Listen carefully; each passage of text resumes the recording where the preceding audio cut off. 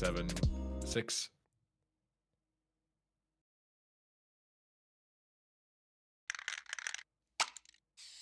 It is sadly that time. It is time for the finale of GTU. I'm here with the one and only Joshimuz to carry us out. Oh yeah, hello. Yeah, me. Yep. You talk over me the previous time. And you don't say anything I don't know if when you're I give throwing you a to through ball the me. next time. I don't know if you're referring to me. You're just saying my name. I'm here with Joshimuz. Joshimuz, please say hi. Hello. Yes, I'm here to do San Andreas. Sway. Hey. I've given Josh a little challenge because I think with the current donation match that's going on, so if you weren't here during the RDR2 segment, Elgato has very generously created a $500 match. So all donations up to a maximum of $500 total. Pros playing solitaire. Listen, Josh, stop fucking playing solitaire. I'm trying to talk about important things like charity. Yeah, Elgato has very generously brought a $500 match. So up to $500, all of your donations for pretty much all of this run, like 3/4 of it, are going to be doubled. So it's the final run. Now is your final time to donate anyway. Same with the Twitch revenue. I'll be donating that at the end of this run. So Twitch revenue, direct donations, all doubled through to the charity.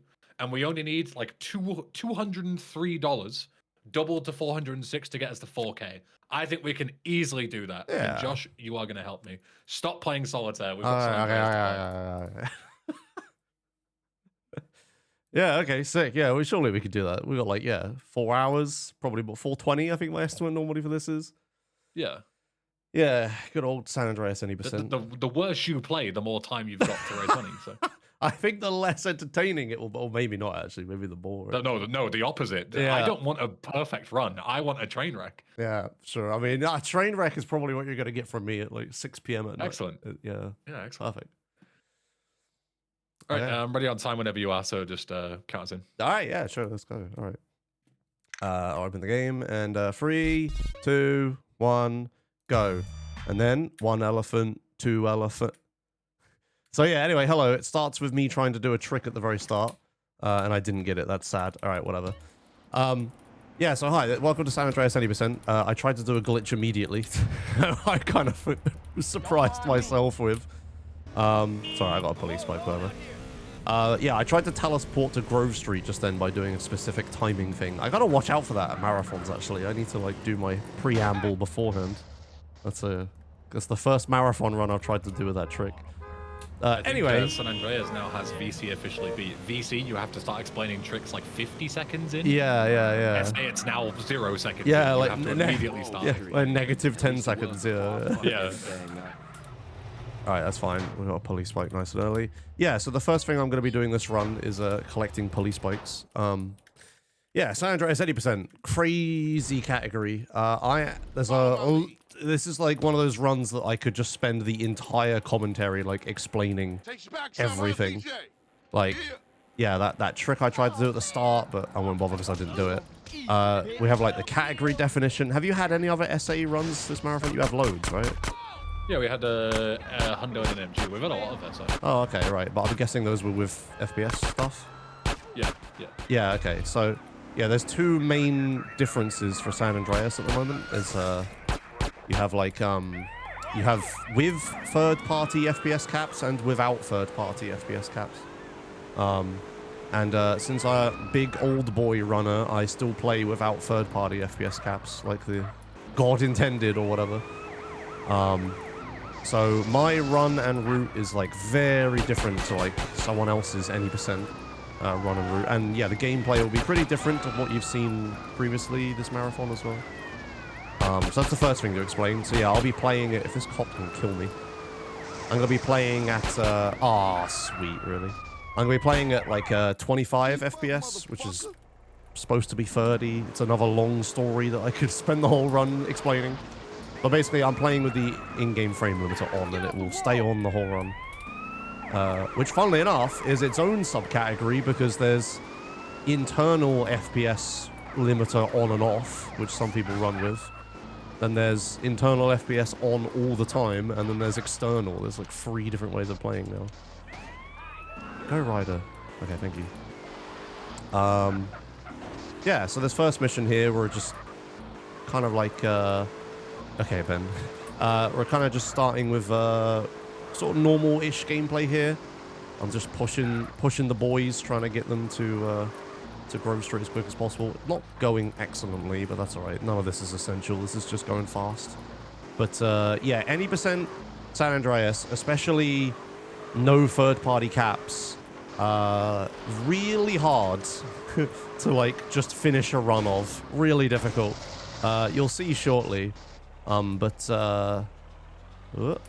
But yeah, there's a lot of things that can go very wrong, and by very wrong I mean like game instantly crashes and there is no way to recover kind of wrong. So hopefully we don't run into any of those, but we likely will, and we'll have a train wreck and it'll be wonderful. As always, I have safety saves prepared. I also have an on mission 0 toggle tool, which I'll explain later if I need it. Didn't get a police bike here, which is sad, but that's okay. But yeah, as you may notice, I've been collecting police vehicles in the garage. That's because these are some of my favorite vehicles. I like to just have them, you know. They're like nice, like role-playing a police officer. They also let me do a massive glitch that skips missions, which we'll see. Just more important, probably. Yeah, so that was a horrendously slow start, but whatever. We ain't playing for PB here. You don't play for a PB in this category in marathons. Like, it's never not gonna happen, right? So I need to get in and out of this police car. I think I did it. No, I get on and off the bike, I think. Oh no, wait. Yeah, that's the bike. I can't see what is happening. Okay. Oh my flipping god. What a disaster this is already. Okay, I'm in it. I've done it. There we go. Fantastic. Yeah, so I had to get on and off the police car because it didn't actually store correctly. Long story. Again, could spend the whole marathon run explaining things, but just believe me that there's a whole story to that. Don't worry about it. The police car is stored correctly now. But yeah, I need to have 2 police vehicles in my garage at the very beginning of the game. And I'm lucky that I got both of them. So that's another marathon unsafe thing that can happen, but we got away with it, so that's good. Yeah. So, oh yeah, I just blew up Ryder's car. Don't worry about that. Another thing to explain. But what I am going to explain is why I have the police bikes. Actually, no. First of all, I need to buy the sexiest haircut I can afford. That's 350 I have, so I'm going to get a Jerry curl. There's the sexiest haircut. I'm not joking. That's an important strat. Right, yeah, so the police bikes. So in San Andreas and other GTA games, you have missions, right? You do missions. You walk into a marker, and then a mission starts, and then you do the mission, and it ends, and then you can walk into another marker to start another mission, right? Behind the scenes, the game keeps track of whether you're on a mission or not. Because when you are on a mission, you can't, like, start other missions. You can't, like, save. You can't, like, you know, do sub-missions or buy safe houses or take phone calls or a bunch of stuff, right? Like, when you're on a mission like I am right now, they want... Whoa-ly flippin' hell. All right, okay. When you're on a mission, they want you to just do the mission and not do other stuff, right? So the game has a thing called on the mission flag. It's basically like an on-off switch that the game remembers. That it remembers a 1 or a 0, and it's like, is the player on a mission, yes or a no? Very simple to understand, you know, easy. What could possibly go wrong with this? Well, the problem with this is that it's a 1 or a 0, and it can't remember if we're on like 2 missions at once, because we shouldn't be able to be on 2 missions at once. But what if we do, though? What if we did, though? So I'm going to try and do a thing here where I'm going to save twice to make time of day what I want. And then we're going to leave the safe house, and I'm going to try to now do a frame perfect 1 in 3 chance trick to do a thing. So I just need some serious time. A second while I try and do this. Don't think I got it, because I think the phone call should ring here. I have a save file I need to delete, because I'm going to load that accidentally. Right, okay. Yeah, okay, let's see. So, yeah, I'll give this a few tries. Like I said, frame perfect 1 in 3 chance trick, kind of difficult. If I don't get it, we have ways around it. Nice to meet you. So I'll give this a few tries for a minute. But I won't hold us all up with me trying to do this for like 5 minutes. As you can imagine, it's not consistent.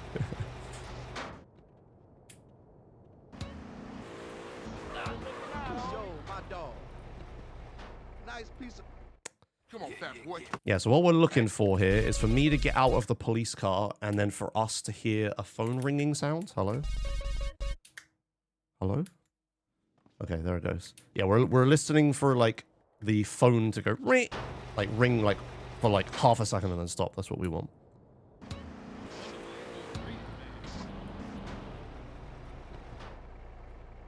Yeah, I'm not getting it, I don't think. That's unlucky. It's fine. I have a so I have a tool loaded in the background that will let me change my on mission state at will. And I could use this to cheese the entire game, but that would be a bit shit, so I won't do that. But I'll just use it to recover from situations like this. There it is. That's what we want. Okay, good. I did it. Right, we don't have to cheat this run now. So, as you can see, I've now started the mission twice. So a lot of stuff just happened in a really short period of time. But basically, there's lots of things that will tell the game that you're on a mission.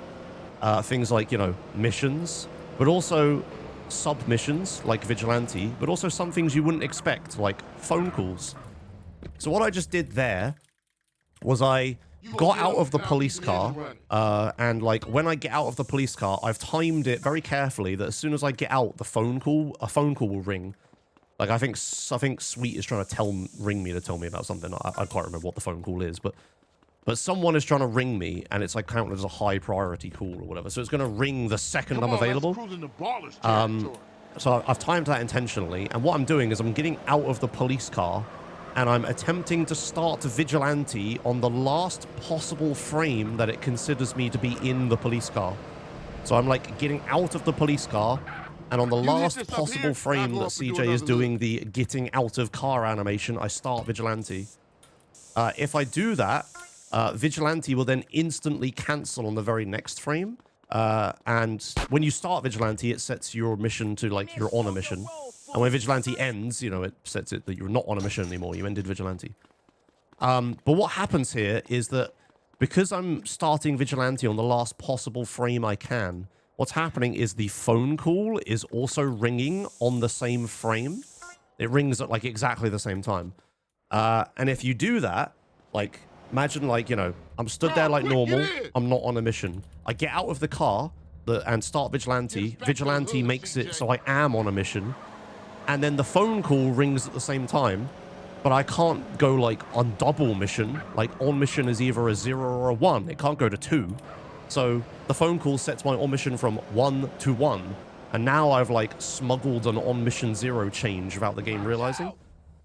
So then what I do is like, yeah, then Vigilante cancels on the very next frame, which sets my on mission to 0. And then the phone call rings, but the phone call's ringing without making me be on a mission. So I walk into the marker while the phone call is ringing and not setting me to on a mission. The mission starts, then the phone call like freaks out because like I'm going on and off a mission while it's trying to ring, and it's like, whoa, what the fuck is happening? So then the phone call cancels, and when the phone call cancels, it makes it so I'm not on a mission again. So we start the mission once, phone call stops ringing, and then we start a mission a second time. So that's what we call duping. It's kind of the centerpiece of the entire run. I'm going to be... hang on a sec. This hasn't gone very well. Okay, I had a backup. We're all good. So I'm going to be, like, tricking the game into thinking I'm not on a mission when I am. Oh, sorry. Yeah, when I am the whole run.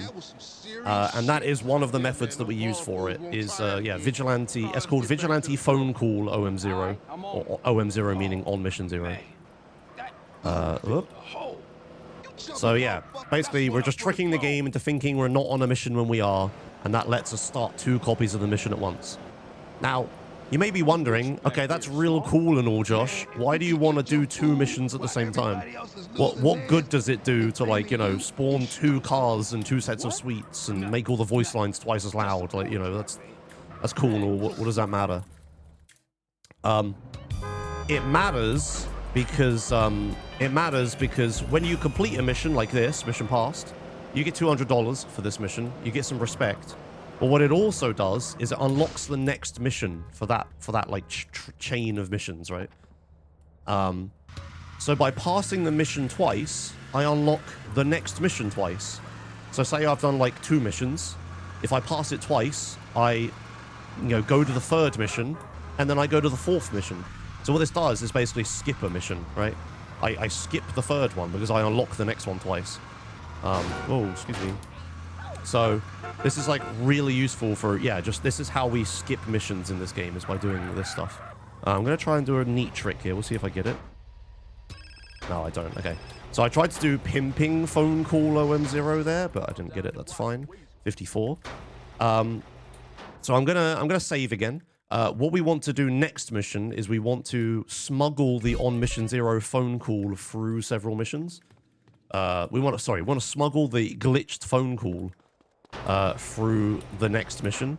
So what I'm going to do here is I'm going to try and do the same thing I did before, where I try and do the same thing I do before, where I start Vigilante and get a phone call at exactly the same time. Yeah, again, this is a frame-perfect trick that even if I hit the right frame, like that, it only has a 1 in 3 chance of working. So I have to play frame perfectly and be lucky. It's like insane. Anyway, I just did it. Not flexing or anything. So yeah, the reason it's a 1 in 3 chance is because the game only like checks whether the phone call should ring every 3rd frame. So like, imagine there's like 3 frames. It's like the first 2 frames, it like just waits on the phone call. On the 3rd frame, it's like, oh, now the phone should ring. So, because I'm not like a robot, I can't like time frames perfectly like that or anything. So, over a long period of time. So I have to just like try and see if I get lucky. Anyway, so I'm on a mission now, but the phone call is ringing, which it shouldn't be. You shouldn't be able to answer phone calls in the middle of a mission. That's because what I did here is instead of just duping this mission, I'm only doing 1 copy of this mission right now. Instead of duping this mission, what I've done instead is I've started this mission and then gone on mission 0. So the game doesn't think I'm on a mission right now.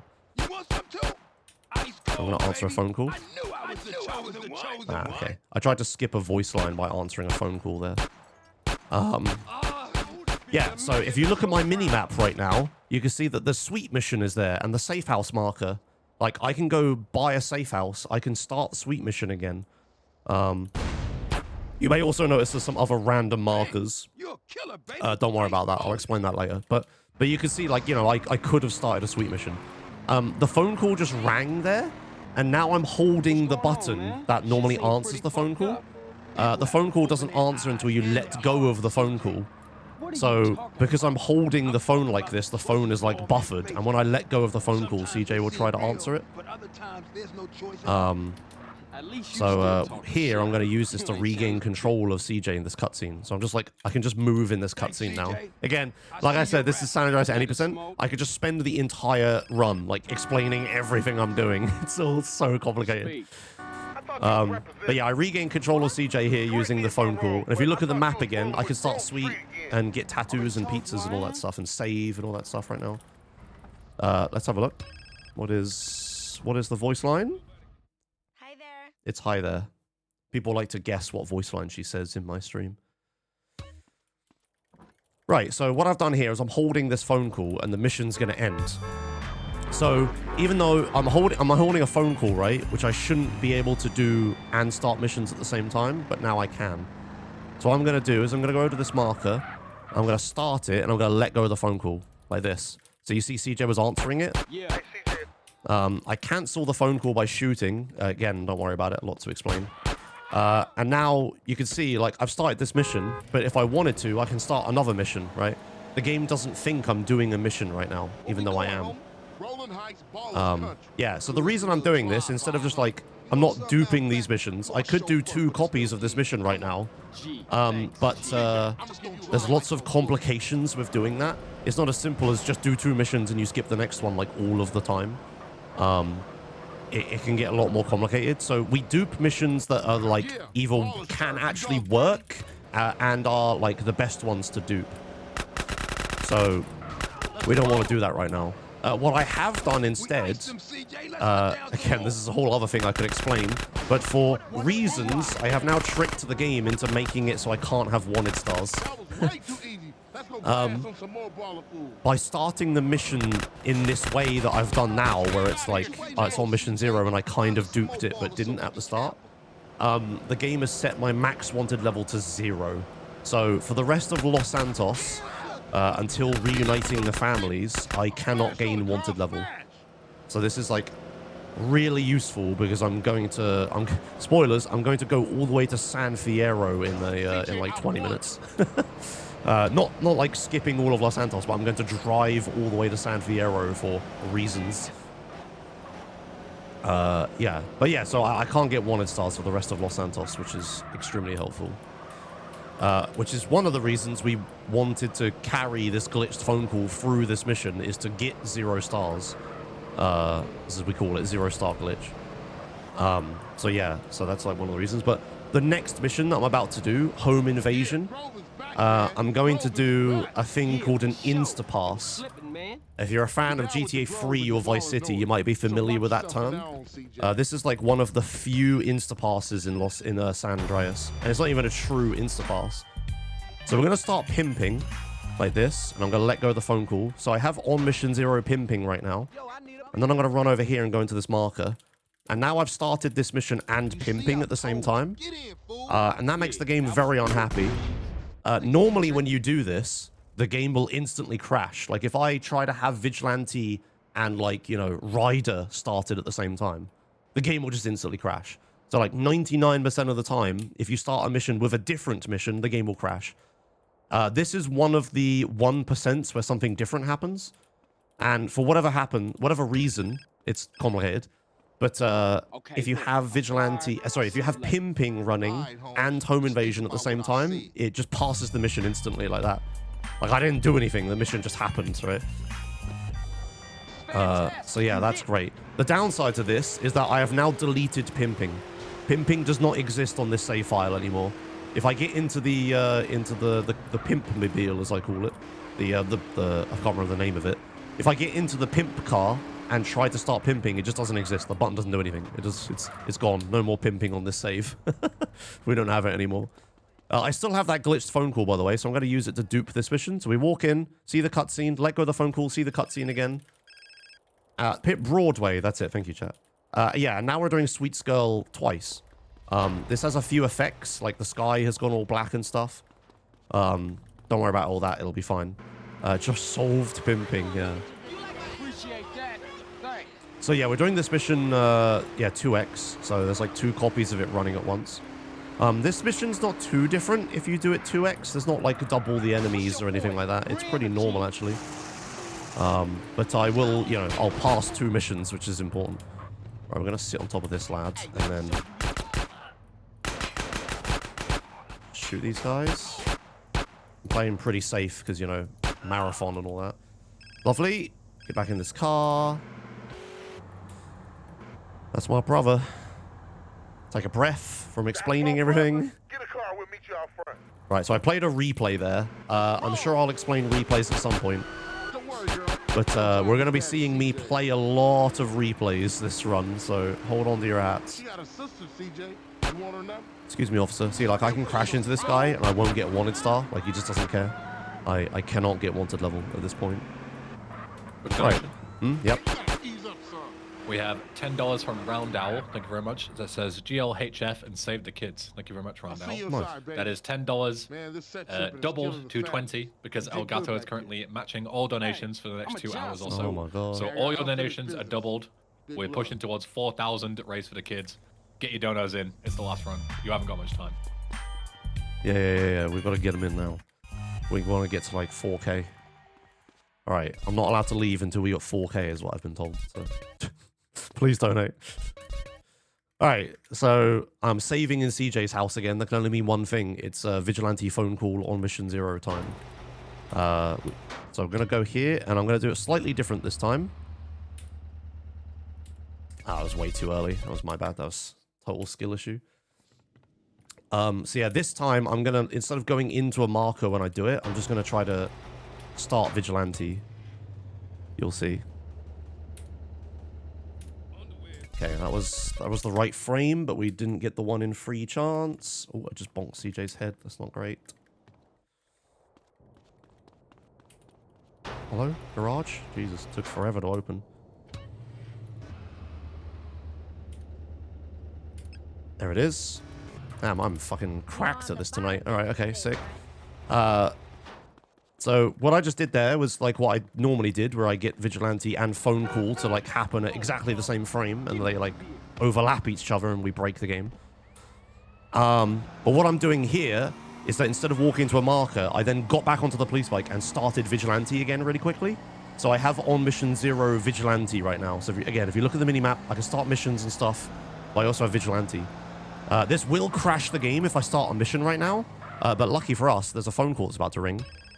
So I can just walk into this marker, let go of Vigilante before I hit it. The mission will start, and then because I went on mission 1 when I was on mission 0, the phone call will go, whoa, I'm not supposed to be ringing right now, and then cancel.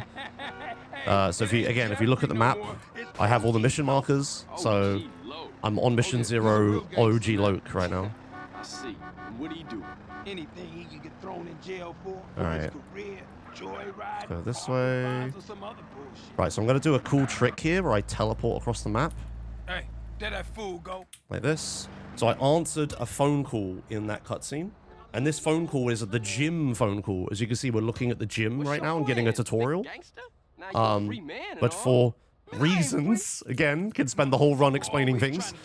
Just believe me, for reasons, when you're near the police station in downtown Los Santos, if you watch a cutscene, you will teleport to where that cutscene takes place. Yeah, reasons.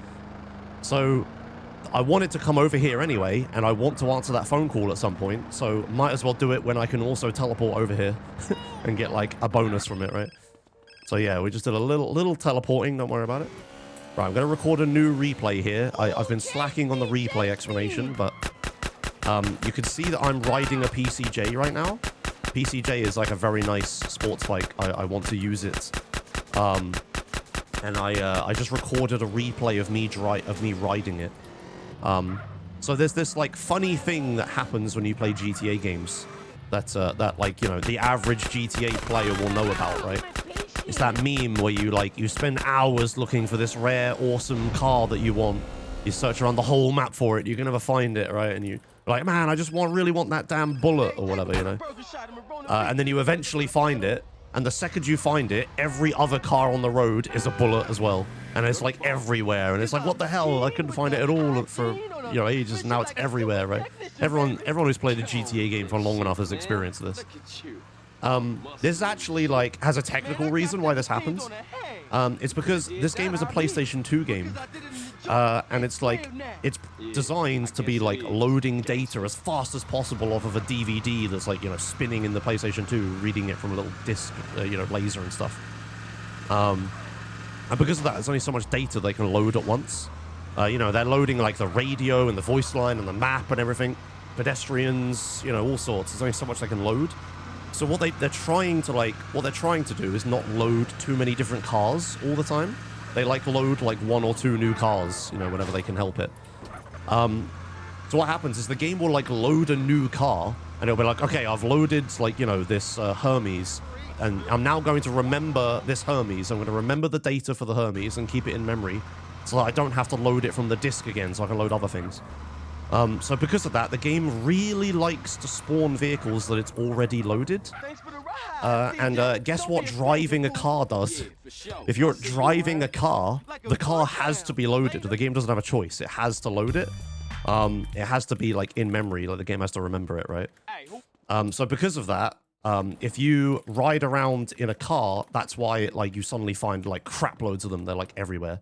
Now, in addition to this, do you know what else has to load vehicles in order to show them? Replays. This replay here, I'm driving a PCJ, and would you know it? Here's a PCJ. So by playing this replay that has me on a PCJ, we're forcing the game to load the PCJ data so it can show it. And then because of that, the game's like, oh, well, I loaded the PCJ, I might as well spawn it, I guess. So then it like, you know, it's more likely like, oops, it's more likely to like spawn the PCJ in traffic. This isn't like a miracle like drug or anything. Like it's not like I can load a replay of me driving around in a Hydra and Hydras will spawn in traffic. Like it'll only spawn things that can normally spawn in traffic, like, you know, regularly. Okay, good. Got lucky here. The game can just like crash immediately there if I'm not lucky, but we're all good. Right, hopefully the guy gets in. We need the guy to get into the van right now. Okay, I might actually have to push this a little bit. Okay, good. Come on, buddy. 1 sec. Okay. So I just did a trick here to like, this mission you're supposed to dance with this lady to like impress her so she lets you into her van. We don't have to do that. We can just kill a guy who's in it and he'll die, and dead people can't close doors. So he leaves the door open for us. Anyway, little trick. Yeah, so by loading replays, you can force the game... Sorry, by playing replays, you could force the game to load whatever vehicles are in it. And yeah, because it's loaded it, it's like, oh, well, I might as well spawn it then. I've already put in all the effort of loading it. But yeah, it can only spawn things that can normally spawn in traffic where you are. You can't, like, yeah, spawn Hydras in traffic or like, NRGs or anything like that. So it's still a very powerful tool, and we will use it for that a lot in the run. Replays do have other uses. They have 2 other uses that I'm using them for all the time. But the one I'm using it for right now is to load a PCJ. So I just loaded the PCJ model again right there. Because I'm about to hand this vehicle off, and then I'm going to find a random vehicle in traffic to go to the next mission with. And I would very much appreciate if that vehicle was a PCJ. So it's very unlikely to spawn here, but it can. So I'm just trying to get it to happen. No, we didn't get lucky. It's not worth like trying to make it happen. Oh, there it is. Well, typical.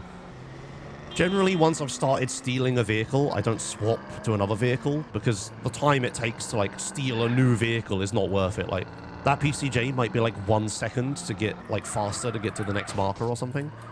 But like, you know, switching from this blade to the PCJ will take like 5 seconds or something. It's generally not worth it. So you just have to get lucky. Speaking of getting lucky, I actually got a blade here, which means I can just go straight into this marker. So, yeah, so replays, I'm using them to load vehicles, and that's also why you find the rare vehicle that you were searching for hours, is why you find it loads when you drive it around. It's because the game's got it loaded, so it might as well use it, right? Yeah. The other things I'm using replays for, is for skipping fade outs. So whenever you like start a mission or like, you know, do certain things or whatever, like start a cutscene or something, the game will like fade to black. Like it won't just like cut to black and immediately like cut to the cutscene. It'll like, you know, slowly like fade out to the black screen and then fade back in. And that fade is quite slow, and the game is like waiting for it to happen before it moves on to the next bit. But the fade on a replay, if I play this replay, there is a fade, but it's really fast. So what I'm doing is if I play a replay into a mission marker, the game is like fading out the replay, and because the fade is happening, it can't start a new fade. So then we skip the fade to black when we start cutscenes, basically by like, you know, playing a shorter fade out on top of it. So I'll try to like, whenever I start a mission, I try to play a replay, which makes it faster. The other thing I'm going to use replays for is in-game time of day management. So every time I play a replay, the game will advance 1 second into the future. It's a bit weird, but it basically tries to compensate for the fact that you were watching a replay and not playing the game. So it like I think that's the reason. So it will just like skip ahead a second. So I'm gonna be like spamming replays to like speed up the world time, right? Like it's like, imagine it's like 4 a.m. right now. Imagine I wanted it to be like 6 a.m., right? If I like spammed replays really fast, it would like, I would skip forwards in time like really quickly. So we'll use it for that later as well. Time of day management is annoyingly important in Los Santos. There's a bunch of missions that you can only start certain times of day. You won't notice it just watching the run, because I always turn up to a mission at the right time of day. Like, did you know that this mission I'm about to do, you can only start before 5 a.m.? And if you look at my time of day, I'm here like just in time. But like, as long as I don't fail and get somewhere too slowly, you never notice it. Whoa, what the? Okay, that was weird. So yeah, so there's lots of missions that you can only start between certain times of day, and I need to make sure I get there at the right time. But in addition to that, there's phone calls that will only ring during certain times of day. And phone calls are really important for this route because I'm using them all the time to, like, you know, manipulate the on-mission state and, you know, progress the storyline and stuff. So coming up in a bit, I need to be, like, really manipulative of what time of day I am so that I can, like, use one phone call for duping a mission, but then answer a different phone call, and even though I have both of them in the queue at the same time, right? So yeah, it becomes important that I, you know, very carefully manage time of day. It gets less important as the game goes on. Like Los Venturas, I don't think has any time of day things. Neither does Return to Los Santos, but San Fierro has a little bit. I don't think Badlands has any of it. But yeah, I need to be super careful with time of day, basically. Okay, right. So this mission here, I had to not damage the car, but I didn't bother explaining that because I'm too busy explaining other things. Again, this run is like non-stop explanations. We've been running this game for like over a decade now, and the run has become so, like, you know, technical and deep. Like, we know so much about it. It's crazy, all of the stuff we're doing all of the time. People often ask me for like how did you beat any percent in under 4 hours video? And I'm like, oh, that video would be like 20 hours long. Oh. What? Huh. Well, that sucks. Well, that was a good run. Okay, well, fuck me, I guess. That's okay. As I said, I had safety saves, so we're all good. I will have to do a bit of skipping around, though. That sucks a lot, actually, because these saves are not correct. I don't know what the hell that was about. I played a replay, and the game just crashed. Okay. Well, fuck me, I guess. We're gonna have to go all the way to, like, Catalyst 2X, I think. We're gonna have to, like, skip a crap ton here. Like, I can... Yeah, because these safety saves, I was not expecting to crash in Los Santos. Okay, we're gonna have to go to Catalyst, but I'm gonna have to, like, go and date Katie before I do it. This is really annoying. Okay, well... I come back from eating and you're on the desktop. That's the game just crashed out of nowhere. I didn't do anything. Yeah, what the fuck? Time to raise some donations in the interim, I suppose. Yeah, go nuts. I need to go all the way to San Fierro to get Katie now, so... We have $25 from Whiskey Fueled. Thank you very much. He says, good luck. Cheers. Thank you, Whiskey Fueled. $25 doubled to $50. Thank you very much. $20 from Bitter saying $40. Let's go. Good luck, Josh. Save the children. Donate in all caps.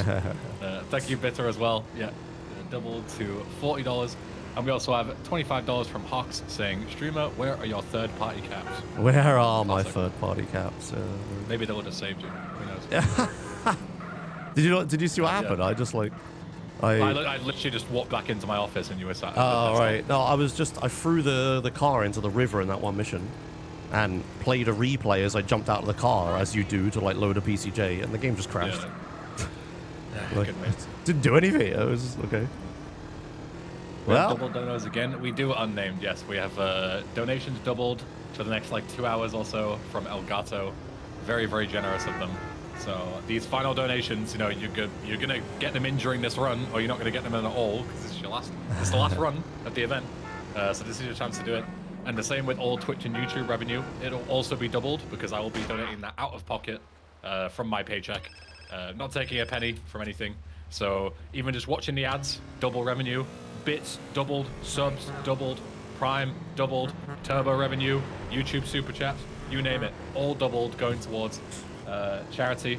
We're at $3,754, less than 250 to go, so less than 125, you know, in actual real dollars to go.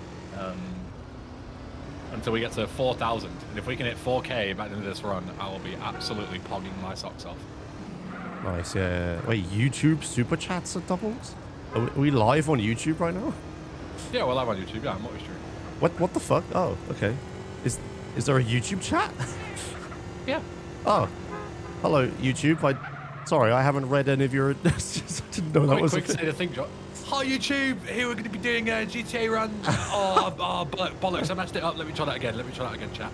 Hello YouTube. Welcome. We're going to be doing GTA speedrun run.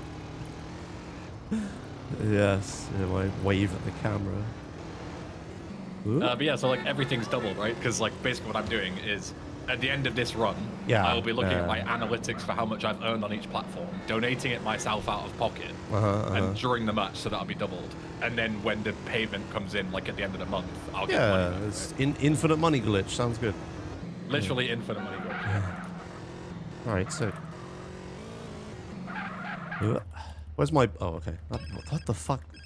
You know how like whenever you do a marathon run, everything is just suddenly different for some reason. Like cars are like popping in after like 5 seconds of me being there. Yeah. Is my computer okay? Oh, I just damaged the car as well. Oh, fuck. Well, let's hope Katie still loves me. It's all good. It's tactical stalling for the charity. Yeah, Nothing wrong with that. yeah, what the fuck? Now that run was so good as well. I did all the vigilante over zeros. I was popping off. Yeah. It was great. Okay, she might not love me here. The game always has a way to Whenever humble you you. can. Right, okay, so what I had to do here was these save files I have are actually slightly out of date. Like, the only thing that's really different is the Los Santos. Everything else is fine. And I didn't expect the game to crash in Los Santos. I wasn't even doing anything risky or crazy, so, what am I doing? I should death walk. So yeah, I have to like make the save file correct, so I went to Catalyst now, which is roughly where I probably should be at this point. Okay, good. And yeah, I went and dated Katie because I'm supposed to have Katie dated. I was going to, the thing I was going to do after that mission that crashed, the very next thing I was going to do was I was going to drive all the way to San Fierro and date Katie and start Blood Bowl like 5 times and then skip every single big smoke mission, but you know, game has other ideas, so I guess we won't do that. But that's alright, whatever. We'll go and, oops, excuse me. We'll go and do Catalyst OM0. So I'm going to have to do Vigilante OM0, I guess. I think I have a phone call. We'll see. You did when you just threw a grenade a second ago. Yeah, okay. That's like a San Fierro only call or something. Yeah, I just hope it's the right phone call. I don't know. We'll see. Oh no, it doesn't matter at this point. Yeah, okay. Right, so let's start taxi, then like cancel taxi. Right, 39. So what I'm doing there is I'm like manipulating when the phone call is gonna ring by like canceling a mission and then like seeing what time of day it is. And then we can go and try and get on mission 0. So I'm gonna go here. This is great. I should only have one bike here anyway, so that's fine. What time of day did I say? I've already forgotten. 37 or something. 37. Yeah, something like that. I'm so thrown off now because my route is totally fucked. That's right. Once I get back on track, we'll be alright. The bike is facing the opposite way to the way I normally park it as well, which is really driving me nuts. Okay. Do this. There we go. I picked up the money as well. Alright, good. I can park this at the right way. Okay, good. Right. There we go. So I did the frame perfect 1 in 3 chance trick again. Just flexing on third-party caps players. We'll stand here, wait for this phone call. And we'll do the thing I did with... No, we need to... Different dog lock. I need to do this, and then go here. Good. Right, duped Catalyst. Okay, good. Alright, carrying on. Not your shit. So yeah, this is a Catalyst dupe. This mission's kind of funny. There was a strat discovered in Definitive Edition that works in OG here. If you dupe the mission, you can actually if you dupe this mission normally, like, what happens is the game, like, progresses, like, twice as much every time you do progress the mission a little bit. It's very strange. But basically, if I watch this cutscene here instead of skipping it, so if we watch this cutscene with this guy just driving up here, we could just skip straight to getting on the train, even though I haven't killed them, which is pretty cool. What is that? And it's like marginally faster, but like infinitely safer because I don't have to kill them now. Well, yeah, we don't need to throw boxes at Ryder as well because we like double progressed to the next state and everything. Very strange, very strange. It's a shame we can't double progress to the mission just ending, but never mind.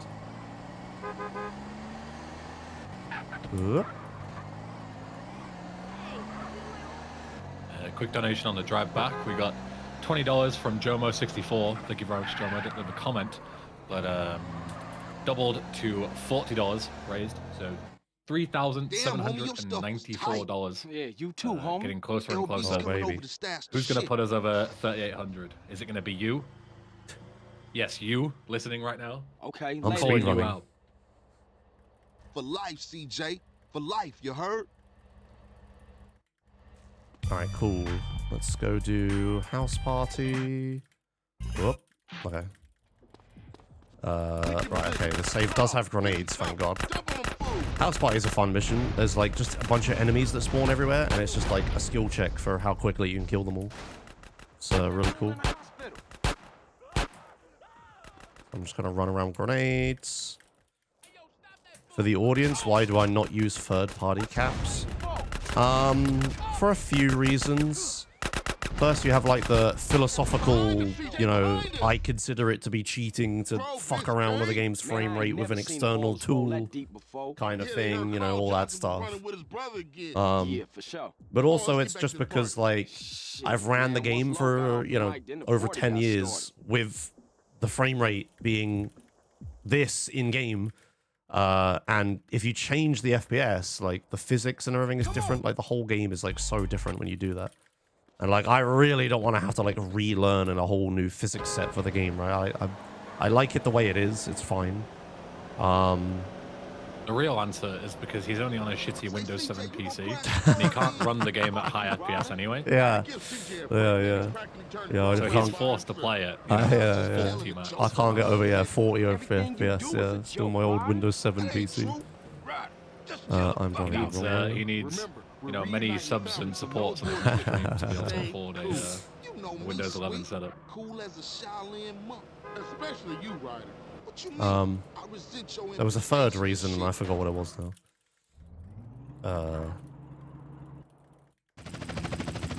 Yeah, I don't know. There's a few reasons. Whoop. Ooh. I'm actually gonna play safe here and let's have a vending machine, shall we? In the meantime, we have $25 from Kyle3000. Thank you so much, Kyle.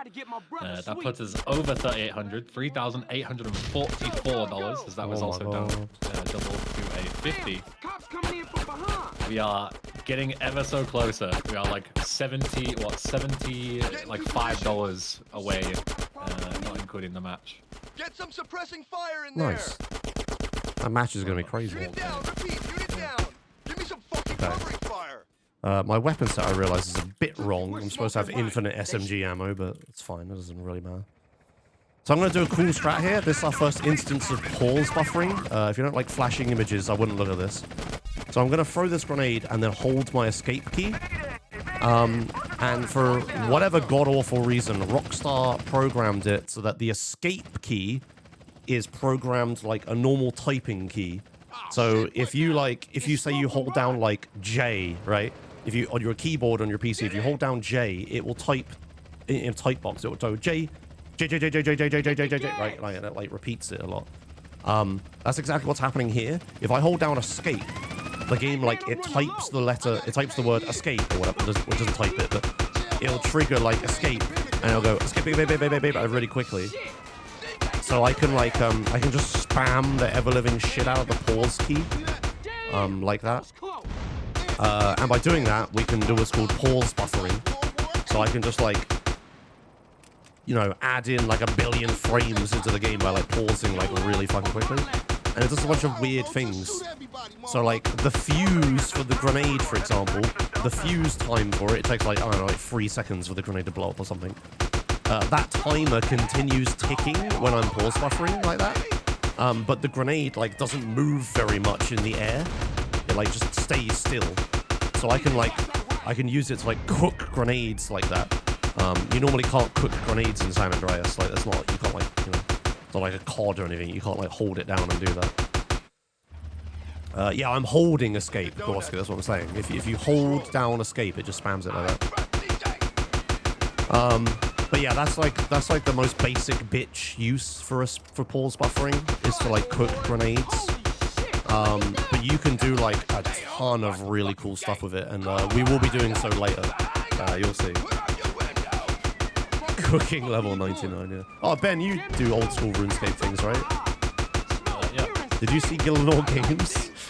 I did. Yeah. Oh my god, the tile, man. Oh my god, I was raging so hard. I literally talked about that earlier on Discord. Oh, did you? It's like, and Nubis made the joke, you know, like the coughing baby versus hydrogen bomb meme? No. You've never heard that before? It's like a person who stands no chance versus like wrecking ball, right? It's like coughing baby versus hydrogen. Yeah, okay. And he just said coughing baby versus coughing baby. I fucking burst out laughing. What a fucking joke. Holy shit. It was horrendous. So it's like, oh no, I just wasted the tile away. I mean, like, you know, Joe was like throwing the whole event. Like, it was played terrible. Yeah, you did griefing 100%. Yeah, but that last one was like if he had won from teleporting, I would have been so pissed for Oda. It would have been awful. Josh, I am so sorry to interrupt, but this is very important. Okay. We've got some more donations in.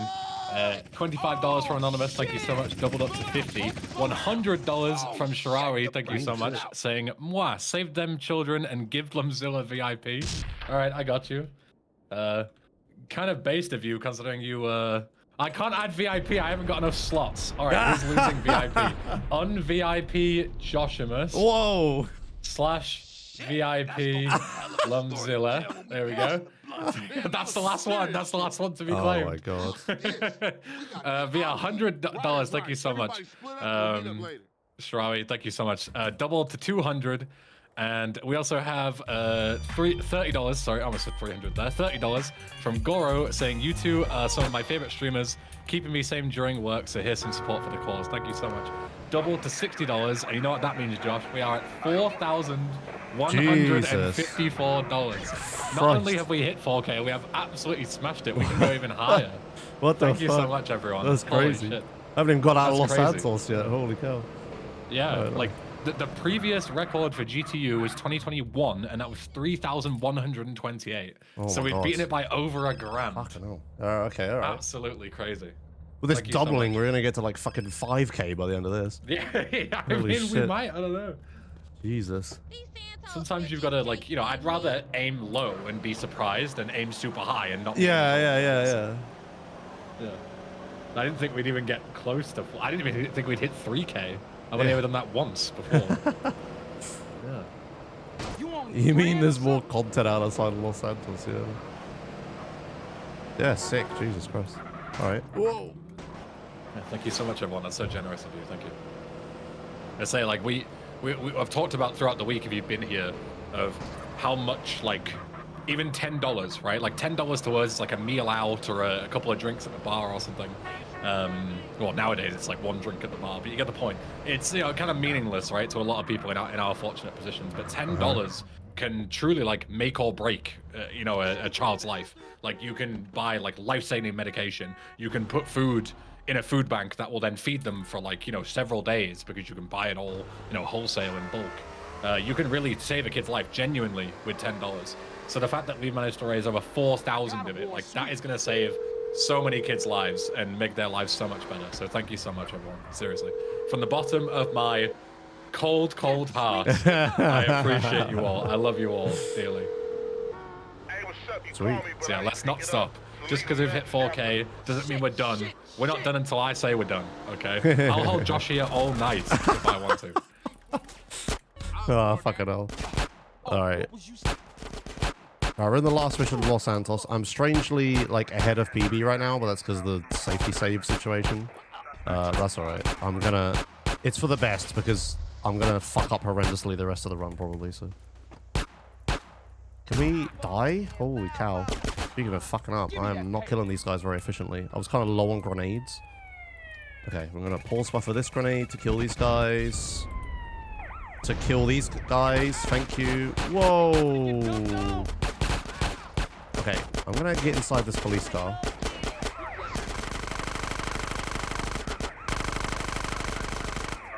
And we're just gonna kill these guys from in here. Holy moly, that was scary, Jesus! Yeah, the police just turned up and started wrecking me, fucking hell. Yeah, I really screwed that mission up. I'm supposed to just be chopped. That car is on fire in the cutscene? I've never seen that. Interesting. Oh, you don't know how broken this cutscene is, do you? Oh. I've died in this cutscene before from a car that was on fire that shouldn't have been. Oh yeah, I think there was one time like Omega showed me a clip. He was on like a PB pace here, and he started the cutscene, and then just faded in to like him dead in the hospital. Same happened to me. Yeah, it doesn't properly like put out fires like it should for some reason. The cutscene's like coded really weirdly. Yeah, it's so weird. All right. Yeah. Oh, anyway. Really quick as well. Holy Jesus fucking Christ! We have a $173 donation from Luna Bear. Thank you so much, Luna Bear. Oh my God. And that means that now we have hit the cap for the double donations. So the bad news is I need to now unpin the message because things are no longer going to be doubled. Oh. But the good news is because we got so many donations in, we actually hit the cap for the thing. Holy shit! Fucking hell. Thank you so much, everyone. So yeah, no more donations doubled, but let's not let that stop us. $28 away from 4.5k because we're at $4,472. Fucking Christ. All right, okay. 6k?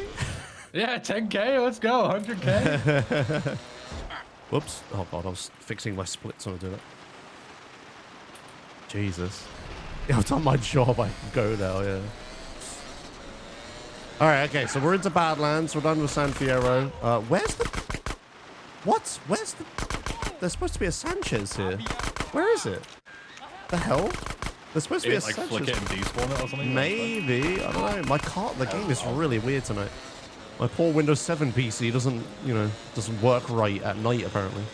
Maybe it's the new Windows 7 update that's broken right. the Sanchez spawn. Yeah, right, of course. The same way the skimmer got messed up. Shit. Anyway, yeah, so we're in Badlands now. Things calm down a bit glitch-wise at the moment.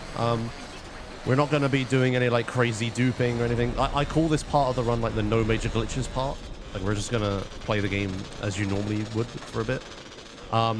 Then I do something, then I do like the most broken thing of the entire run. And then we go back to no major glitches for a little bit. It's ridiculous. But you'll see when I get there. It's unfortunately not very visually flashy, but it is like the craziest glitch of the whole run. Right, so I'm going to make a what I call a boxless save here, and we may use that later. Okay. So yeah, remember I made that save file. We may need that. Yeah, so while we're in this section, I could talk about something else for a bit. We recently just discovered new strats in this game. A Minecrafter discovered a new way of getting Vigilante OM0. So you may notice this run, I've been calling it like phone call Vigilante OM0 and phone call Pimping OM0 and stuff. Oh yeah, you actually need to distinguish now. Yeah, there's multiple ways of getting Vigilante OM0 now. You have the phone call version, which we've had for a billion years, it feels like. But now we have save marker Vigilante OM0 as well. So you can like, there's this new strat where you can like use an external save marker to get Vigilante OM0. There's a few opportunities to do it in the run. Like I can do it at Catalina's and I can do it at San Fierro and Los Venturas and stuff. But we had to work pretty hard to find like a consistent setup for it. The problem is it's like it's frame perfect like the other Vigilante OM0. Like everything is in this fucking game. Yeah, you have to like start Vigilante exactly the right frame. But yeah, you're using a save marker instead of a phone call. But the problem is, while phone calls are like, you know, we can time when the phone call is supposed to ring, but then we only have a 1 in 3 chance of it working. But with the save markers, we can't, like, when you walk into a save marker, the game does this thing called cycles, or it doesn't check that you pick up a save marker every single frame. It only checks every 500 milliseconds, which is, you know, half a second. So you can walk into a save marker, and it can take up to half a second for the save marker to do anything, or it can take, like, you know, beat the exact frame that you walk into it. It happens, and we don't know, you know, we don't know where we are. We don't know where in the frame the save marker cycle we are, right? Where's yours? So it turns into like it's like even more random. Like you can sort of like try to time it, like wait for you to pick up the save marker and then react to it, but it's pretty difficult. So you can just like walk in and like just do it. But we were trying to come up with like lots of ways of what I would call aligning ourselves to the save marker cycle, right? There's like we have the first problem of knowing what the save marker cycle is, like when is it, right? Like when does it happen? And then we need to find a way to like make sure we walk in at exactly the right time for it. So we were messing around with lots of different ways of aligning ourselves to the cycle and figuring out what the cycle was and all this stuff. We were trying to look at the in-game time of day, but that doesn't work because every time you play a replay, that fucks it up, and we don't even know if it matches the save marker stuff. And when you start some missions, it sets time of day to a specific amount as well. We were looking at like the rotation of the save marker to try to figure out, like, does the animation, is it like on a global cycle? Like, is the animation always spinning on the save marker? So as soon as it faces like 100% north, like, is that the right time to walk in and stuff like that? But eventually, whoa, where am I going? Careful here. Eventually we figured out that like, we were trying to do all these crazy methods of aligning ourselves to the save marker cycle and figuring out stuff. And that's when I realized that we're idiots. We have exactly what we need in front of us to align to the save marker cycle. We have the save marker itself. Like, if you walk into the save marker, right, when the cycle happens, the save menu opens up. And when you're in the save menu, the cycle isn't, like, running anymore. It stops. So you have, like... And then after you unpause after saving, you have a... You spawn in an exact position, in an exact rotation, with like a fade out, so you can even buffer an input. So I realized if you just walk into the save marker and then unpause and then hold a button down and buffer it, you can be like frame perfect, like with the save cycle every time. So what we've got now is that the strat is to park the police bike in an exact position next to the save marker, then like go into the save marker, let it teleport you and align you to the cycles, and then like frame perfectly walk back over to the bike and then teleport into it and do the glitch, like frame perfectly, and the save marker cycles will always be the same, right? Because you started from when the save marker like teleported you. This is as you can imagine, this is quite complicated. I didn't even explain teleporting onto the bike, but we're starting to figure it out, and it's like, you know, early days. The strat was only found like 5 days ago or something. Yeah, shout out Anime Crafter, gotta be my favorite glitch hunter. and Minecraft. Shout out Anime Crafter. Yeah, so we only just found this strat, but with messing around with it, and you know, if theoretically we've proven that you can make it 100% consistent if you're frame perfect.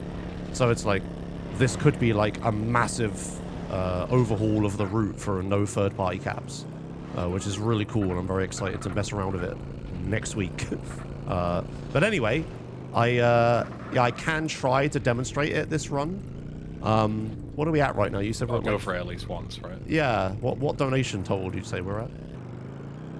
4,400. Oh, Jesus Christ, it just went up. 4,500 exactly. Okay. If we get to 5 grand by the time we get to the point in the run when I do it in San Fierro, I will demonstrate the new trick. 500 quid between now and SF without the dono match. That's ballsy. I respect it. We've got a while. It's like it's late into San Fierro. I'd do it for like Torino's last flight. Oh, right, okay. I it's thought you meant like the start. I was like, No, Christ, we no, haven't got a no. lot of time. Yeah, About 10 yeah. minutes. The final dupe of San Fierro, the final mission of San Fierro, I'll do it then. Okay. Yeah, you got Yeah, time. speaking of, we got $28 from Luna Bear again to round it up to 4,500 raised for the kids. Thank you so much, Luna Bear. Luna Bear, you have donated so much. Make sure that you claim your Gaming Tuesday t-shirt, which you can do if you donate $100 or more to the cause. Thank you so much.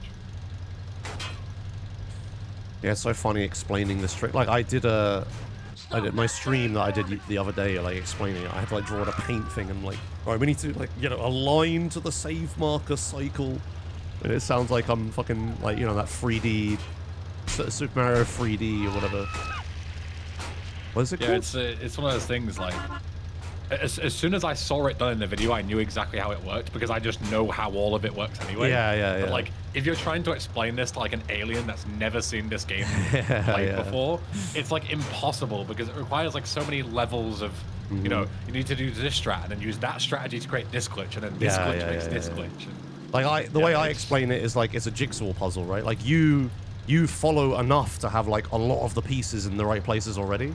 But if you just like, if you just walk into the room and it's like, here's your box of jigsaw, Man, here's this picture I've made, look how crazy, and you walk in like, how the fuck did you do that, right? I'll call you Yeah, when the like, review's like, ready. Just make sure you get that and it's cash. cool how the jigsaw piece of teleporting into bikes seemed like, oh, that's a cool strat, you know, you can like save a second every time you get onto a bike, that's nice, that's Yeah, whatever. it seems pretty minor. Yeah, right, but it's turned into like, oh, there's a whole new OM0 method you can do with this. It's like, what the hell? It's like very cool, just like, you know, this random piece we put in the puzzle led to like a really cool other piece we didn't know existed. Yeah, very cool. But yeah, coming from nothing, it's like a lot of jigsaw pieces I have to put into place for you to even understand what's happening. It's so complicated.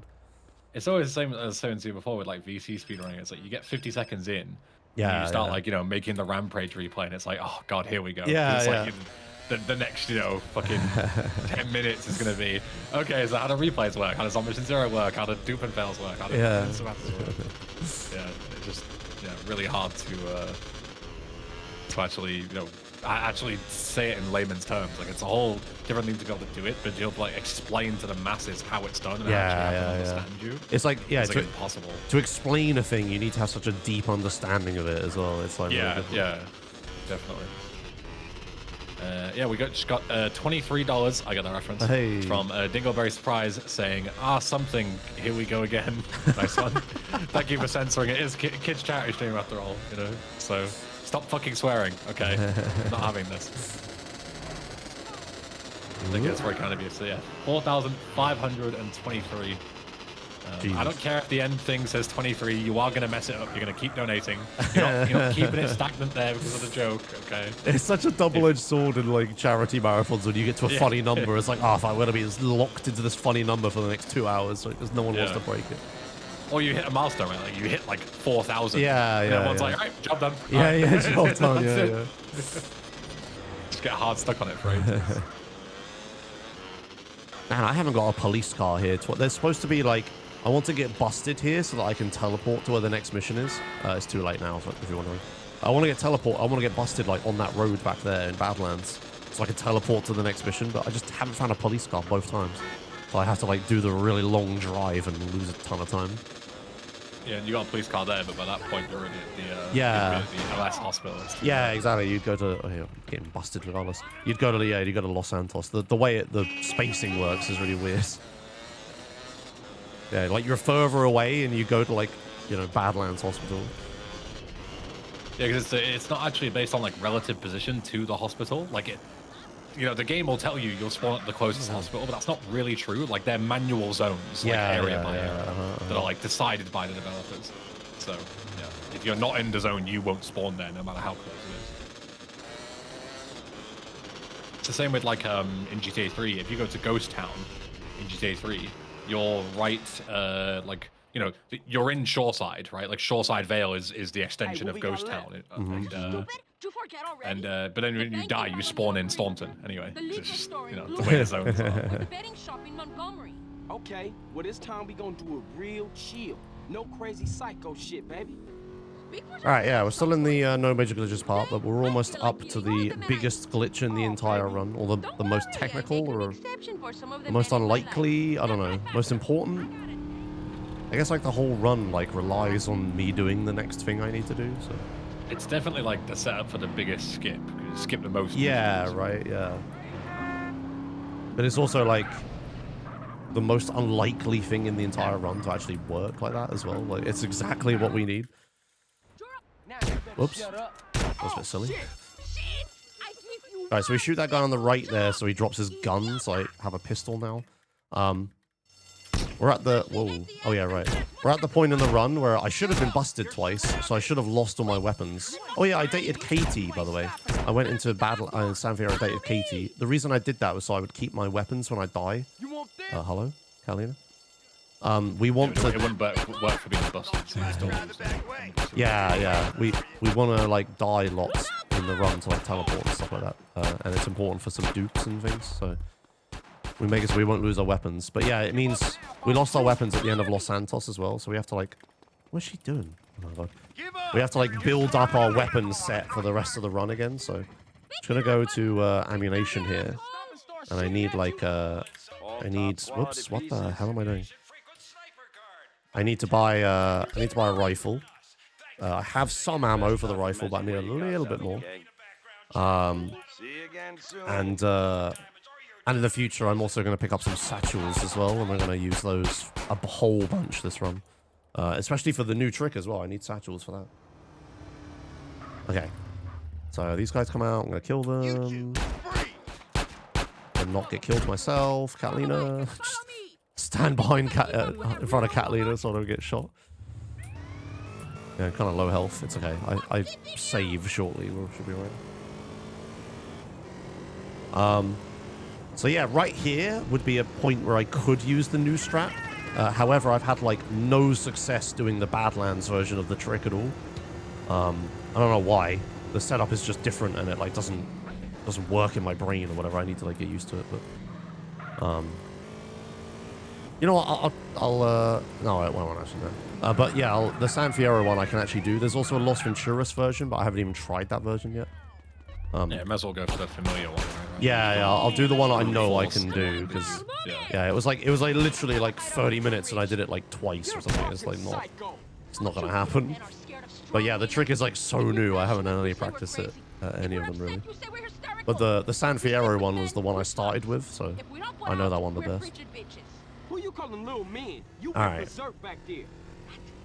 So, time to do the big glitch in Badlands. So I'm going to take this police bike and I'm going to go drive over to trucking. While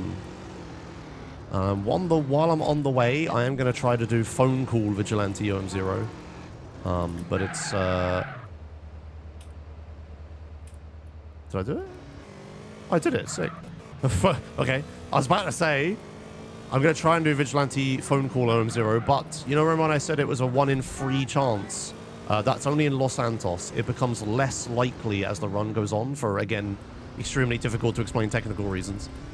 But yeah, that was a 1 in 5 chance, I believe, what I just did there, so that was super lucky.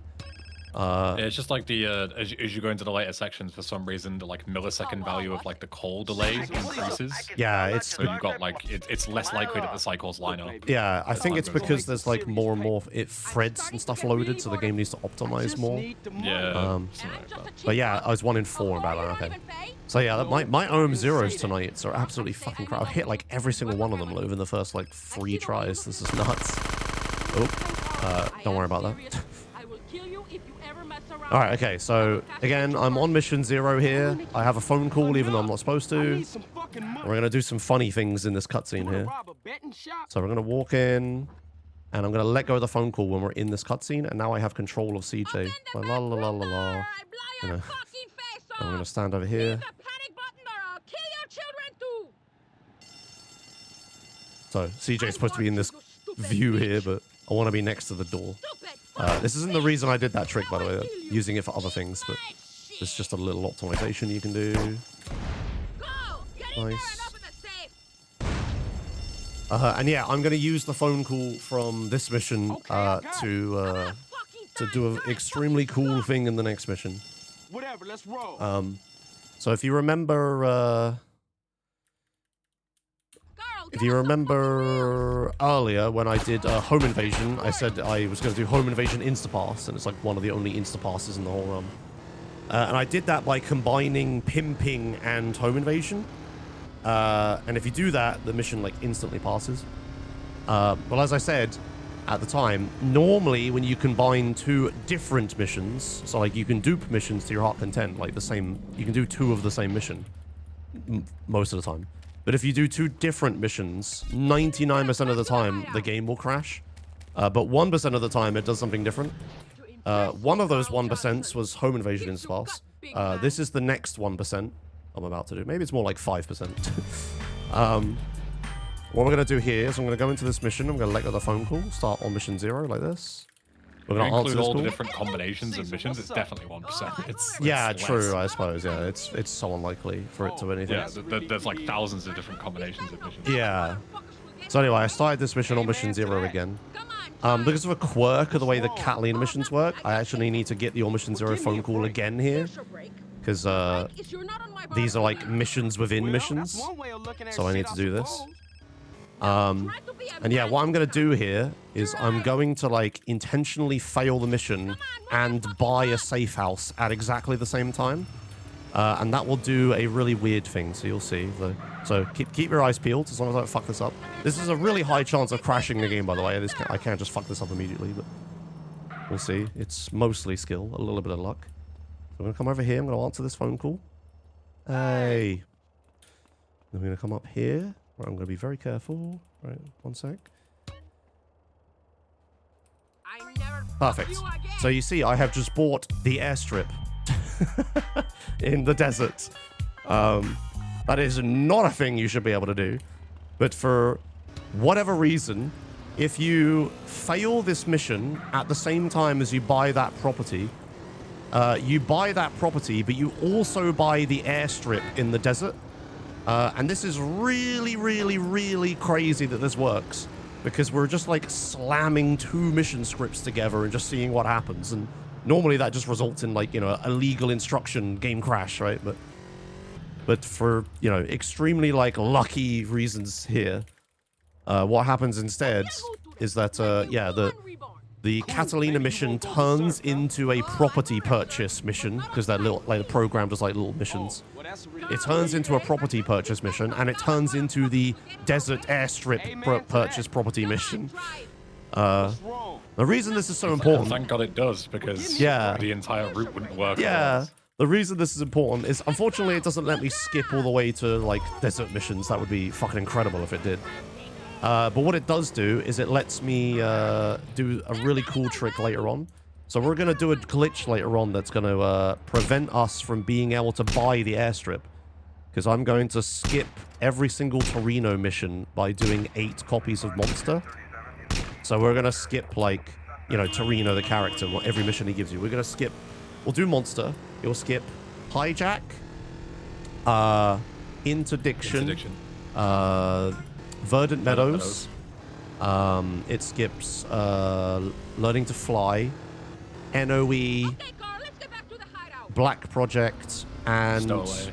Oh yeah, Stowaway, Black Project, and Green Goo. It skips like every single desert mission. It's like absolutely insane. But yeah, if we do that, because we skip Verdant Meadows, which is the mission that tells you to buy the airstrip, it does not skip Learning to Fly. Sorry, yeah, whatever. Because we skip Verdant Meadows, we actually skip the ability to unlock the airstrip. So I never actually unlock it for purchase, and we would soft lock if we did that. But thankfully, because of this trick we did here, I can buy the airstrip early, and that means I don't need to do Verdant Meadows to unlock buying the airstrip, because we have to do the flight school tutorial in order to progress the game, annoyingly. That's like a bottleneck. It doesn't skip Learning to Fly. Yeah, which is exactly why you need to do the airstrip. Yeah, if it did skip it, you wouldn't need the airstrip. Yeah, exactly. Yeah, I was wrong when I said that. I was just thinking of all the Torino missions. I mean, it's logical to think it does, right? Like, you would think it does, because especially you can dupe Learning to Fly and use it to skip other missions. Yeah, but for some reason, you can't use a previous mission to skip Learning to Fly. It must be, yeah. It's so weird how it must be programmed as part of the chain, but like not, I guess. Yeah. But anyway, yeah, so we need to do flight school, so we need the airstrip, but, you know, we also want to skip every single Torino mission because that's fast. Speaking of fast, this is a fun glitch. Not very major glitch, though. As you may notice, I am not doing the race right now. I have just started the race, and instead of driving through the checkpoints or whatever, I've just driven off into the sunset. We're heading west. That's because I'm driving to where the race finishes. No, you can't just drive straight to the end and, you know, finish the race. So you don't actually need to get the checkpoints. Unless... ... I started the sentence a little early. Yeah, I'm gonna drive up here. So this is where the race ends. Like, this is the final checkpoint here. I'm gonna park the car right here. I'm gonna get out. I'm gonna just blow myself up a little bit over here. Don't worry about it. Ouch. And then we're gonna go here and blow up the car. I'm gonna die. Oh no, mission failed. Unless mission passed. Yeah, this is a really, really, really weird thing here. I'm gonna make a replay. Okay, I didn't forget. Okay, good. This is a really, really, really weird thing. I can't remember how Powdernet found this, but when you fail this mission, like that race, if you lose the race, like say you're like really slow and someone finishes before you and you drive to the end and you fail, right? That mission has a mission failure cutscene, which is pretty unique in San Andreas. Like not many missions have those. So there's like a little cutscene. Unique phone call as well. Yeah, right. Yeah, there's like a phone call. There's like a mission where like Woozy like laughs at you. Is it Woozy? Someone laughs at you for losing. Kendall does. Yeah. Kendall, yeah, that's it. Yeah. Yeah, you get like laughed at for losing the race and stuff. But that cutscene, because of the way San Andreas works, that cutscene is an entirely different mission. It's like a completely different mission. You can't have like a mission failure cutscene. That's not a thing. So if you fail the mission while you're at the end of the race, it like fails the mission and then loads that different mission, which is just that cutscene. For whatever reason, and this isn't a double negative thing, as people think it is, but for whatever reason, if you fail the mission failed mission, so the mission that encompasses that cutscene that shows when you lose the race, if you fail that mission, you pass it and you go to the next mission. Very cursed. So what I did was I set up a thing where I park my car right at the end, I damage myself a bit, and then I go to my car and I blow it up. When the car blows up, I fail the race, you know, because my car fucking blew up. I can't finish the race if it's dead. So the mission fails, and because me and the car are in the ending area of the mission, it thinks like, oh, the player failed the mission at the very end of it. They must have lost the race. So then it loads the, you know, mission, you lost the race cutscene. But at the same time, when I blow up the car, CJ dies to the explosion and is dead flying through the air. And when CJ lands on the ground, he'll like actually die, and then you'll get like the wasted screen and all that stuff. So the game loads that mission as CJ is flying through the air dead. That mission starts to play like the you failed the race cutscene, and then CJ dies. And then because I die, I fail the mission. So I fail the mission failed cutscene mission. And that progresses me to the next mission in the chain, essentially skipping that race. And for very complicated reasons, that glitch is actually allowed in No Major Glitches. It's like the closest thing to a mission skip you can do in No Major Glitches. Because, like, you know, failing a mission is not a major glitch, right? Like, it's kind of weird. So yeah, that's what's happening there. Unfortunately, it doesn't work for the next mission and the next race. And it doesn't seem to work for any of the other missions as well. Like I said, there's kind of rare that you have a mission failed cutscene. But for just that one mission, you can do it. There is a theoretical way that you can do it at the very start. I can't remember the logic to it.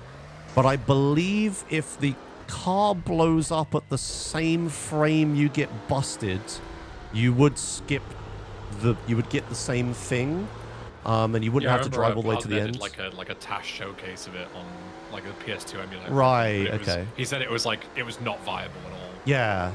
Like TAS only kind of thing. Yeah. It's a frame perfect bust. Yeah, you have to get busted frame perfectly, and then you skip having to drive to the end. I can't remember why. I think it's because the busting is like a cutscene as well or something. I don't know. Yeah. It's something crazy. I didn't need to learn it, so I didn't. It's broken enough as it is. Yeah. Yeah, I didn't need to learn it, so I didn't bother. Right, 17. So this is trucking here. This is a trucking minigame. Because I skipped Blood Bowl earlier, this is our first instance of me getting on mission 0 with a side mission like this. So I'm going to walk in and pause buffer. Sorry, flashing images, should have said. And you can hear the phone ringing here. What I just did there was I like started the mission and got a phone call at the same time. And if you recall from the vigilante phone call on mission 0 stuff, when you do that, the game breaks. Yeah, so the trucking missions and the stadium events like Blood Bowl and Los Venturas and Los Santos Stadium, they are not programmed very well. Basically, they start loading without setting you to on mission 1 immediately. So it starts loading the trucking stuff before telling the rest of the game that, hey, the player is on a mission, don't start any other missions. So what you can do is you can walk in and you can pause buffer to delay you delay trucking from starting, but that doesn't, for whatever reason, delay the phone call coming in. So you walk in, pause buffer, wait for trucking to start, wait for the phone call to ring, and then stop pause buffering, and then you just get a, on mission 0 trucking instance for literally nothing. It's like so easy.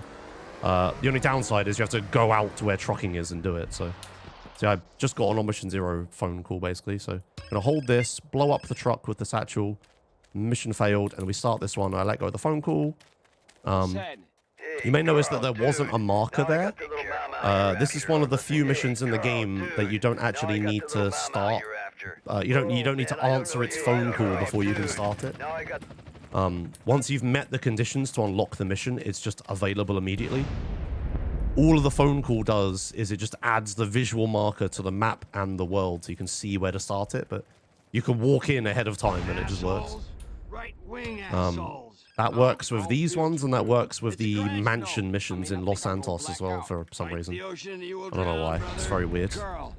It's actually quite useful here because you can use the call. Right? Yes, yeah, it's actually essential here because the phone call to unlock this mission is the only phone call I have right now, and I need phone calls to do glitchy things. So, and it's the best kind of phone call as well, where it's like it's a high priority phone call that's going to ring like every 15 seconds. But I don't need to answer it because all it does is unlock this mission, which I've already done. So it's like it's useless to me now. So I can just use it for glitchy stuff. Yeah, you can carry it like all the way through the game. Pretty much, I believe if you use third-party FPSs, you can actually force it to be carried throughout the game. But for me, it's just luck whether I answer that phone call before Zero's phone call or not. Maybe there's some way to manipulate it we haven't found yet, but it's not super important. There are other ways to get phone calls we just have to do instead. Two quick donations really quick. Yeah, go on. $3 from Jomo saying no more 23. Very smart of you, Jomo. Now they're gonna have to go another $97 to get back 23. Very smart. And we have $10 from Oat Prawn saying, first time watching GTU has been a blast. Thanks to Ben, Josh, and all the other runners. I'm not a runner, but I'll take the credit anyway. Thank you very much.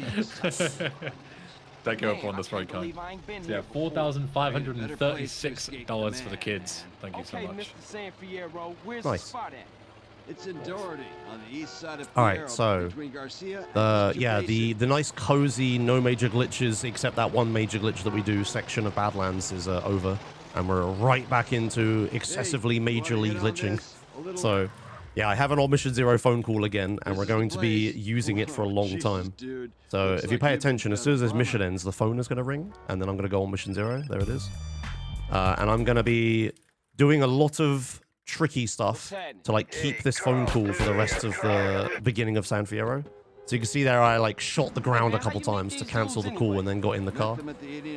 And then yeah, we're on mission 0 again, so yeah, you want to keep this all the way until the end of photo opportunity for Jizzy? Yes, that's right. And yeah, it is very difficult to keep it because you need to essentially set up a way that you go all the way through the mission, get to the end of the mission when your phone is ringing. Yeah. And obviously if you shoot, you get rid of the phone call. If you get a wanted start, the phone call disappears. And there's like so many different ways to lose that phone call. And the second you pass a mission without that phone ringing, you can't get it back. You've got to do another glitch setup to get it back. Yeah, yep. Yeah, waste. You have to. Massive pain. I guess now we can do the save marker thing, but you'd ordinarily have to go to Blood Bowl. And it takes like, yeah, you have to go Blood Bowl. Yeah, it takes like 2 minutes to set up. It's a real pain in the ass. So yeah, just carrying the phone call. Like Like we were already driving past trucking to go to that truth mission in his farm anyway. So it's like we might as well get the on mission 0 phone call then, because going past it regardless. And carrying it through does actually save time as well. Like for example, in 555, you can use the phone call to gain control during the final cutscene, steal a police car that the police pull up in to bust the DA, and actually drive it away, and you'll have a consistent fast car that you can use at the end of the mission, because otherwise you just got to deal with random traffic. And also you can drive back towards mission 3 while mission 2 is ending, right? The cutscene's unskippable, so you may as well move in the cutscene. Yeah, it's so good. And and stealing cars there is a real pain in the ass as well, because if they're a car that's designated to go into the valet bit, you can't steal it. Yeah, they're locked. Yeah, well, no, CJ just doesn't even try to get in it. He just ignores it. Oh, does he not? Okay. No, yeah, it's like that thing where it's just CJ just will not pathfind to it at all. You just press F and nothing happens. So yeah, you have to shoot the driver in the face to get them to fall out, but then you can get in it. But then you're gonna get a wanted star, and then you can't do phone call things, and it's just horrendous. Better off just going to the next car. Yeah. There's a lot of micro optimizations I'm doing in this mission, by the way. Half of the markers in this mission, when you drive into them, they'll snap you to facing either one way down the road or the other. They won't let you just park facing a building or the pavement or anything. So I'm before I'm hitting the marker, I'm turning around just enough for it to count as me being facing down the other way of the road, which then rotates me 180 degrees for free and stuff. So I'm I'm turning around really quickly here by handbrake turning into the marker. Right, time for glitchy things again. So I'm gonna hold. That's where you need to time the phone call. Yeah. You let go of it at a certain time, so that it comes back in at a certain time, just when you're about to pass the mission. Yeah, I'm gonna have to do some counting here.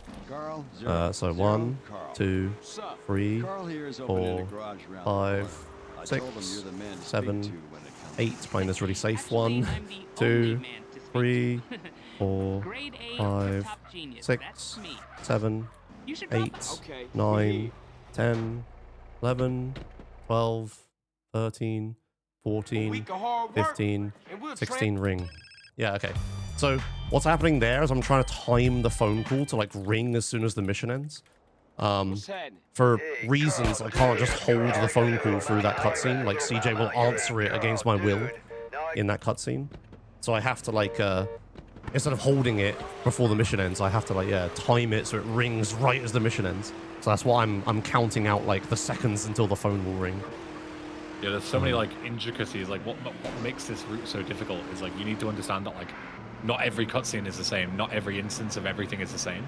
There are some cutscenes that you can hold a phone call through, and you'll be able to hold it through no problem as long as you don't let go of it. But some of them will take control away from you, and it will let go of the phone call and stuff like that. You need to know exactly what to do in every situation. It's really, really complicated.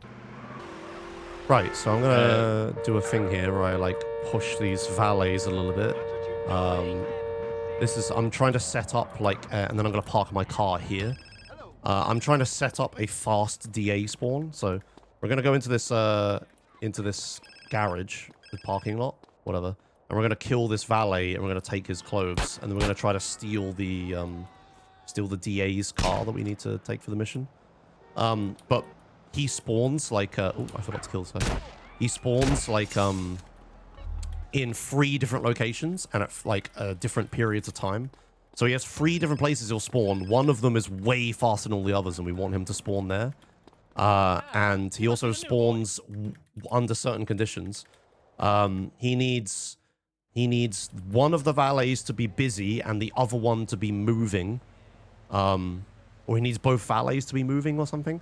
And a bunch of other stuff. I can't quite remember what it is. Oh, yeah, and they need at least 1 car to be taken from the valet thing.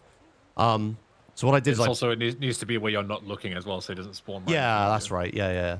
So you look deliberately at the places where you don't want him to spawn, and then he'll spawn at the one on the left. Yeah, there's oops, shit, let's not do that. There's a spawn point there, and there's a spawn point there, but there's one over there as well to the south. Is that south? That way, wherever it is. That I want him to spawn at, which is way closer. So I'm looking dead straight at that tower, and yeah, because I pushed the valets, when I walk into that marker, the valets like walk into position where they're supposed to stand. So then the game's like, oh yeah, both valets have moved. That checks that condition. And then one of the valets takes my car that I left there, and then it's like that checks the condition of a car has been valeted, right? So I meet like all conditions really quickly in the valet spawns. Doesn't look that flashy, but you can wait there for like 3 minutes for the valet to get there if you don't do this. It's one of those things where as soon as you forget to do it, you realize how slow the mission is. Yeah. Like we used to. It takes such a long time. We used to train lung capacity there back in the day. Yeah, because it was so long waiting for... It's like we weren't doing anything for 3 minutes. We just ran down to the pier and like swam for a little bit and then came back as the valet spawned.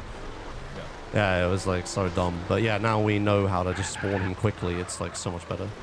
And yeah, like Ben said, if you fail that trick, you lose like 2 minutes. It's crazy. Excuse me, officer. I need to not get a wanted star. Can we... Cheers. Yeah, I need to be very careful here. This mission has, I swear, has the most failure states of any mission in the game. The valets could die, the DA can die. You can run you can damage the car and then fail on the timer. The police can give you a wanted star. You can spook the DA and the valets, I think. I found so many ways of failing even this if you mission. shoot certain guns at certain times as well, Yeah, you can also like blow your cover straight away. Right. Right, here's what Ben was talking about, by the way. I'm answering a phone call in this cutscene here.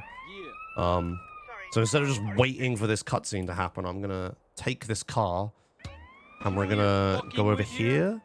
So I'm just like driving where I can look in the cutscene. I'm gonna get out. I'm gonna hold the phone call again. Found anything?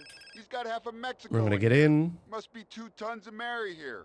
And when I can see what I'm doing, I'm gonna drive away. That guy despawns for some reason. I don't know why he's like not flagged as like a mission NPC or something. Like the valets are, the police are, but he like despawns like any other ped does when you get too far away. It's really weird. Yeah, I don't know. Yeah, so I just passed the mission, and yeah, I drove like, you know, a quarter of the way back to where I wanted to go, and I have a police car. I don't have to fuck around trying to find a fast car and stuff. And yeah, this police car, since it's a consistently fast car, I can also use it for a really cool, risky strat here that I'll give a shot. I'll give it a shot for the kids. Just need to... Some quick donos. Yeah, go nuts. Yeah. All right, great. We have $31 from Kum Salabim, who says 4567. So my estimate is that they donated to get to 4567 raised, but then we immediately got another donation, so that got ruined. So did you just crash? No, I accidentally duped the mission. I fucked up. Oh, okay. I thought I was doing 555. No, not 55. I thought I was doing photo opportunity. Oh, right, deconstruction. Yeah, this is what I was saying earlier. It's like if I make a tiny mistake, the game just runs instantly over. Yeah. Like it's a very marathon unsafe run. Luckily, safety saved. So yeah. Yeah, okay, we're right back where we should be. We have the police car and everything. This backup save is so good.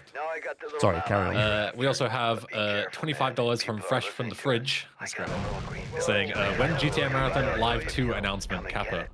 Soon. Menu things happening, they take a long time to figure out, but soon. Yeah.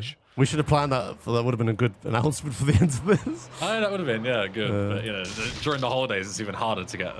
Yeah. We have $12 from Anonymous. Thank you very much, Anonymous. It's very kind of you. That put us over 4,600 for the kids as well, so thank you so much. Nice. And we have $4 from Hugo1, but I think this is an impersonator. And they say, how much to cut off all your hair, Josh? Certainly not $4, let's say that. Thanks, Hugo. Make it 10, and we'll talk. 10. Okay? Fucking hell. All right. Yeah. So yeah, I unfortunately made a mistake there. So every time I'm, oh god. Well, speaking of mistakes, like I said, I'm doing lots of very technical, glitchy things that I'm not explaining because there's so many of them. And yeah, this is the kind of run where if I let go of a button at the wrong time, or I press this button when I'm not supposed to, or whatever, like the game is just instantly over. Right? The game instantly crashes, or I like fail the mission or whatever. Or you lose the call and you lose several minutes. Yeah, or I soft lock. So what I did there is I mistook what mission I was on. I thought I was on photo opportunity, And when you do photo opportunity, what you're supposed to do is just hold the phone call through the marker. You just don't let go of it, because if you let go of it, you'll answer it. And I don't want to answer it. So like right now, what I'm gonna do is I'm just gonna keep holding the phone call with my phone call button, and I'm just gonna start the mission, like this. But that is completely different to how deconstruction works, where deconstruction, I need to let go of the phone call the second I start it, or I'll accidentally dupe it. And if you dupe deconstruction, it's you softlock, like you cannot progress anymore. So thankfully I had a safety save that was exactly in the right position that I needed, so we're all good. Hello, officer. You better be drunk. Yeah, deconstruction is really weird because if you dupe it to have 3 instances running, you actually do a partial skip and you skip the first half of the mission. Oh, right. You just go straight to burying the foreman. Huh. But for some reason, duping it just once just bricks it entirely. It's Very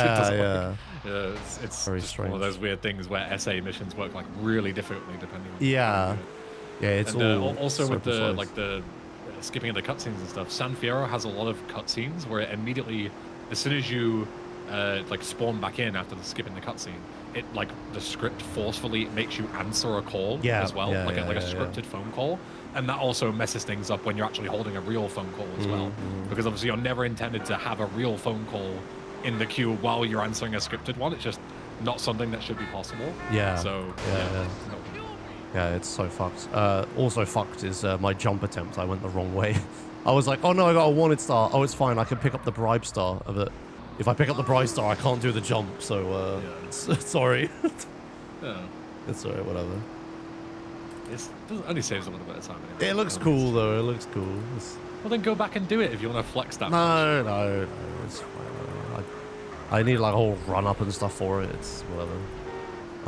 It's fine. I still like taking the car here over the boat because you just don't run over Caesar anymore, which is really nice. Also, a funny little trick here. If you press F to get inside Caesar's car before he says, hop in, Holmes, he'll get in the back seat like that, which is faster. I have no idea why, but that works. Yeah, I've never understood this either. Yeah. It also works if you press F from like the maximum distance as well. Yeah. Because for some reason he just pass finds elsewhere as well. Yeah, I don't know why. SA being SA. Yeah. Anyway, so so I messed up. I made a tiny mistake that instantly kills the run, but marathon safety saves are the savior of this run as always. So yeah, this run has died twice already. Right. Anyway, this is photo opportunity. Really annoying mission because they get you to drive like one of the worst cars in the whole game across the entire flipping state of Badlands or whatever. County? What state? Whatever. It's a long distance and it's all really bumpy and you have to do this really annoying jump here. Not flip the car. Oh god, we're flipping. Go on. Oh, man, we got I think we're loading the save again. Fuck. Well, that's fine. I'm doing deconstruction again. Well, whatever. We'll just do this again. What's happening?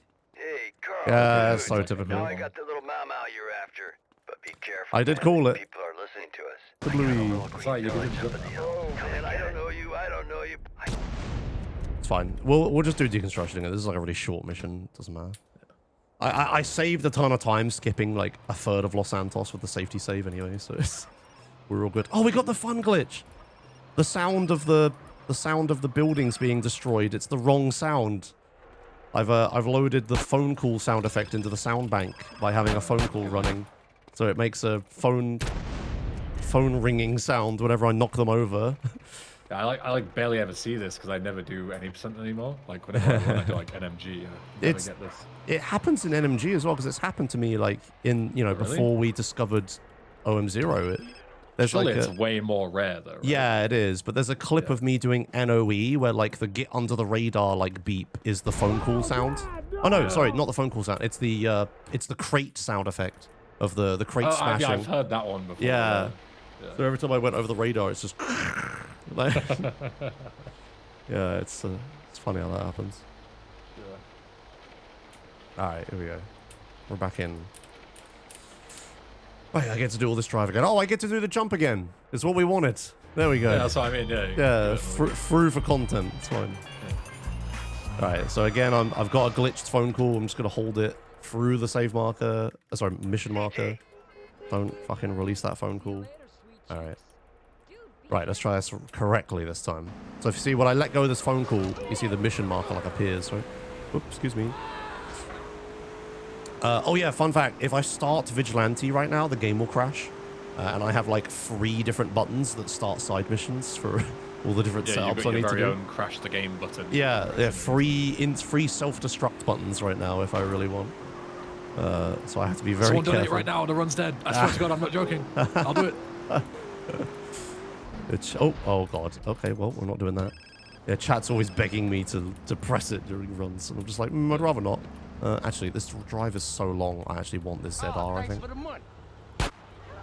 I'll just take this. Oh, don't pop my tires.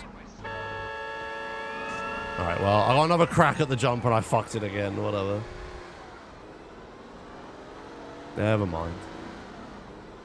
Excuse me, coming through. We're almost at the halfway point of the run. In my head, like San Fierro is such a long segment to me, but in any percent now, it's so short. Yeah, in NMG, it's like over an hour. Yeah. In any percent, it's what, like 20, 30 minutes? Yeah, right. Like I'm halfway through San Fierro already. It's crazy. Oops, Because you skip like entire mission chains. yeah, you don't do woozy missions at all. We skip every woozy mission, right? Yeah. So it's like. And I mean, you also skip like a lot of mainline missions. Yeah, as you well, skip a photo opportunity. Sorry, not photo opportunity. Snail trail. You skip snail Jizzy, trail. you skip. Oh yeah, Jizzy's another long one. Yeah. Brilliant drive. Ice Cold Killer. That's like you drive across the whole map and then back again. Yay Kaboom Boom. As well. Yeah. That's another one. Hop in, Holmes. Yeah, Snail Trail is the biggest one though. That's like I'm so glad we skipped Snail Trail. Yeah, fuck that. That mission is so bad, yeah. That's why I really like any percent, because it just winds up that you skip all the bad missions, because the bad missions are the long ones, right? Like, yeah, to be fair, like San Fierro is like so bad in terms of missions. Like you got photo opportunity, sadly you can't skip that. yeah. You got Jizzy, thankfully skipped. Ranfarli, shit mission. Oh thankfully yeah. skipped. Lure. Shit mission, yeah. thankfully skipped. Danang Thang, shit mission, thankfully skipped. Yeah. Oh, we So it's don't nice, do we don't do Torino men. Yeah, Mike Torino Mike as Torino, well. yeah. We don't do that. Mike Torino isn't That's bad, but okay. it's not great. It's random, Yeah. right? Is the problem with it? Yeah. And it's also another cross-map drive as well. But Yeah. I'd rather do Mike Torino 5 times than Lure once. yeah. Because, God, that fucking mission is so bad. Yeah, right. There Like, is Lure a is literally just hold W in a shit slow car Yeah. for 3 minutes, Yeah. watch a cutscene, hold W for another 2 minutes, and then drive all the way back. yeah, to San Fierro. yeah. It's so bad. Awful. Right, okay. I did the jump correctly this time, and I didn't fuck it up. Yeah, there is a theoretical route where you can do T-Bone Mendez 7X and skip all of San Fierro. Yeah. But that involves doing some crazy, like, you need to, like, go to bike school or something, I think, or I think it's bike Yeah, I think school. it was bike school. Yeah, you go to bike school, you stack like 6 copies of it somehow, and then I can't quite remember the details, but you have to get from bike school to San Fierro while in the bike school menu. So you don't have camera control, you can't turn like left or right, you get to pick one direction that you can't turn. Yeah. And you have to Your go all the controls way like back. messed up because if you accidentally press the wrong button, like, you know, to get in a car, you'll like cancel the test. You can't get into vehicles very easily. You can't turn left or right because you'll press like messed yes up. or no or whatever. Yeah. In the background of this game, and I believe GTA 3 and Vice City as well, they're actually like all of the controls on a keyboard and mouse are being mapped to a PlayStation 2 controller, like a virtual PS2 controller. Same thing in those games. Yeah. All your inputs are mapped to a virtual PS2 controller, and that's how the game like interprets them. So because of that, you can like do a bunch of crazy things. Like the reason I can hold the phone call inside of a car, like you're never supposed to be able to answer a phone call in a car, is because I've mapped the phone call button on foot to the secondary fire button in car. And on a PS2 controller, both of those are L1. Like if you press L1 on foot on PS2, you'll answer the phone call. But if you press L1 in a car, it'll be like the secondary attack that the car can do. Sorry, that the vehicle can do. So if you map them to the same button on PC, you can it counts as the same button being held when you get into a car. It's crazy. So it's funny that all of these tricks just work on PS2 natively because it's the same button on there. Yeah, you don't have to mess around with binds and stuff. Yeah, it just all works. Yeah. Yeah. But yeah, there's so much stuff like that in San Andreas where you have to like map something to the same. Like at one point, I have to map accelerate and sprint to the same button. Because they're both X on the PS2 controller. Yeah, in Vice City to hold calls, you because there's no secondary fire in Vice City, it's actions like hold phone call or answer phone call even on foot, and then a radio change in car. And you'll never guess what button the radio changes in Vice City. Yeah, the same button. One. Yeah. Yeah, I think I remember that. Yeah, to like purchase the thing in the mall, right? Then you get into the Infernus and you buy the safe house. You're pressing the like next radio button. Hold phone calls anywhere. You can also do submission and look behind. You bind that to the same thing as well. And it's also I think it's R3 on PS2. That's right. Is it R3? You know, I click the right R3. That's right. Yeah. And that's PS2 controller for those two buttons, and then you can use that to hold submissions as well. Same thing. Yeah, it's the same in San Andreas. We have submission bound to look backwards as well. Does it do the same thing where it inverts your controls on foot? Yeah. So yeah, like I didn't point it out in Los Santos, but a lot of Los Santos, when I'm like holding Vigilante and going like walking a place on foot, I have my controls are inverted. But I'm just dealing with it. But the bit where you start OG Loke, you have to like hold Vigilante, let the phone call ring, then walk into the marker while letting go of Vigilante, and then being in the marker when the phone call rings. So it's like halfway through the setup, I have to like my controls get re-inverted. Controls flip. Yeah, and I have to like do it correctly. It's like horrendous. Yeah, I have to not fuck that up. Yeah, because otherwise, if you just hold forwards or backwards, you will like just CJ will turn around, walk out of the marker, and you'll just fuck yourself. Yeah. All right, excuse me. So yeah, anyway, that phone call that I got all the way back in Badlands when I did the Truth's Farm mission, I'm still holding that phone call. It's the same one that I've been like holding this whole favor, or the same on Mission 0 trigger, I guess. And now it's finally time to use it. We're gonna dupe Jizzy. There we go. We duped Jizzy. Oh my God, the Yale even San Fierro, right? Hey, Caesar. Are you serious? Yeah, unfortunately, this doesn't dupe correctly. Right now, we're in a state where one copy of the mission has passed, but the other one is like a cutscene that's stuck. Oh, this save file doesn't have Katie. Are you serious? All right, okay, hang on. I got another safety save. Thankfully, I have so few files on this that I can find. What idiot made these saves? What was Jizzy cutscene plus Katie? Yeah, that's where I am. With airstrip purchased. Okay, right. We'll have to... For God's sake, I need to go here. Delete that. Do this. For God's sake. Right, okay. Let's try this again. I was supposed to death warp to Katie's house and still have all my weapons, but that didn't happen because I hadn't dated her yet. Let's just go and date her now. Kind of need her for this segment. Yeah, right. It's kind of very important. Okay. Yeah, it's because when these save files were made, the routes we wouldn't date Katie until like right now. In fact, do I have her? Wait, let's just do a quick check. You wouldn't date Katie until right now in this route. But in the new route, you date Katie in Los Santos. So I've had her already. Yeah, okay, I have Katie now. Okay, right. Let's try this again. Oi, oi, oi. Right, okay, we're gonna hold this phone call, go on mission 0, go here. Right, dupe this mission. Now I need to save twice because we're at the wrong time of day. And Katie's not going to be home when I go to her house. Check the map. Dine's quicker, whatever.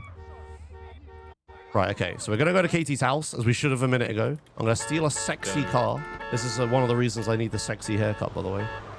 And we're going to date Katie. So even though I have the wrong stats for Katie right now, Hi, CJ. through raw sex appeal, we're able to go on a date with her.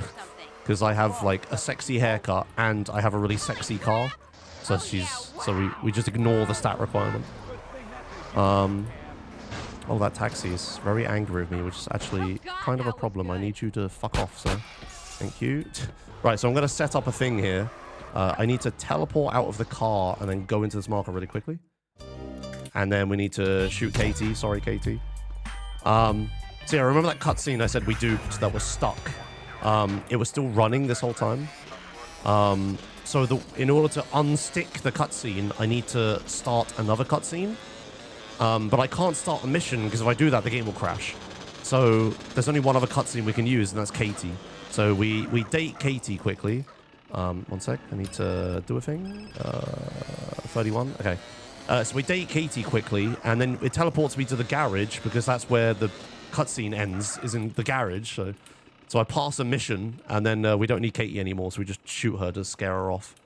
Oh yeah, this is Blood Bowl, by the way. I haven't done this run yet, somehow.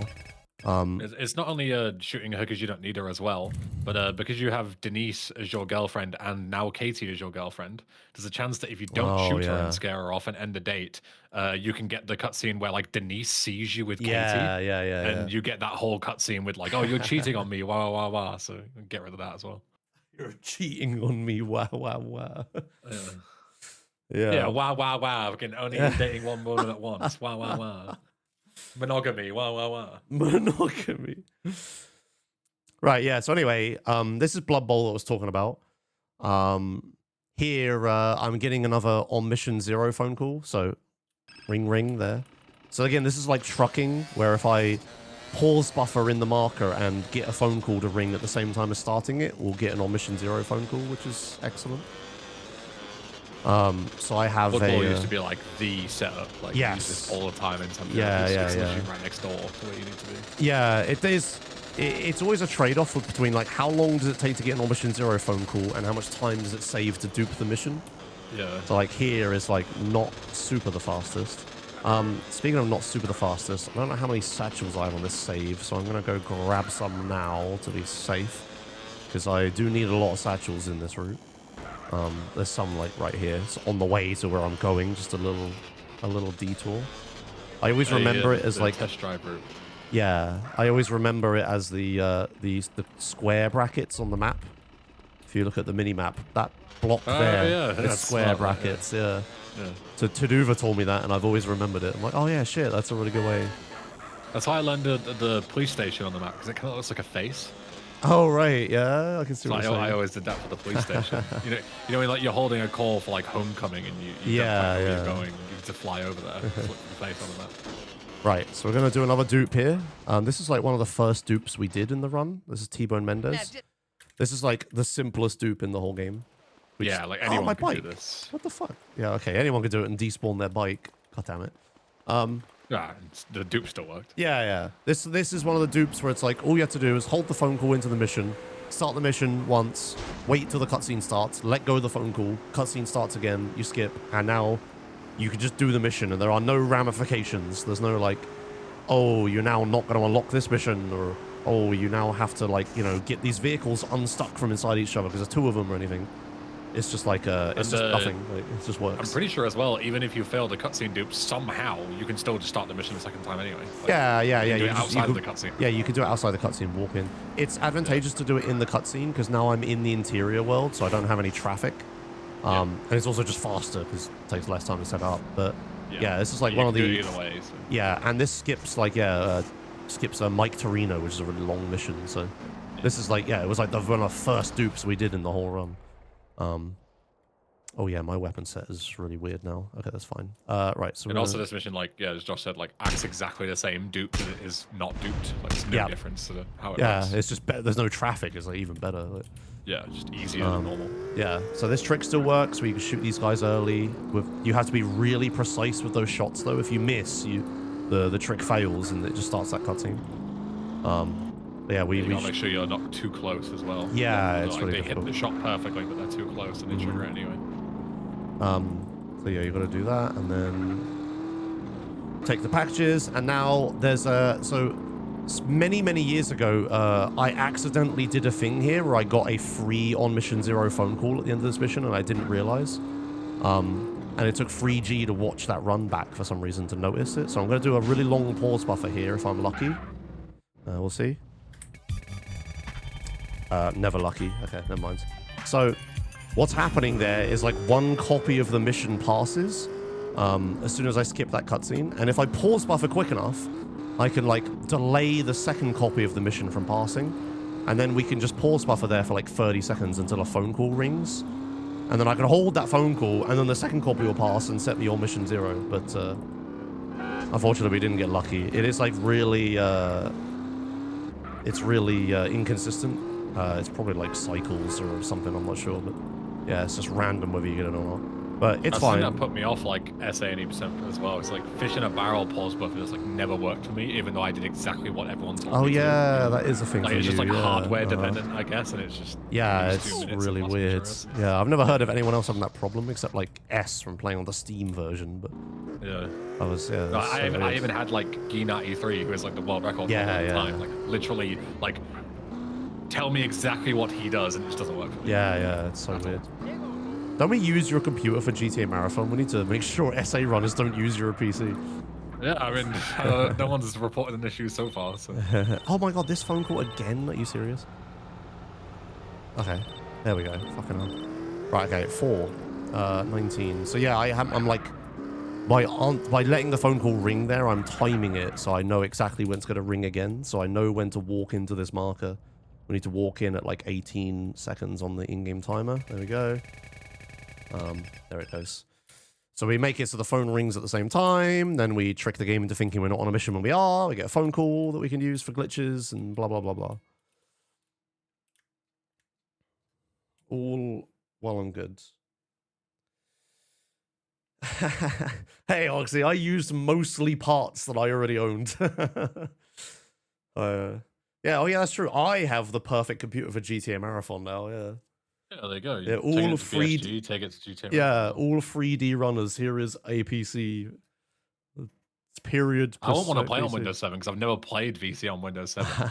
You never did? So I don't know if it could be worse for all I know. Well, you never. Were you playing Windows 8 when you started running? Yeah, I played Windows 8 first. Oh, what the fuck? Okay, I guess I'm just old. I mean, I had Windows 7, but it was like 2017 when I started. Yeah, right. Like, okay. I think like Windows 10 was even a thing in 2017. Yeah, I forget you haven't been around like forever, like I have.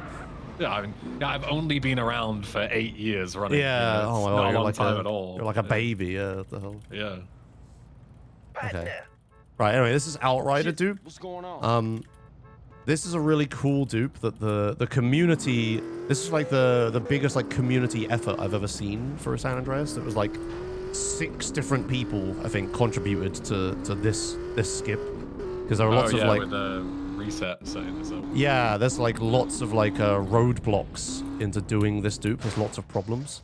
So I'm doing this dupe really weirdly, and I'm gonna get around all those problems very carefully. So I'm death warping into this cutscene, and I didn't actually dupe the mission straight up. I just started one copy, and then there we go. Ah, fuck it. I just started one copy and then went on mission 0, and then yeah. If you die on mission 0, the game doesn't fail any missions, because how it works is like if you die and you're on mission 1, it checks for like any missions that are running and fails them. But if you're on mission 0, then you know you're not on a mission, so why would it bother doing that? So I can die as long as I'm on mission 0 and the mission won't fail. So that version, that copy of the mission I just started is still like in that cutscene. Or no, that we've skipped the cutscene for it, I think. It's like, it thinks I'm like in the car in that mission, I think. And I'm gonna go back here and start the mission again. This is a really weird dupe. We have to like do the mission twice like this. Again, it's just another setup in SA. Like, you can't use the same setup for every mission. You gotta do like a new one for every yeah. And then I need to like do like even more crazy stuff after. Like I have to then blow up the van as I go into the marker so that the guy jumps out. Then I need to get into the van that's locked after having blown it up. Then I need to shoot the front tire of the Sanchez's. There's 2 of them. Then I need to figure out what the correct Sanchez is, pick it up, but not get on it. Otherwise, the game crashes. And then I have to push that Sanchez to the mission end with the van that you're supposed to use for the mission end. And then get onto the Sanchez. And then within 3 frames of CJ being fully on it, I have to play a replay or the game will crash. Also, this is a really fun one. If I have used an AK-47 anytime after reuniting the families before this mission, the game will crash. That was a fun one to figure out. I didn't know that. Yeah, right. That happened to me one time. I was like, what the fuck? It's because I picked up an AK from one of the gangsters at one point, the triads. Yeah. Come on, let's go for a drive. Why does it crash? Why is the AK matter? Because you hold it in a cutscene. Someone holds it in the cutscene or something, and if you've already loaded it ever. Right, okay, yeah. Okay, yeah, so here's the setup. So that just exploded. Yeah, so the guy... We exploded this van in an exactly precise way to make this guy jump out of it but leave the door open but not have the van be destroyed. Then I have to, yeah, push... Oh, I don't like that. Let's get this guy out of the way.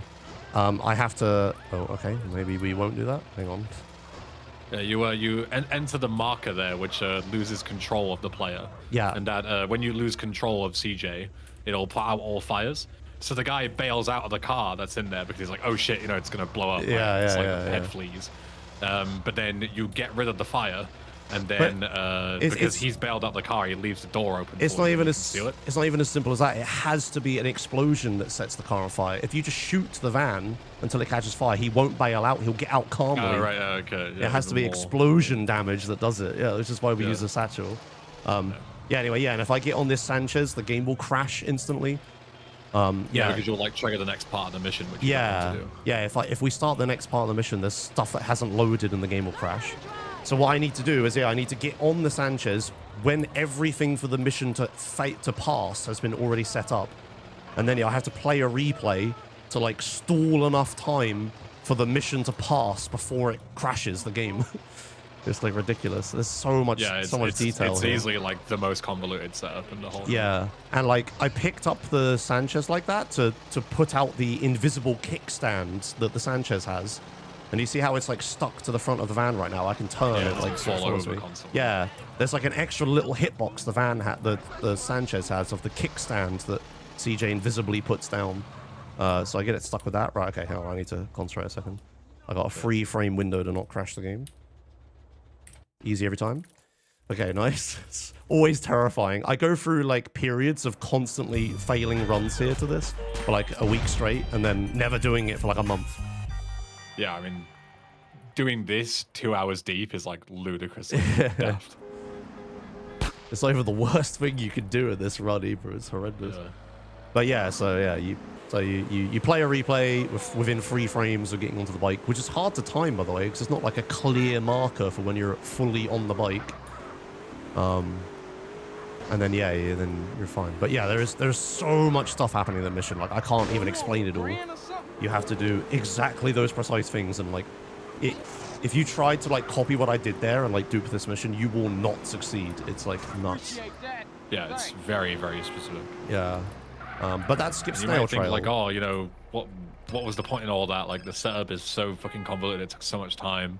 The point is that you skip snail trail, which is like the longest mission in the game. Yeah, right. I love that the community's collective hatred for snail trail made this dupe happen. Like it took so much effort to dupe Outrider, but we all were like, no, fuck snail's trail. Right. So I got a police bike here, which is really good. Because I can use it for the thing. How much donations are we at? Am I doing the trick? I mean, you're doing it anyway because I promised it at 4K and then forgot, and then someone reminded me. Oh, so sure. We're way past 4K. So fuck it. Then all right, whatever. That's fine by me. So okay, I will demonstrate the new save marker Vigilante OM0 after this. I think the audience has definitely earned it considering how much they've raised. Yeah, fair enough. Smashed like our previous all-time record. I think don't let them go home. Yeah. Okay. So yeah, getting this police bike here is very beneficial.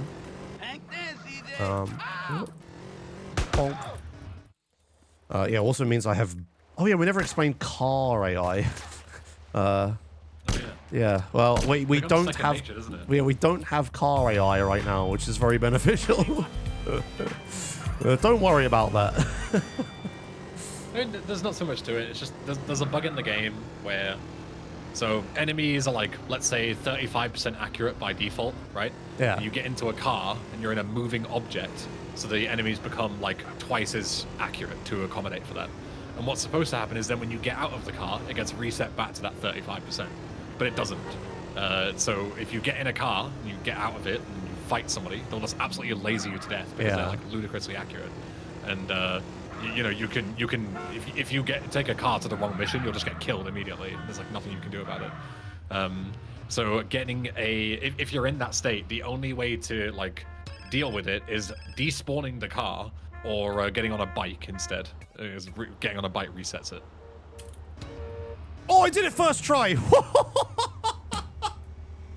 I didn't even have time to explain What it. a beast. Oh my god, that's incredible. Holy shit. Yeah, so while you were talking, I did the new strat. Oh my god. Holy shit. Yeah, okay, so I just got Vigilante OM0, just like straight up, like from the save marker. Dude, why are we not just doing this all run? That is so good. Yeah. Look at that, it's so much faster than Blood Bowl and all this just other do it shit. first try. Yeah, right, yeah. Oh my god. Okay, yeah, so I was expecting to take a while to do that, but so I'd have time to explain it. Speed up because I was like, oh, you've got a while to set it up, right? Yeah. Hey, Woozy, what's the break? So what I did is I parked the bike in an exact setup position. Actually, I need this police bike. Leave it there.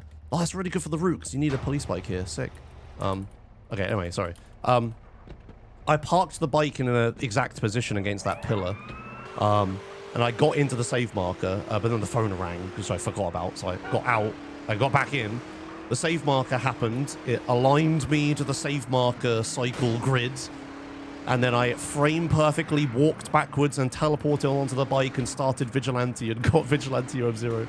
That's like quite a lot of frame perfect inputs you have to do in a row. We're Ocarina of Time now, is what I'm thinking about. It.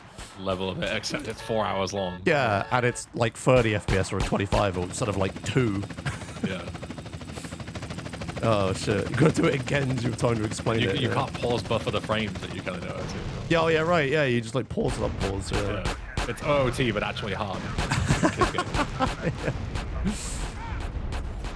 Oh my god, that's so good. I can't believe that. Dude, my OM0s this run have been insane. I've done all the Vigilante OMs, phone call OM0s. I just did that first try. Shit.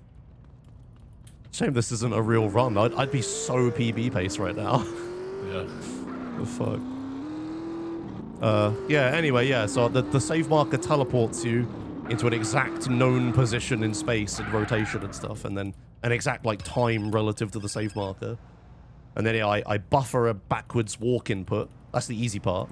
But then I have to like, as soon as I see a certain frame at the bottom right corner of the screen of like where the bike is parked, I throw a satchel and try to get onto the bike at exactly the same frame. I'm also stood in the exact position where I can show it, right, actually.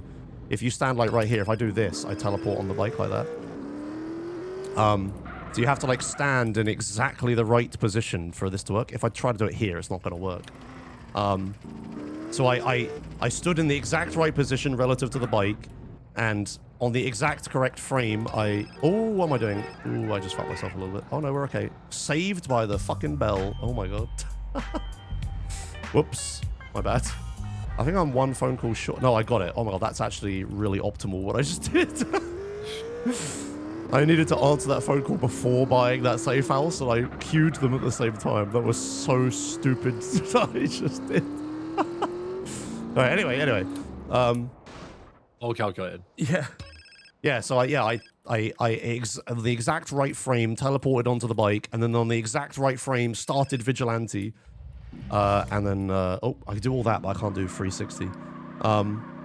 And then, yeah, I started Vigilante as the save marker, like, triggers and tries to set me on mission 0 and stuff. And yeah, when you exit out on the save screen, it sets you on mission 0. So. Yeah. Yeah. When you go in it sets you on mission 1. When you exit, it goes on mission 0, yeah. But you, like... Yeah. The fucking phone call sound effect. You, like, yeah, you start Vigilante at the same time that happens, so you just like you do the double on mission 1 thing, right? Yeah. Oh my god, I can't believe I did that. If you're running this VOD is wide crazy. driving school, it's because Oh yeah. it's a really good way to increase your driving skill. If you get gold medals, it gives you like a boost of driving skill. And later on, Josh is going to use 8-track for a dupe in RTLS, but you can only start that mission once you've got a certain level of driving skill. So it's essentially, it's either do that or do a ludicrously difficult setup with the like Vigilante on Mission 0, but it's like way less likely to get it than it is in regular LS. Instead of like a 1 in 3, it's like a 1 in 10 or something. Yeah. In RTLS. 1 in 15, I think. In RTLS, 1 in 15. Yeah, it's just not happening. Yeah. If your run gets to the point where you need to do Vigilante phone call OM0 in RTLS, it's like so dire. You're like doing it for like 20 minutes sometimes. Yeah. Just don't bother at that point. You'd be better off just doing it. Yeah. Right, I'm going to do boxless here. This is like a marathon safety setup. So Monster 8X is a trick I'm about to do where I will highly likely crash the game. It's like a 50-50 chance, but it's like a 15-minute setup. But there's a safety strat you can do here. I can try to set up this food menu real quick. So I'm gonna just slow. Yeah, I'm gonna stack. Not worth doing it at 8%. Yeah, I'm gonna stack food menus here. So we get 1 food menu, 2 food menus, and then a 3rd one, and then we pray the game doesn't crash. Nah, the game crashed. So yeah, that's fine. So this is very much not intended. So yeah, game right. will shit itself. Yeah, very easily. But the thing that I'm doing here with stacking menus on the screen, that's the wrong save, is when you stack menus like this. Hello. When you stack menus like this, yeah, the game is really likely to crash. So what I could do is just do all the Monster 8X setup, which is, yeah, it's like literally like a, how long is it? Like 15-minute setup or something. It's quite a long time. Yeah, I think it is literally 15 minutes. But you could do all that and then do Monster 8X, and then that stacks a bunch of menus on the screen and can crash the game. Or it can't, and you go really fast. But if you do that, yeah, and that fails, it's really bad. So instead, we try to set up the glitch now ahead of time. This one, that's the wrong save again. This one annoyingly has a higher chance of crashing. So I can either do this like 1 time and just go, or we can do this for like 5 minutes. But it makes it so that Monster 8X will not crash. It also has the nice benefit for marathons of not putting the box on the screen. So then the Twitch chat for the rest of the run isn't asking what the fuck the box on the screen is about, which is such a big win for marathon runs. Yeah. But yeah, unfortunately, I will be doing this for a minute until the game complies with me. So if you have any donations to do and or read is a great time. Yeah, it's one of those things where like, yeah, it sucks that it's crashing here, but at least the setup is like 30 seconds long. Yeah. Whereas later on, you do a 15-minute setup just to risk the crash anyway. Yeah, so yeah, it's like exactly. way better to do it now. Yeah, it's like if it's a bit it's shit. like a 15-minute setup for a 50% chance to crash, or like a 30-second for like a 80% chance. But it's still worth it. Yeah, there's absolutely no point in trying that in a marathon run and just having to do this. Yeah, again. and this is like I've been like constantly explaining things for like 2 hours at this point, right? This is like, oh, now some downtime where someone else could talk, right? Like, do this for a minute. Yeah, sorry, I'm very good at plugging charity things, so all good. Yeah, we are here raising money. We've been here all week, 12-hour days, every single day this week, raising money for Save the Children and their Gaming Tuesday event. Everybody's here, part of the GTA community and other communities as well that I've swung by, actually, not just even GTA at this point. We're like transcending nice. even outside of GTA. But people have been coming along and helping us raise money for kids in need during the holidays, which is when they need it most. They need our help the most. So we have raised over $4,600, which is absolutely incredible. Thank you to everyone who has supported. Even if you can't donate directly, we always say, you know, take care of yourself first, especially during the holidays. You know, everyone needs money during the holidays, right? But if you do have anything to spare, then of course it will be an honor for you to give it to the children. We don't take a penny; just go straight to the kids. And as I say, the donations go a long way. Like even something just a couple of dollars can buy life-saving medicine for a child, or buy them food, you know, buy them clothing, things that we take for granted all the time, can really go a long way. So yeah, almost $5,000 for the kids is absolutely nuts. If you do choose to donate, say look after yourself first, but if you do have anything to spare, $20 will give you a reward of VIP for the rest of the event. We are running out of VIPs, so we might have to chop a few heads off at this point. And it is kind of diminishing returns anyway. We're pretty much at the end of the event anyway. But one that you can get and don't get diminishing returns for is if you donate $100 or more, you can get your very own Gaming Tuesday branded T-shirt from Save the Children. That's all handled by them, so you don't have to worry about, you know, shipping and all that kind of stuff. You don't have to come and like meet me in an event or anything to grab it. You can just get it sent straight to your doorstep if you donate $100 or more. So if you have already donated $100 or more, make sure to go and claim it on Tiltify as well, because obviously they'll need your information to be able to send it to you, right? But yeah, thank you to everyone who's donated. As a reminder as well, I will be donating all Twitch and YouTube revenue at the end of this run. So that'll be going towards the total as well. I'll be paying it out of pocket. So I'm not making a single penny this week. None of it's, you know, all the subs, all the donations, all of the ad revenue, everything like that is all going straight towards the charity. So if you have a spare Prime sub, if you have any spare bits lying around, or, you know, you're ad blocking, stop it. We need to make as much ad revenue as possible for the kids, and it will all be going right towards the charity right at the very end. Nice. Yummy doodle do. How may I serve you? Yeah, I'm still stuck on this. There's no way this is 50-50, right? No, it's not. Or are you It's just getting not. that It's not unlucky? 50-50. It's Right, okay, I was going to say. for some people it is. For some reason, a Mega can do this like really consistently, but I can't. Yeah. We thought it was OS Hardware dependent. memes. Yeah, we thought it was OS dependent, but I'm on a completely different operating system now, so I don't even know. Yeah, it's a bit shit. What I'll do is I'll do this for a bit, see if I can do it. If I can't, I'll just do Monster 8X, and if it crashes, I'll just load a safety save. Like this. Yeah. Like whatever. Yeah, I do seem to have really bad luck with this on Windows 7. We did. Nick believes that this is extremely OS dependent. And I did try running in compatibility mode for other things, which should change how the stack is handled. So it should actually change it, but I haven't had success on any of the options. Yeah, this is just crashing exactly the same way, exactly the same time now. When is someone testing this on wine? Yeah, right.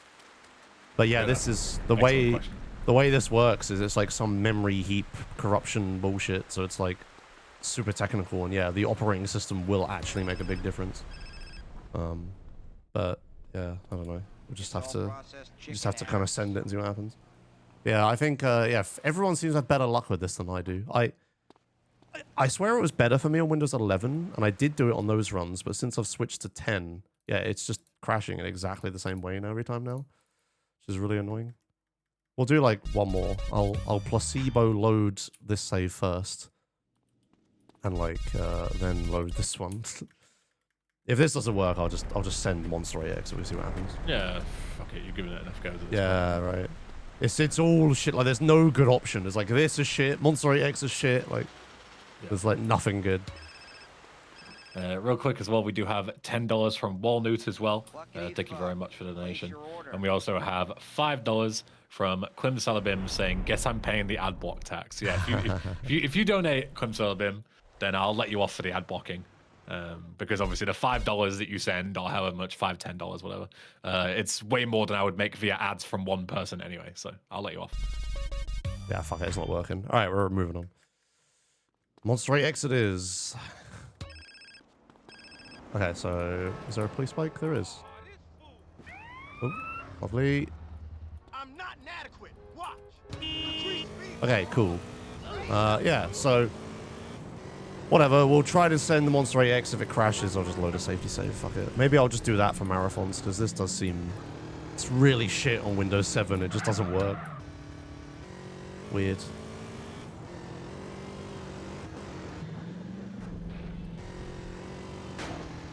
Oop.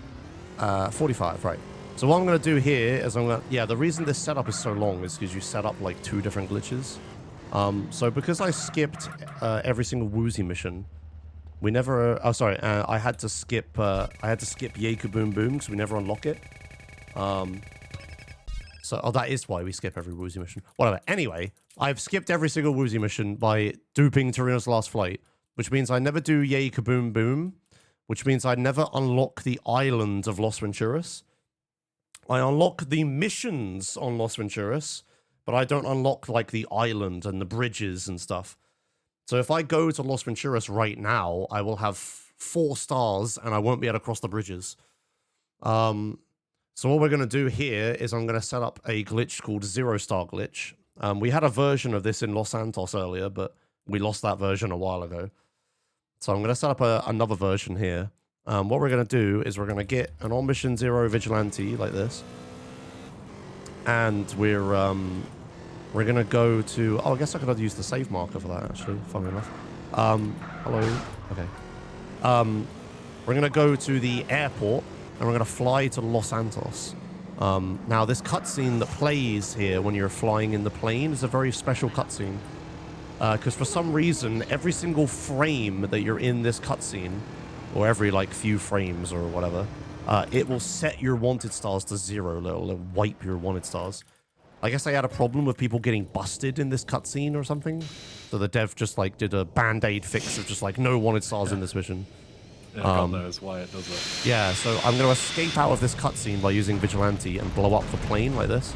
Now, this little act of terrorism is to make it so that I don't have wanted stars. So that cutscene that I broke out of the plane landing, that cutscene will only ever end when the plane reaches the end of the runway, which it will no longer do because I blew it up.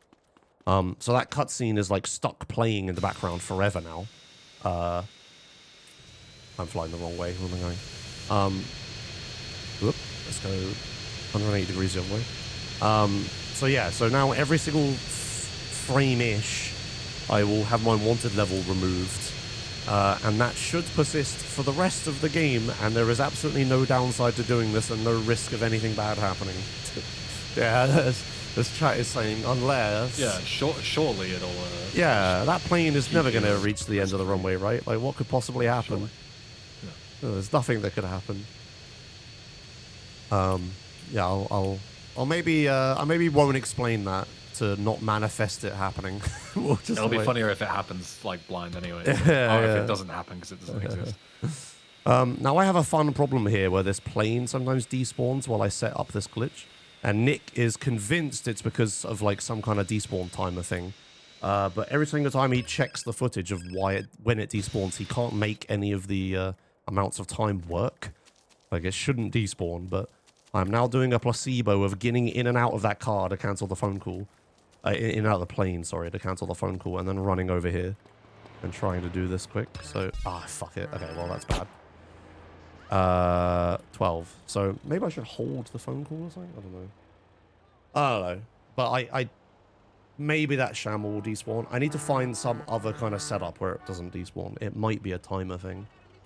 But yeah, Nick is not sure what timer thing is happening, but something despawns that shamble sometimes. Anyway, what we're going to do now is, in order to do the next mission, we want to dupe it 8 times.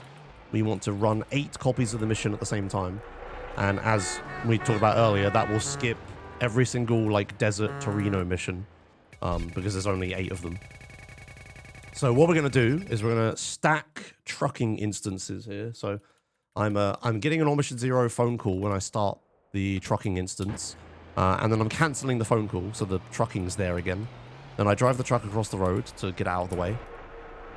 And then we come back over here, and then we wiggle a couple times to stall for time. Go back in, and we get an Mission 0 phone call again, because there's no reason I can't just do this again. And we're going to do this 7 times. We're going to get 7 copies of trucking running. And then we're going to go get a food menu so that I can regain control in a cutscene. But what we're going to do is we're going to start Monster. And we're doing the thing where we're starting 2 different missions, which should crash the game. But in this instance, what happens is that all 7 copies of trucking will turn into 7 copies of Monster. So I walk into Monster, which starts 1 copy. And then trucking, like, turns into, like, all 7 instances of trucking turn into 7 instances of Monster, and that's 8. Like, 1 plus 7. So, this is how we get Monster 8x. Yeah, this process takes fucking forever.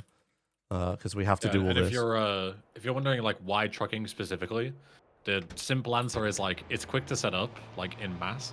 And it's also, like, very, like, as soon as you get to a point where you're mass duping missions like this, so many missions will just crash if you just create too many instances. Yeah, there's like too many things going on. But trucking is literally it just spawns a truck and has a timer, and that's it. Like, it's such like a low, like not very taxing, you know, in terms of like memory used mission. Yeah. So you can dupe this a lot of times before you hit any kind of like memory limits that would exist. But if you dupe a mission like a story mission 8 times, you're very likely to crash the game. It's also just, yeah, trucking and monster, like, will just kill trucking and turn into monster. It's also just super lucky that even works. Yeah, there's a couple of like instances where this happens. Like you can do Black Project with Quarry for some reason. Which oh, turns right. into a I Black didn't know Project that one. instance. Oh, like right. that was a really ancient strat that people used to do. Fuck my plane, man. It just despawns. I just don't understand what I'm doing wrong here. All right, well, okay,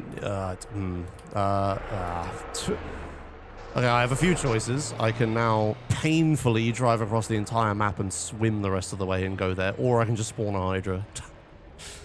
I think just spawn a Hydra. Fuck it. Well, but then every time I save, it says I used a cheat, and then it's like... Oh, well, then why give me the option if I can't save? You know, none of them are good. I don't like either option. Yeah, okay. It's fine. We'll fucking drive, whatever. It's alright. Well, while you're driving, donations. Yeah, go nuts. We have $10 from Mr. Dinosaur Bites, and he says 11th hour dono for Windows 11. No, wait, Windows 10. No, wait, Windows 7? Memes. Thank you, Dinosaur Bites. We have 1333 from Dosamp saying, hello, my name is Boxy. Thanks to your generous donations over the previous events, I have been freed from the fast food place. Thank you, Dosamp. It's very kind. That takes us to 4,646. So 4646. Donos for the kids. Anyone remember Boxy? God, what a blast from the past that is. Yeah. I wonder how she's doing. That's what I call the black box and monster, right? Boxy. Oh dear. All the Zoomers, like, I don't get it. Yeah, who the fuck all is the boomers like, nah, I remember Boxy back in the day. I did this badly. There was no reason to drive the truck into the water. I could have just climbed the bridge and walked across it, but never mind. We're going this way. All right, so yeah, we got a bit of a jog ahead of us. I need to go to what's it called? Fort Carson. Go to the food place. And no vehicles are spawning on the road because there's like 7 trucks loaded right now. Yeah, not enough memories spawning. Yeah, they do. Parked cars do still spawn. And there are parked cars in Fort Carson. But yeah, I had to go this way. I had to do this because, again, all the bridges are closed, so I can't just drive over here. Like, I wanted to fly the Shamel over here, but yeah, fuck me, I guess. It just despawns. It always despawns on the last one, as Nick said, so it does seem like some kind of timer thing. It's really annoying. I guess we take this bike here. It's the closest vehicle. Right, okay. Oh yeah, I was just sliding. I never did explain that. Yeah, there's like a movement glitch you could do with, like, you know, crouching, sprinting, and aiming a weapon at the same time, and you go a little bit faster. It's not really relevant. Faster than jogging, slower than sprinting. Yeah, it's not really super important in any percent anymore. Right. Right, so head over to the food place over here. This will probably despawn my fucking bike as well, annoyingly. Yep. Right, so do this. Then we go over here. So remember this I was doing earlier? Well, won't crash the game, it's only doing it once. Nice, it's still there. So I'm stuck sprinting and accelerating right now. No, I'm not. What? Oh, my hotkeys. I forgot. From the fucking memes the other day we were doing, I rebound sprint, didn't I? Oh, no. Vehicle controls, accelerate, W. Thanks a lot, donors. Yeah, Thanks it was when I rebound my inverted my controls. Whoops. It's all your fault. Thanks a lot, donors. Okay, there we go. My bad. I forgot about that. Right. I remember. I told myself, like, oh, gotta remember to rebind stuff next time I do a run, and then I didn't do that. It's okay. Thankfully, I could just set it up like right now. Right. In we go. Oh, that's probably why the game was crashing earlier with the setup. Oh, whatever. Yeah, because you're moving, yeah. Yeah, I mean, I was on foot the whole time, but I don't know how it works with, like, pausing or whatever. Right, so anyway, I'm stuck accelerating right now. I can hold accelerate and brake, which just, like, you just coast. And I can also, I can't handbrake. So this is, like, the slowest I can go. So we need to just carefully go this way. Very good. So It's what like I'm... if you guys ever played like Trials HD, and it's like the thing where you can't take your foot off the accelerator. Yeah. This is what this is basically. Yeah. Right, we've got enough. So the reason I need this food menu is because there's 8 copies of this mission running. There's going to be 8 monster trucks all spawning inside of each other, and they'll all blow up. So I need to get into one of them early. So I'm going to do a thing here where I, in this cutscene, with that food menu, I regain control of CJ, get into this monster truck, skip the cutscene, and that teleports CJ out. And because I'm in the monster truck, it teleports that as well. So yeah, if I don't do that, and you just get into the monster truck, you just explode because there's like 8 monster trucks stuck inside of each other and everything just blows up. So. Yeah, they all just damage each other and blow. Yeah. Just fail the mission and fail all the instances. Yeah, you fail all 8 instances in there. You have to go set up trucking 7, 8. And you have to do 0-star glitches again as well, because 0-star glitch is very fickle. If I die, I'll lose it. There's some other ways as well. You load a save. Yeah, load a save, I'll lose it. Yeah. It basically means that like as soon as you set up 0-star, you have 1 shot to do the rest of the run. Yeah.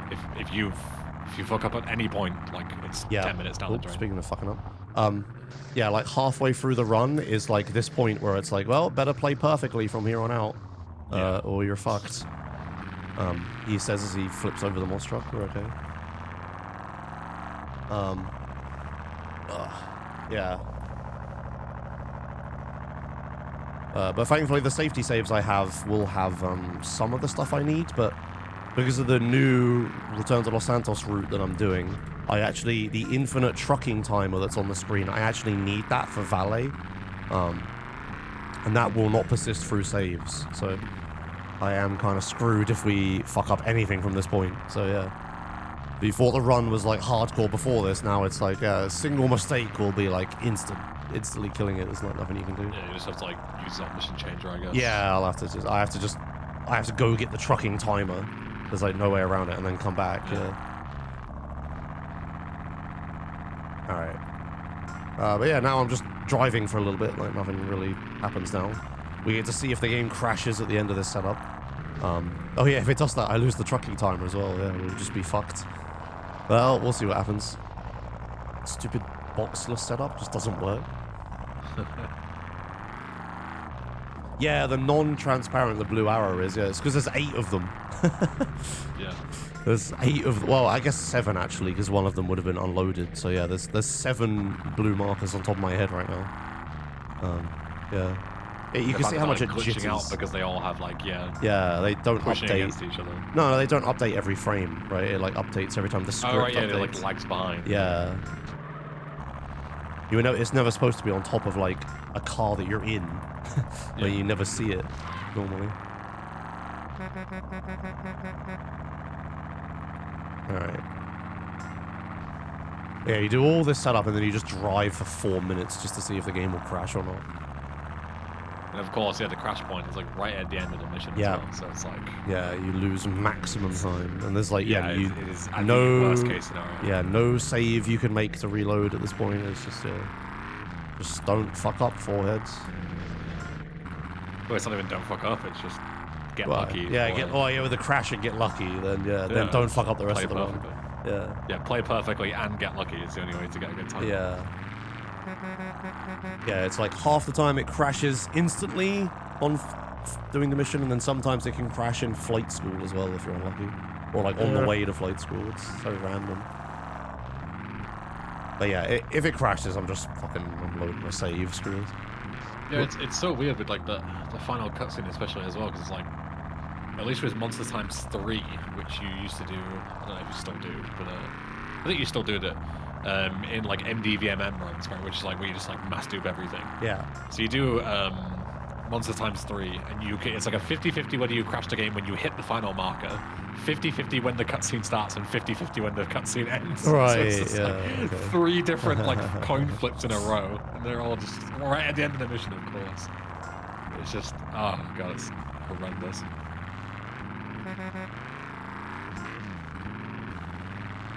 Alright, well, here we go. Will I crash the game? Everyone cross their fingers and their toes. Okay. Oh, we're good. Boss was right about Oh you. my. Okay. Oh, we got the version where it's like the animations are delayed from each other. It looks really cool. Okay, good. I swear, Also, like, thank yeah, God the- this cutscene has a failsafe, because otherwise, if it doesn't, you just soft lock here. Yeah. If you do the mission even once, this guy gets stuck in himself, and then Yeah. you would soft lock. But luckily, there is a failsafe in this cutscene. Yeah, he'll teleport out. There isn't in every cutscene. Yeah. For some reason, they didn't code them in all of them. Yeah, fucking Denise, right? Like, she gets Yeah. stuck. You're just fucked. It is so lucky that this works at all. Like, Yeah. There's so many different. things Yeah, that you have need to go buy right. the airstrip ahead of time. You need trucking Yeah. to turn into monster. You need like buy the teleport out. Yeah. You need the menus to not crash the game. There's so much crap happening. Yeah. Oh, I also forgot to mention, if I play my replay now, the game will crash. Because of the box on value the screen. Yeah, because of the box on the screen, I can't open menus anymore. So that means I can't use the clothes menu in the wardrobe. But I need the valet uniform for the final dupe. So I have to put it on now. But because CJ is wearing different clothes than what he's wearing in the replay, the game will crash if I start a mission now. I should. What phone call is this? Hello? Carl, Okay, good. I didn't just fuck myself. Yeah, the game can still crash, by the way. It can still happen. I mean, when the game's in this state, it can crash at any minute. Like, Oh, yeah, this, sure. The game has been on life support for the last 2 hours. Like, this is so unbelievably busted. You have no idea. Like, the fact that the game can function at all at this stage is a miracle. Yeah. It's hanging on by a thread. I mean, there's lots of other ways in which we can make it so the game doesn't hang on, right? But we just don't do those. Like we've Yeah, 'cause rooted that's it in a life. way where it works, right? So it's hard to explain how lucky all of these coincidences are, because from your perspective, it's like, well, yeah, of course it works. You're doing it. But Yeah. like, from our perspective, we tried so many different things that don't work. Yeah, right? you haven't seen all the testing of things that don't work. Yeah. Years of work to make this, Yeah. this route actually function. Here's the airstrip, by the way, and there's the purchase marker for it. I cannot purchase it right now because I haven't unlocked it, but I already have unlocked it. Hooray. Yeah, it even has a blue marker, which is explicitly telling you that you cannot buy Yeah. it. Yeah. You have not got the ability to own it. But yeah, anyway, I hope you like that black box on the screen, because it's going to be there for the rest of the run. We need it for the whole run now. Thank God it's semi-transparent, right? Can you imagine if it wasn't? Yeah, with the times on there the whole Yeah, time. that would be so arse.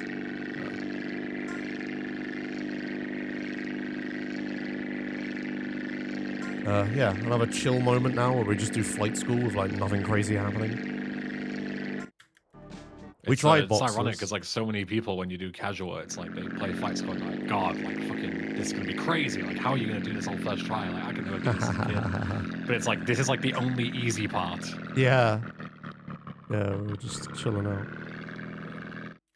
Yeah, I tried to do boxless Limar, but it just didn't work for ages, so I just swapped to doing this instead. Yeah, it just kept crashing. Yeah, it's not worth it. I swear it's different on Windows. Like Windows 11, boxless was better, and Monster 8X was worse.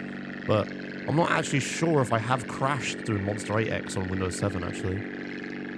Could you imagine if it was just 100%? Yeah, I mean, I should like test, like sit here for like a couple hours and just do Monster 8X over and over and over again, see what happens.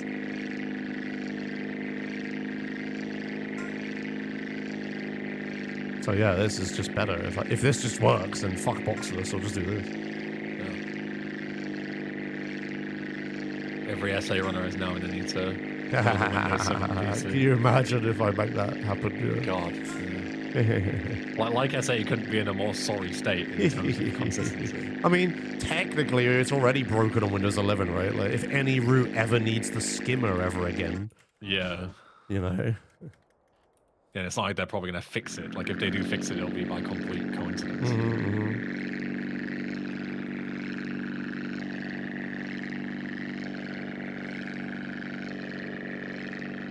Maybe we'll eventually get put into like a bully situation where, like, you know, bully like is unbeatable without silent patch. Oh yeah.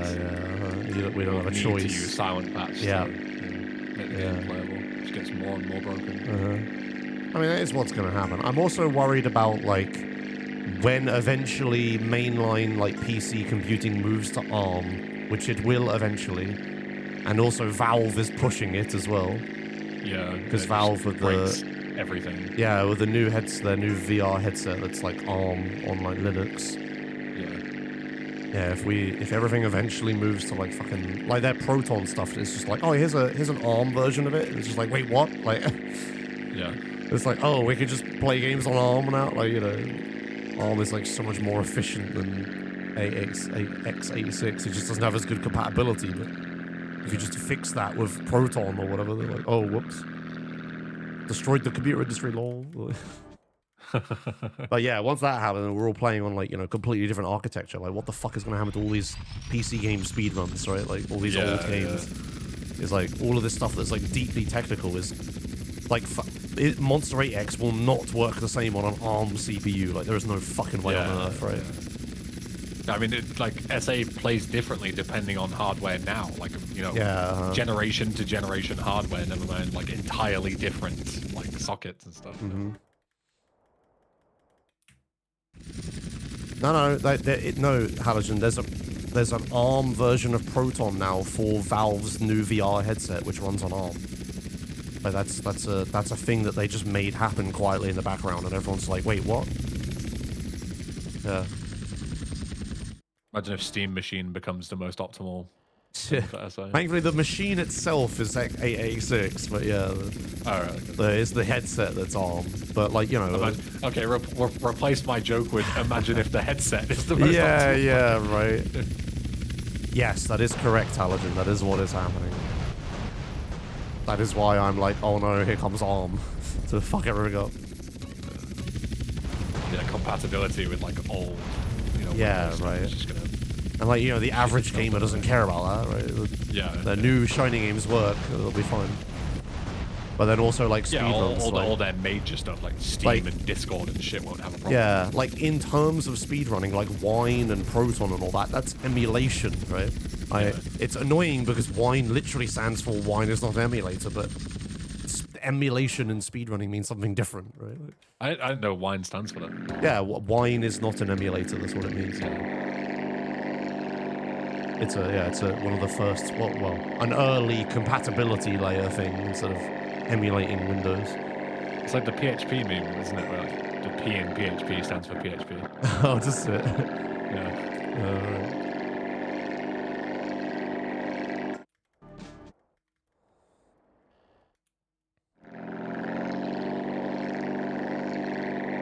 Yeah, EMU in speedrun means not the original platform. Yeah, there's like some kind of compatibility layer. This is not an official release kind of thing, right? Yeah.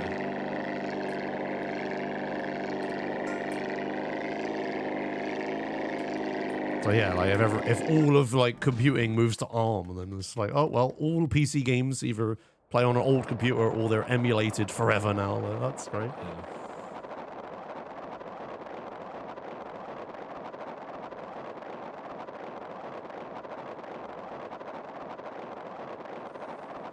All right, almost done with flight school.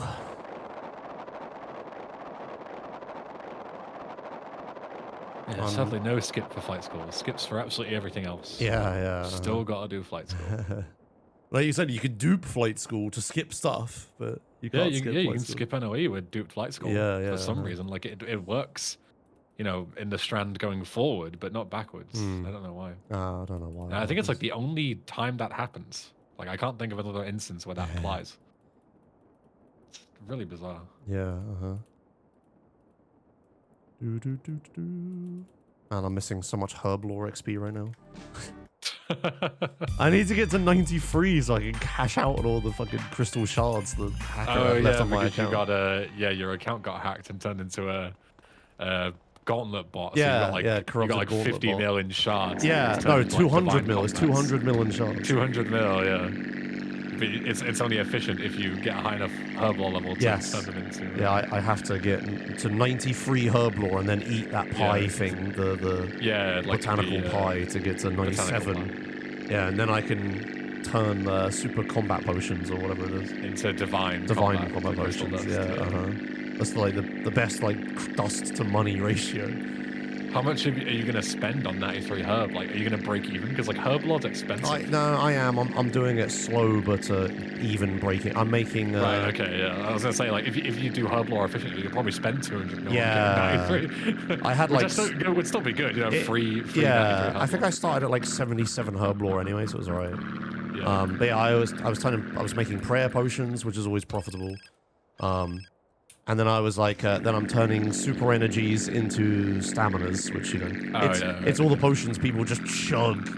So like normally if it's always like a massive demand for them. Yeah, if it's like a processing thing that gives you XP, it should make you a loss, right? Because everyone wants XP, but yeah, the stamina potions are so in demand that it doesn't fucking matter, like.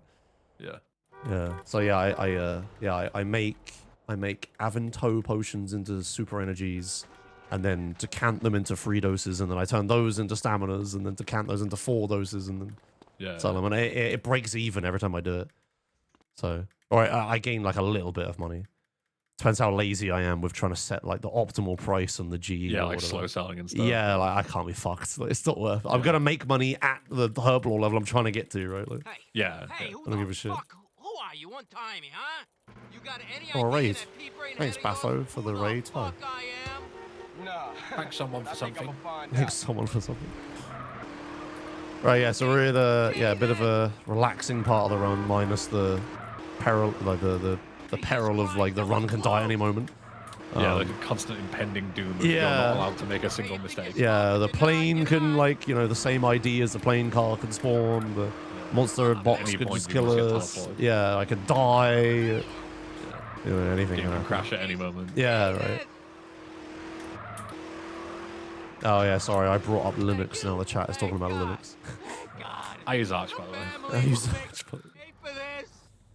I like to say Ubuntu is the best distro, obviously, and then chat cannot... Ubuntu? Yeah, Ubuntu, yeah. I don't know how to say it. What the fuck is Ubuntu? Ubuntu? Something like that. I've never heard of Ubuntu. Okay, well, whatever. But anyway, that triggers the chat so fucking hard when I say that. I mean, yeah, if you just pronounce one of the most well-known ones wrong, they'll probably get pretty triggered by it, I guess. I know of Ubuntu. Ubuntu? Yeah, that's probably what I'm trying to say. I don't know if it's Ubuntu or Ubuntu, but... I don't know, man. That was the first one I ever used in uni. We made like an ad hoc Linux networks with Ubuntu. Okay. And that was what made me realize I hate Linux. Was using Ubuntu. But I've heard that like apparently like Mint and stuff like that now is a lot more like user friendly. Yeah. Like I immediately wrote off Linux as like it's just like Windows but for fucking mega geeks, and I'm not a mega geek, so I'm never gonna use it. Yeah. I think a lot of people are in that position. There's distros nowadays that are a lot less geeky. Yeah. Like, you know, like very similar to Windows, but you know, not shit and bloated. Yeah, people want total and complete control over their OS until they don't, right? Like, yeah, exactly. It's like it's just like, just make it work. I want Daddy Gates to tell me what to do. Yeah. Just please, someone make the OS just work. I just want to turn the computer on and it to happen, and I don't want to have to Google command line things when something breaks. Yeah. I remember it was Poker at one point was like setting up a Linux distro on his laptop, I think, and he was like sat in his ESA hotel room and he was like fucking going in the terminal and like going on Stack Overflow and stuff. I'm like, what's happened? And he's like, so I was just like randomly browsing and all of a sudden I've got no audio, and now it's like an hour-long fix to try and figure out why. And it's just like stuff like that. It just makes you think like, God, I would never want to fucking do that ever. It's like I already have those kind of issues on Windows. Like, can you imagine if I were to use Linux? It'd be horrific. Yeah, and also just like the complete lack of compatibility for stuff. You know, you don't know what's going to work and what doesn't. Like, yeah, for specifically like streamers, content creators, it's like the compatibility is a problem. Like OBS works, like that's cool and great and everything, but you know, DaVinci Resolve or like any of the video editors don't. Like, like even stuff like, you know, speed control. Like I'm using that for the layouts. Like, does that work? Like I have no idea if someone's written that for Linux. So if I ever did it, I'd probably dual boot it. So I always have a Windows like 10 setup. Yeah. So I can switch to if needed, but then use Linux for like my main, you know, like browsing and gaming and stuff if I can, but then if not, switch back. And it's like we're playing all these old Windows like games that need specific exact glitches to work with this. As he's gonna work on Linux, I have no idea. Like you can probably play them through Wine and shit, but like a casual would be perfectly work? Like, I don't know. Casual would be perfectly fine. Probably wouldn't notice a difference. Like all this Proton compatibility stuff where people mark it as like, 100% perfect. It's like, I'll be the judge of that. Right? Yeah, 100%. Yeah. Basic level 100% is very different to actual 100%. It's like, did you see that video of the guy who was talking about like NES emulators? and like he did like a test of all the different ones that say that yes. they're very accurate, but he like did like a byte code comparisons to see, does it leave in the bugs that the original NES and stuff had, and a lot of them didn't. They were like 40% accurate. Yeah, and then he was just like, oh, and then I just wrote my own one that does all this correctly. Yeah. I'm just really shit at this trick lately. It's so annoying. I could do all this other shit, and then I can't just drive up this hill. I first try this, or I tend to try this as known. Yeah, right. I don't know what it is. It's one day it's really easy. The next it's like impossible. I did that stream where I was like, okay, I'm gonna learn this trick until I can do it 10 times in a row. We're not moving on, and I sat there for like an hour until I did it. And I was like, right. And then ever since then I can just do it, but now I've seemed to have lost it. I don't think I could do this 10 times in a row, even at peak. I don't think I'd be able to. Like, I'm always gonna make him fuck it up eventually. Be careful with that. Okay. Oh yeah, this mission, by the way, I could have duped this mission, but it's like a tiny time save. It's like a minute or something, and it adds another coin flip into the run, where like the dump trucks, there's like 2 of them that spawn inside of each other, and they can either not blow each other up, or they can, and there's nothing you can do to influence it. So if they blow each other up, the mission fails and you're fucked. Yeah, you lose time versus just doing chips normally. Yeah, right. It's not that long of a mission. It's so not worth it. Like, maybe if I ever get fast enough. I did have a run the other day where I was like a minute behind the world record by the end of San Fierro. But then like once I get to Los Venturas, I do all like the safe stuff, like not duping explosive situation and all this other stuff. So then it becomes like then I lose a fuck ton of time. But yeah, up to San Fierro, I'm like competitive with world record now, which is really cool. But that's because my strats are like 2 years newer, right? Like, yeah. Speaking of strats, this is one I found. You know that replay thing I was talking about? Turns out, because I just played a replay, so my game will crash the next time I watch a cinematic cutscene now. But it turns out if you watch another replay that has you in the valet suit, you undo the glitch, and now the game won't crash. And I found that, and apparently people didn't know about it, and like a few years ago, apparently this would have been really good for 100% if they had known that. Yeah, I was gonna say, yeah, what the fuck? Because you can't play replays during the valet section onwards. Yeah. In Hundo, like at all, because of the craft potential. Yeah, no, you can. You play F3 to load the cars, and then once you found one, you play F1 with you. Yeah, just undo it. You just undo it. I just tried because I got really frustrated of not being able to find Sultans here in this route now because you don't have the replay. So I was just like, well, how if I just undo the glitch? And yeah, it just works. It's fine. Wow. Yeah. I mean, I guess it makes sense because it'll only check for the models of the clothing and stuff when you get to the cutscene. As long as you've loaded it in at some point, doesn't matter when. Yeah, and this mission's really good because it has a cinematic cutscene at the start, and then none of the other ones are cinematic. So you could just you spend as much time as you want finding a Sultan in this mission. You can even end the mission that the ending cutscene is not cinematic. So you've got until you start Don Peyote to play the correct replay. Oh no! What the fuck? Wait, what? How did that guy spawn? Oh, he spawned in. What? Yep. Did I fuck up? Oh. I mean, you must have done. Yeah, I whiffed a shot. Fuck. Oh, the game crashed as I tried to close it. Classic. All right, well, fuck me, I guess. Here I am talking like, oh, I'm so smart. I figured this shit out. Everyone's an idiot. Well, it's always up to SA to humble you, right? Yeah, right. That's fine. You've had your chip. We'll do Don Peyote. So what's supposed to happen there is there's a check in the code for this mission that says that if your machine count, destroyed machines counter is equal to 3 at any point, then spawn in that guy with the Spaz 12 who'll just absolutely nuke you. He's so accurate.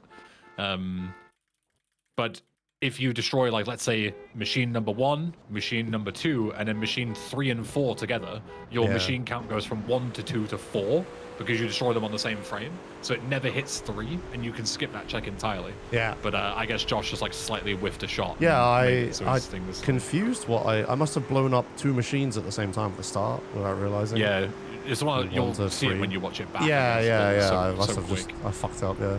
And I don't check for the shotgun guys. I'm so confident in that mission. I just run out and he just destroys me. I'm like, wait, what?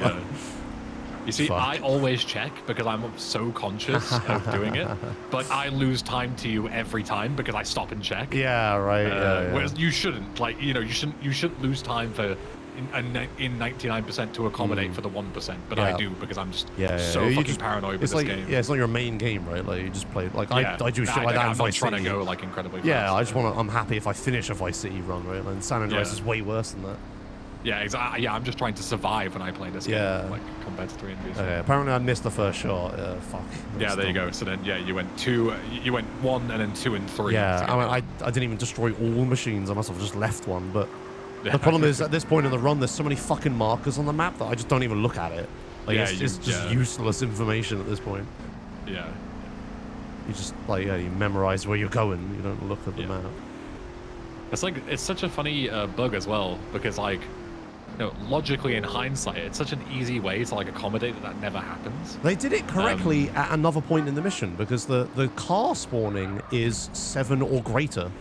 Oh, so there you go. So they did it correct, but it's the thing where, like, the game was made by 200 people over a 2-year period, right? So like someone wrote the first bit and then, like, you know, 6 months later wrote the second bit. So yeah, it looks really dumb. The bulletproof scenario here would just be you just code it so your count is greater or equal to 3, and then it will always spawn in no matter what. Yeah, it's so as soon as you destroy the third one. It's so silly, like, in hindsight looking at it, and these two things like right next to each other, you're like, what the fuck are you doing? But like probably it's like a super easy mistake to make, and you know, 99.9% of players will never encounter a way to skip it. Yeah, so right. You know, we make them look silly, but it works in 99% of scenarios. It's just like a very small mistake that has a big impact on the speedrun. We can go check it out. Yeah.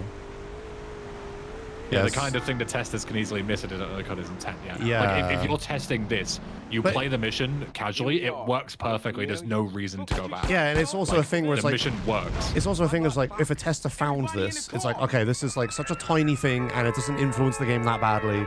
This is like this is a won't fix, right? Like, okay, that's nice. Yeah, 100%. I have like 100 other bugs I need to fix before Tuesday. Like, I'm not fixing this one. Right? Yeah, it's just like not worth the time to like then retest it, right? Yeah, it's like, you know, you send yeah. it in for testing again, it's got to make sure that it works. Like it works, it's good enough. Right? Yeah, it's like low frequency, low impactfulness. It's like so not worth it. Shit. Yeah. Whereas stuff like, you know, those like 100 other ways to crash the game that we don't know about because they fixed it. They fixed those instead. Yeah. You know? Yeah, definitely. Yeah, people there's so many ways to crash the game in this. Like, you can do without like glitches. Like if you just use certain like mechanics at certain times of the game, you can crash the game really easily. But nobody would find it. It's like such a niche thing that you would never know. So there's no point in fixing it. Like it's such a low priority. Yeah, especially with old games like this that were never really patched, except that one time it was. It's like it's always like a static thing in time that like all of the like thousands or millions of people have like an infinite amount of time to examine, right? Yeah. So like we're always gonna find stuff. Whereas like bugs and like the devs and stuff, they're like, you know, the game is like changing over time, it's like fluid while they're working on it, and then they only have like, you know, they got like a week to ship it before it like goes gold or whatever. Yeah. So it's like so easy for us to find this stuff. This is the same reason that Magic cards are often like, or like trading card games that have like that one busted card that comes out. And you're like, how the fuck did they not find this? And it always ends up, there was like, oh yeah, that card was really shit, so we buffed it like a day before we shipped it. Like, and it's like they fucked up. Yeah. Yeah, I literally watched a video like yesterday afternoon that came up on my recommended about a guy who went into a Yu-Gi-Oh tournament with like the most disgusting like broken deck where he could time out people on round 1 by doing like an infinite loop of story. And you know, in hindsight, like, oh, how could you let this through? But you know, it only works because of like 6 different cards working in that exact way. And no one had figured it out for ages. And the second he took it to a tournament and wiped the floor with everyone, then it immediately got changed and banned. You know, like, in card games. Sometimes you just got to take someone to break it before you can. But it's like, you know, it's like a hundreds of thousands of people all examining a thing. Like one person can find this, like, you know, 0.1% thing. But like as a dev team, you have like 100 people. You're never gonna find it like in a week before the game ships. Yeah. Like I can say, like, you know, as a dev, right, with like Frosted Winter Remastered, when Frosted Winter Remastered releases, there are dozens of bugs that I'm aware of, and even some of them are quite bad. But you are never gonna find them unless you unless you really, really look hard enough. You are never gonna find them, and it's never gonna affect you. So I'm not going to fix them. Yeah, right. Because like they're a massive pain in the ass to fix, or it would require like breaking other things potentially, retesting the whole game, breaking saves compatibility. Like, it's just not worth it. But there are so many things that like when I watch people play, I notice that they don't. And yeah, like you can break Frosted Winter Remastered very easily if you know what you're doing.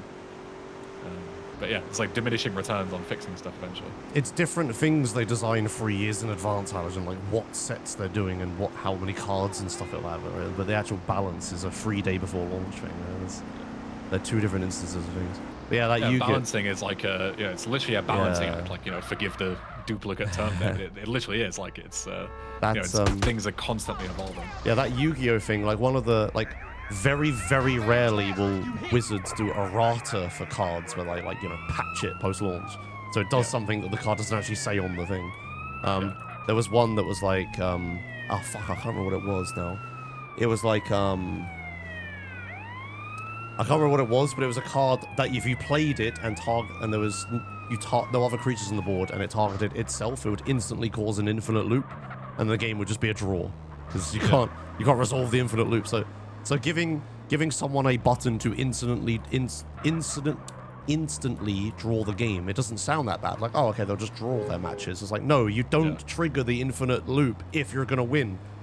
So you basically can never. Oh, I'm about to lose. I play this and we lock out the game. Like, oh, okay. Yeah, you can never lose.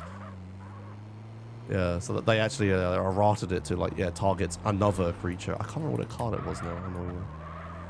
But yeah, it's that's what I like about trading card games. It's like it feels like what video games used to be like for me, where they didn't get patched, right? Like you can't fix it. It's like it's written in cardboard on paint. You can't change it after it comes out. Yeah. Right. Okay. So Dosant just said now that Ben told me, for example, I accidentally softlocked Payday for Ray in practice yesterday. You don't even need to tell me what happened. I already know what happened, and I'm pretty sure Josh might even know what happened. He doesn't even play GTA 3 that much.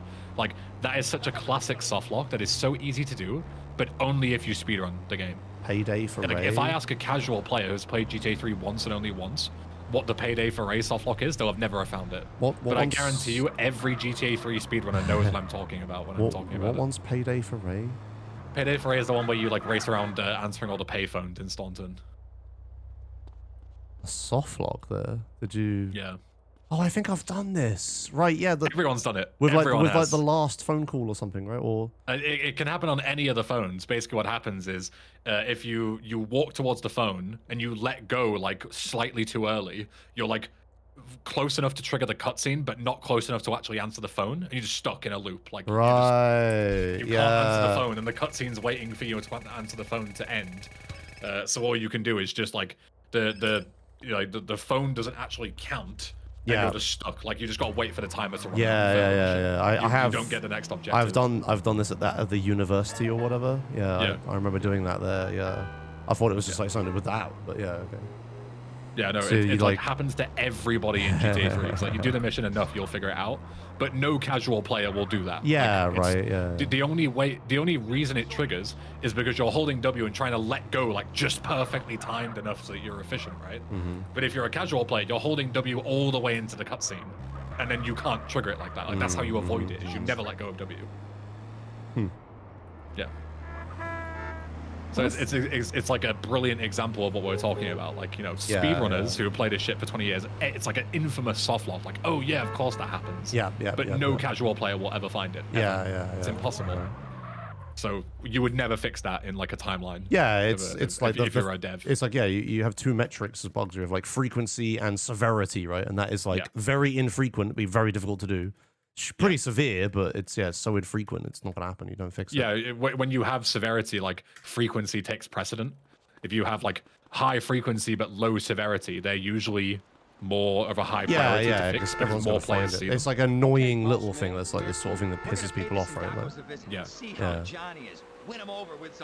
Those are my ambulance despawn, which is fucking annoying. But, I gotta get out of this game. Shit, my nose is pissing like a racehorse. Thanks, Swank Funk. Yeah. I No, can't be the thanks. fastest. I'll be. Not thanks, Swankfunk. What the fuck is that kind of backhanded insult Do compliment? something safe and Josh legal and Ben may not be the for people fastest, that like quickest me GTA and have a wife. speedrunners, but they Yeah, are the to get most divorced, entertaining. fight for weekend access Are they like wrong? everybody I mean, else. I don't know how good you are at No, voice. no, they're right, and that's why I'm offended. Oh, you know, okay, you don't have to say it, you know? I've had like, yeah, I've had a long time of not being good at San Andreas speedrunning. I've just come to peace with it now. Like, whatever. Like, ever since fucking. Don't get me wrong, same here, but you know, Yeah. we don't have to let it out in the chat, you know? Okay. Whoa. All you had to say, Swankfunk, was like, "You guys are entertaining." Full stop. You guys are low key ass, but at least you're entertaining. Yeah. Oh dear. All right. Okay. Let's do this. Okay, let's get this over with. I'm the boss. I am the boss. So this is a fun mission. I get to just spam rockets and kill everybody, but the scary part about this mission is blowing myself up with my own rockets. Yeah, there's a lot of like objects you can hit here. Yeah, Weird or like hitboxes dead and bodies stuff. come flying at you, or bullets Yeah. and stuff. Yeah. Because if people shoot your rockets, it reflects back at you. Yeah. It's really annoying. Wait for me. Wait. Yeah, getting set on fire isn't ideal because you can't use the rockets when you're on fire. Yeah, mildly annoying. You can't aim with first person while you're on fire. Yeah, so Rockets I'm you like, can't shoot. my, not in first I person. remember when we last did the community race. By the way, new community race. Sign up form somewhere. When we watched the community race, watching people do this, I'm like cringing so much because they're like standing right next to objects and shooting. And I'm like, oh my god, how do you not blow up and die, right? Like, Yeah. and that runner doesn't know what they're doing. They just know to spam rockets here, so they're just like, Yeah. la la la la, everything's fine. Yeah, They're it's shooting one like of those things where it's like, yeah, you're doing it right in theory, but in practice, Yeah, it's only good like, if you actually do it right. the hitboxes are so massive in this, like, Yeah. and they're like shooting through the meat machines and stuff to hit people. I'm like, oh my god, stop! Like, fucking hell. That is knocking on heaven's door. Yeah, right. It's insane. Yeah, it's always funny watching people do that. Yeah, and I'm like shooting. I'm like playing so carefully. Like, there was like one guy who was on the other side of the meat machine from me, and I aimed like at the ceiling to shoot him. It's like no fucking chance. Yeah.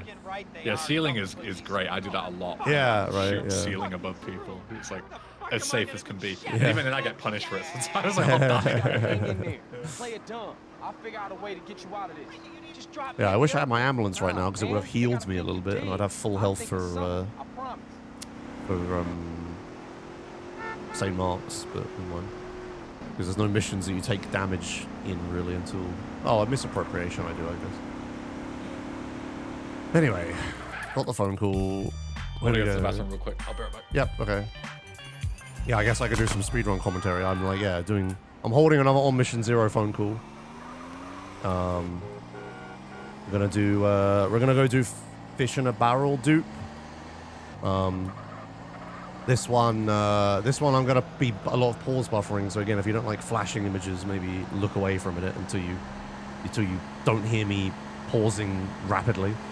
But yeah, this is this dupe here. I'm duping a cutscene. Super simple, but it skips free fall, which is really nice. If you're like in the community race and you want to do some glitches, but not too many, I'd recommend learning this. Like learn how to get an On Mission Zero phone call here, and dupe this mission like this. Because you don't even need to pause buffer at the end. Just dupe this and you skip free fall. It's so nice.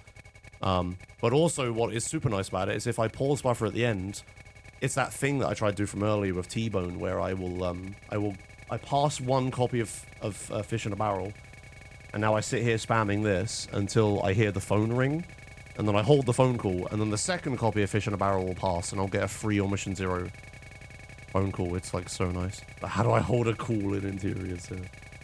Yeah. There is a lot of complication with doing this. You need to have the right keybinds. You need to not play the Steam version. A bunch of stuff.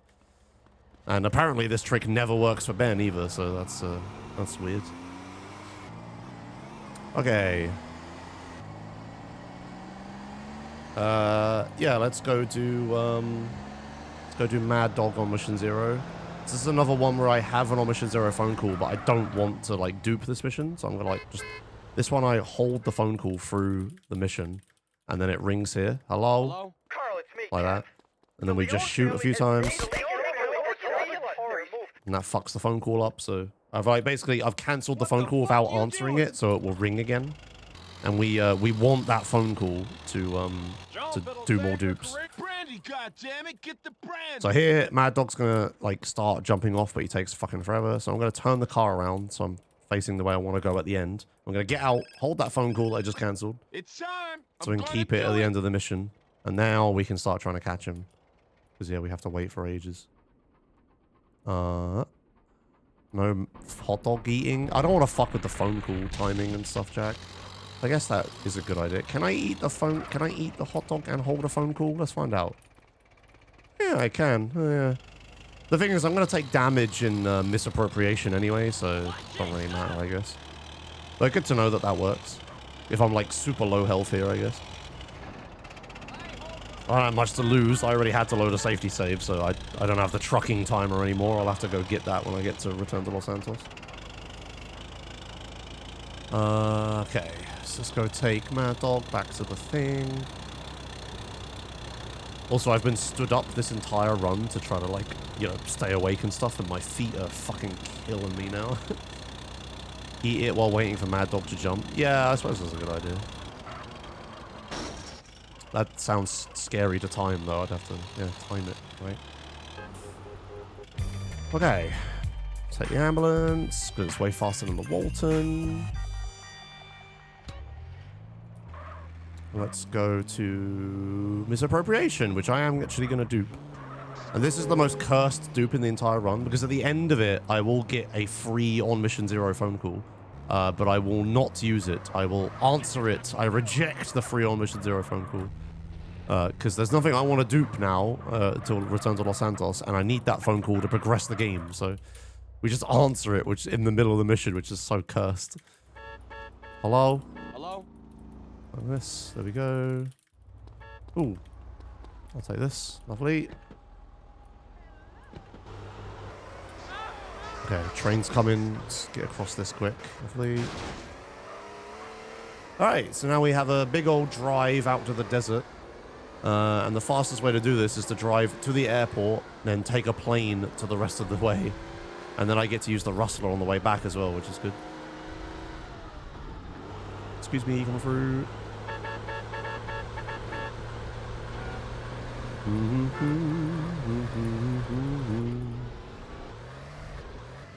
Uh-oh. Oh.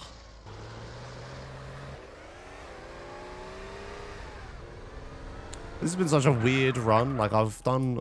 It's one of those runs where I do all of the hard stuff and fucking, like, get unlucky with all the easy stuff. It's so annoying. Yeah, my fucking... That San Fierro save marker OM0 was fucking cracked. I can't believe I just did that first try. It just rocked up and just did it. It was so good. That's why I want all OM0s to be like, just turn up to the save marker and just do it. Fuck yeah.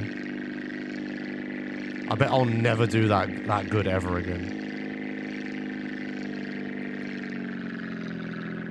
Alright.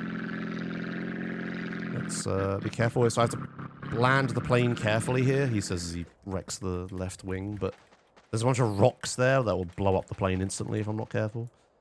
So there's this guy. We're supposed to chase him in like a big epic helicopter chase and stuff, but fuck that. And I've picked up a briefcase, but because I duped the mission, there's actually another briefcase there that I can't pick up yet. So I'm going to let these guys pick it up like that. And we're going to kill the extra guys. And we're going to wait for a phone call here. Like this. And I'll answer it. So this is a free on Mission Zero phone call, and I'm just rejecting it. Shoot this guy in the face, take this, and then we pass the mission twice.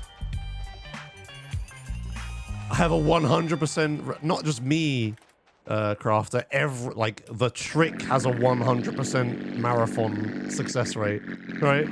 Like, for everyone. That's how good the trick is. 100% success rate at speedrun marathons. Anyway, yeah, we dupe this mission, pick up the briefcase twice, we skip High Noon. High Noon isn't a very long mission, but it's like, getting to it and doing it is annoying because it like despawns all the vehicles and stuff, so it is like, even though the mission itself is short, everything else is long. I'm just gonna kneel down here a second, so sorry if I'm kind of quiet, but I'm just resting my feet. They fucking hurt so much now.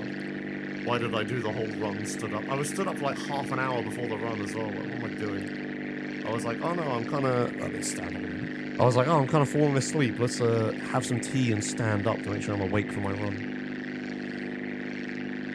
Even though I had a nap beforehand. Okay. Yep. Right, so we're gonna answer this phone call as well. We have to answer like a bunch of phone calls here to actually unlock St. Mark's. And it's an annoying unlock as well, because one of the phone calls adds the marker to the map, but that's not the phone call that unlocks the mission, so I have to like answer one more after that. So sometimes I can run into this and nothing happens. Yeah, a little bit like this. So I'm like one phone call behind. How did that happen? How did I get a phone call behind? That's kind of weird. Okay, whatever. Well, exactly what I said could happen happened. So we'll go back out, answer another phone call. I should have paid attention to the map. I just messed up. I don't know. Yeah, maybe. Yeah, I should have paid attention to the map. Whether if that phone call added the marker, I should have known that was not the correct phone call. Whatever, never mind.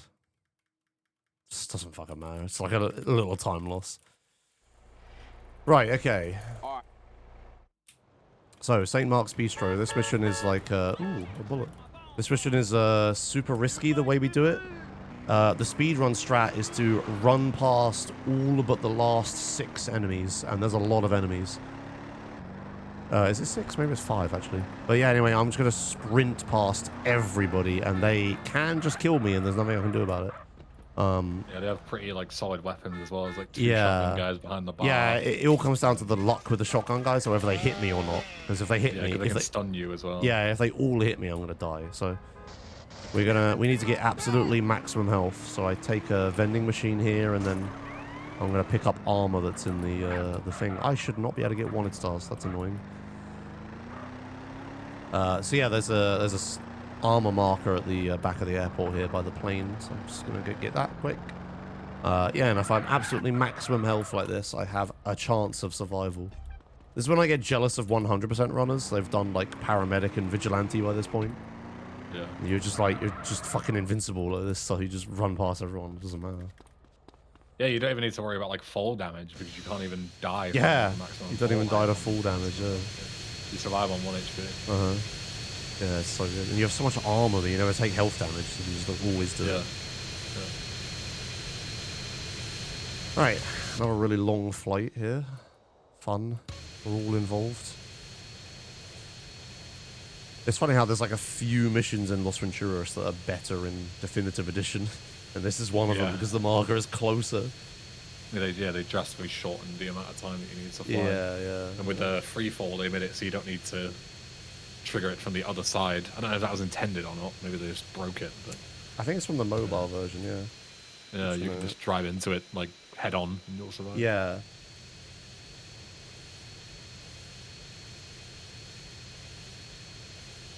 I don't understand what they were what they were trying to do having the marker so far out here anyway. Like, well, it's like, oh my god, you're flying to a different state.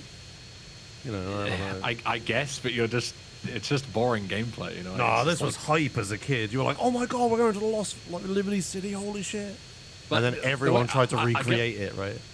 I get what you mean, but at the same time, like, would it really have been worse if you just had the marker on the outskirts of the city and it fades to black and you teleport there? Yeah. Would everyone have gone, oh, I really want to fly out there manually myself? Hey, flying was difficult as well. You were like, oh god, I don't want to crash. Yeah, I don't know, man. Alright, we're going to go down here. Hey, we got lucky. Didn't die. Nice. So we kill these, and then we just kill the rest of these guys. It is 6 guys. I was right. Yeah, the 3 in the kitchen, and then the 3 in here.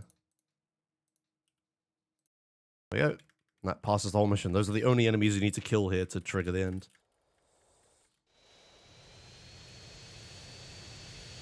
Nice. Yeah, I remember like spending so much time trying to fly back to Liberty City. It was that was a whole rumor thing. The same as like Bigfoot in Badlands and stuff. Yeah, classic. I love how they reference to the Bigfoot thing in like Undead Nightmare. Like it's that achievement that's like 8 years in the making or something. Yeah, yeah. I mean, they've done it quite a lot, haven't they? They have like the Sasquatch, and then they have the GTA 5 100% one as well. Like the mission that you unlock for getting 100% is you go and kill Bigfoot in GTA 5. So, fun fact, the NPC that tells you to kill Bigfoot and Bigfoot, they're exactly the same actors and NPC as the one in Undead Nightmare. Oh, really? Yeah, they're the same. It's the same guy, and it's the same Bigfoot voice actor. I mean, it makes sense, right? Yeah. So, I guess if you're going to pick anyone, someone who's already got experience. But I think it's the same character as well, like in the lore. Like, it's really weird. Yeah, yeah. Yeah, someone told me that when I was playing Undead Nightmare one time. I was like, wait, what the fuck? Yeah, I wouldn't have guessed that, to be honest. Yeah. Alright. This is flight CJ-101 out of Liberty Quick City. donation. Requesting Really final quick before approach we- to Las Venturas We learned we have $10 from Irish Blondie saying, "Thanks so much for organising this great marathon, Ben. Looking forward to watching the VODs of the runs I missed. Thank you very much." Oh. And yes, yeah, if you missed any of this event or there's anything that you want to catch up on, you know, you missed the start of this or whatever, missed anything during the week, youtube.com/ebenarchive. Everything will be uploaded there in full, unedited. So you can watch the entire event if you'd like to. You've been here the whole time, Ben. What are the best runs? Come on. Best run is easily Zazzle's run, where he did hot dogs for every $5 donation and ended up slaughtering 16 glizzies during his GTA 4 US days run. That does sound pretty good. That is the goated run. But they've all been good. There haven't really been any stinkers, to be fair. Like even the the kind of long runs that like drag on a little bit have been really, really good. I was really impressed with Raptor yesterday with Mafia 3, and I'm glad that we finally got a run for that because we've been trying to get him in GTA Marathon, and his internet just wasn't fucking working at all, and we ended up blowing a hole in the schedule. So yeah, I've been really happy with everyone this week.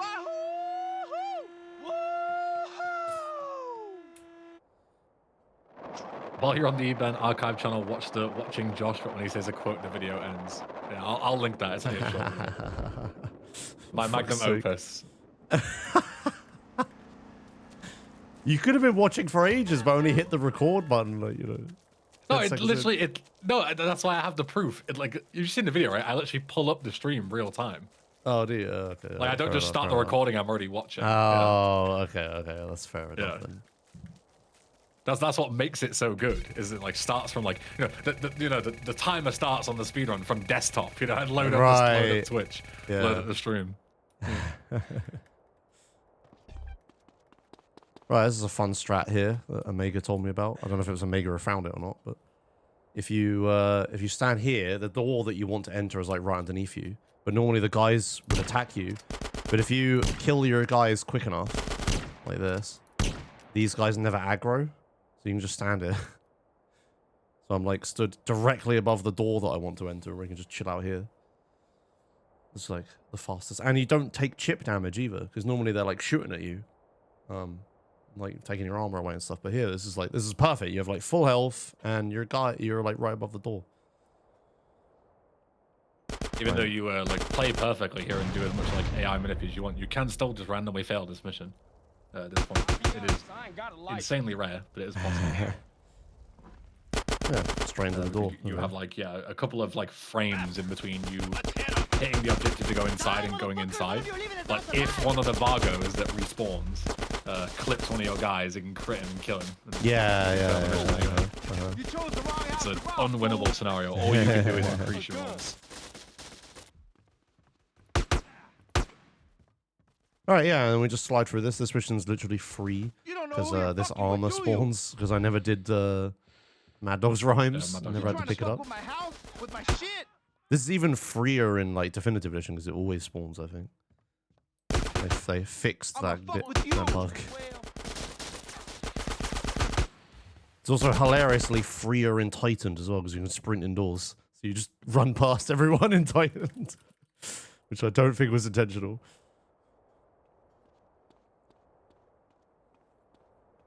Alright, and now we have a little skill check here where if I can hit this guy through the floor.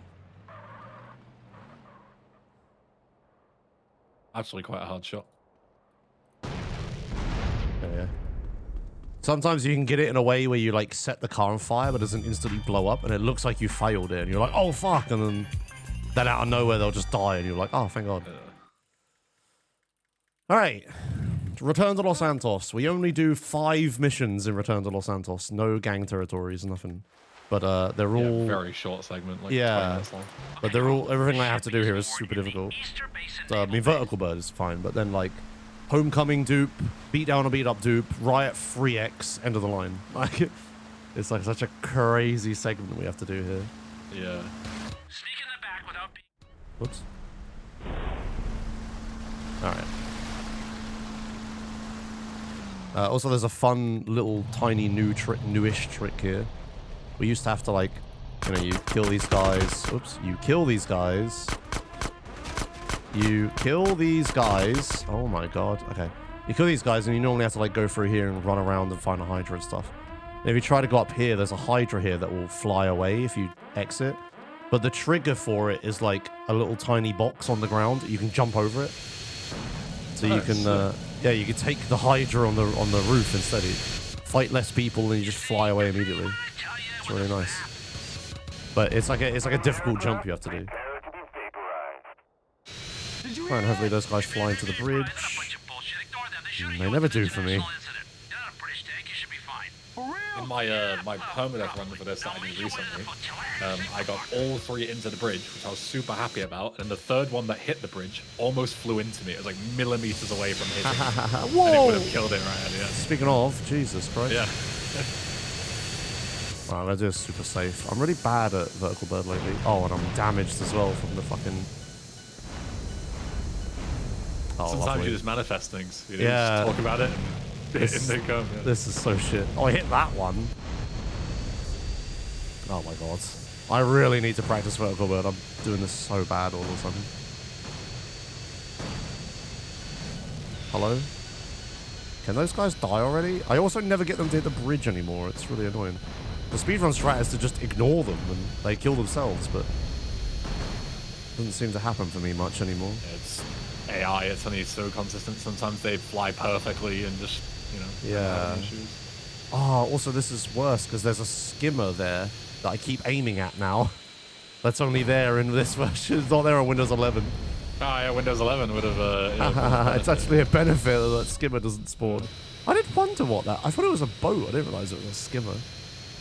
Okay, right. Anyway, can we kill these guys, please? Yeah, the annoying thing about these jets as well is like if they don't die to the bridge, they can like fly, you know, really far away and get like, stuck somewhere, and then you've got to go and chase them down.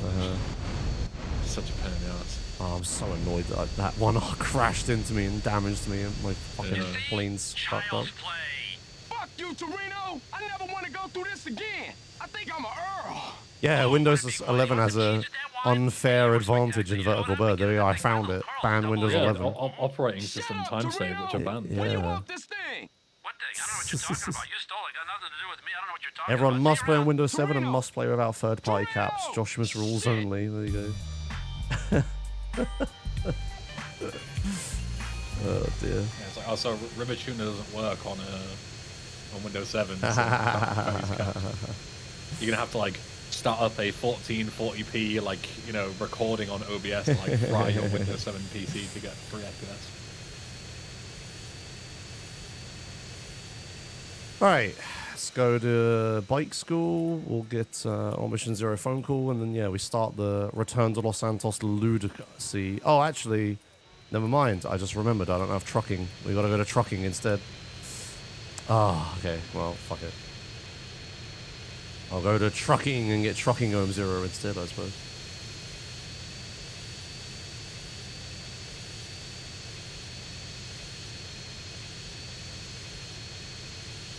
But yeah, I need the trucking timer on the screen, and we lost it when I died in You've Had Your Chips. Stupid fucking. The rest of it was alright. This run could have been really good. I'm so annoyed. I mean, I would say for a marathon, this could have gone way worse. True, that is the way to look at it. Yeah, it could have been way worse. Got to be glass half full, right? Yeah, yeah. like all the things that went wrong were like luckily fairly salvageable. Ah, fuck, I'm just gonna use the almost as Euro changer. I can't be asked. I shouldn't even be here. I'll use the Zero changer for route recovery purposes to make it faster. Fuck it. Oh god, that Hydra could blow up. I'm going this way. Right, yeah, so I'm in trucking. We got like a timer. I'm gonna drive all the way to what's it called? Betting shop thing. The horse betting shop. And then we're gonna start a horse betting machine at the same time as we're on trucking. And that just kills trucking and kills horse betting, but leaves the trucking timer on the screen. And that timer is like a real timer. And it actually affects things. And yeah, valet is one of them. And it means valet will have like an infinite timer and won't ever run out, which is important for my route. Excuse me, sir? Can you hit that pole? Thank you. Yeah, I also need a flying vehicle. I'll use the one on top of the mansion. It's okay. Do do do do do do. All right. When was the last time I did a leaderboard legal any % run? When was the last time you did a definitive edition marathon run without having to load a safety fucking autosave? A bit easier for you than it is for me. Your saves carry mission state through them. Josh, don't be toxic to the viewers, okay? We're here to work as charity. Don't start arguing with people. Oh, excuse me. Alright. We're here.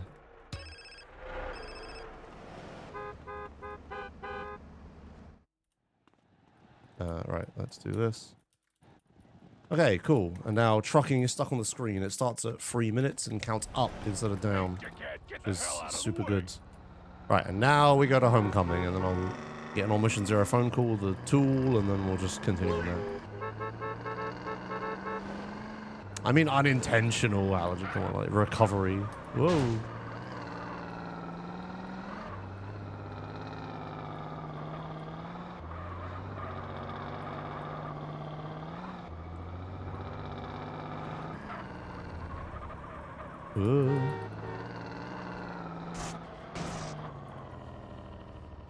Hello?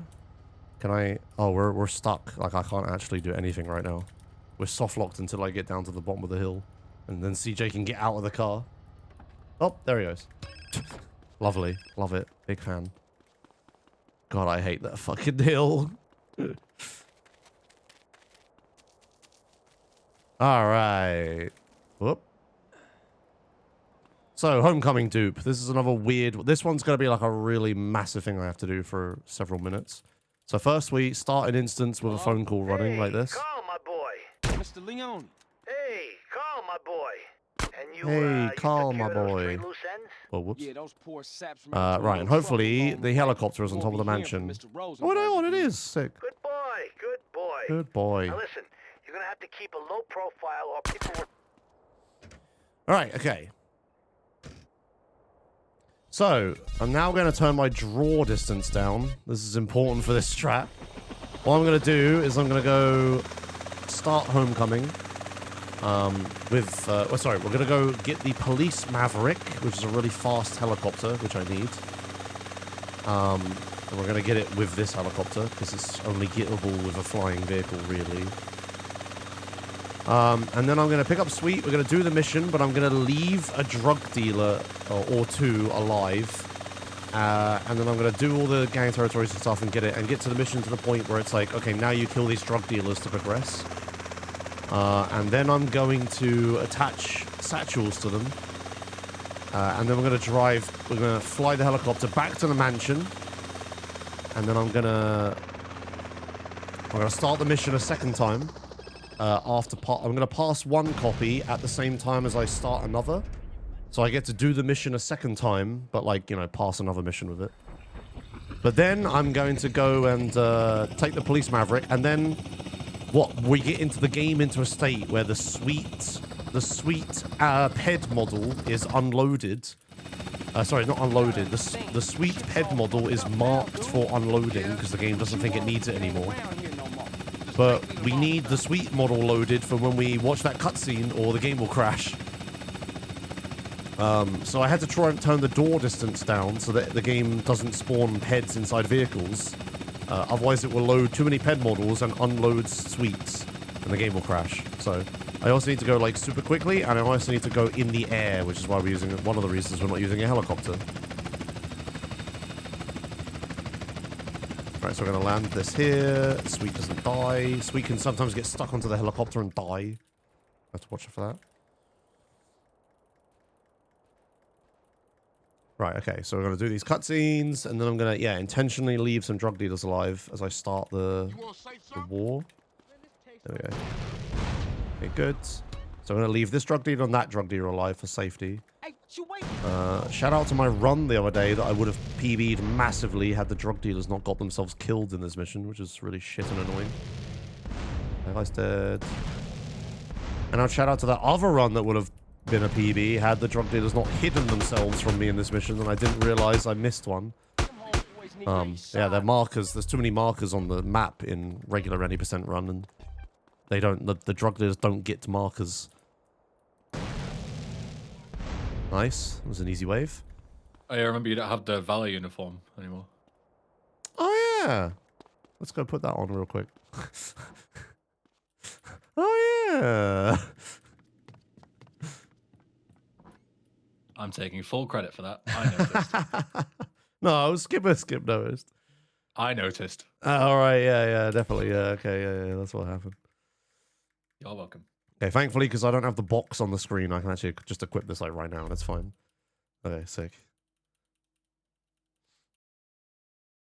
Okay, right. Now I'll go do the last wave. They're probably all everywhere now, which is really annoying.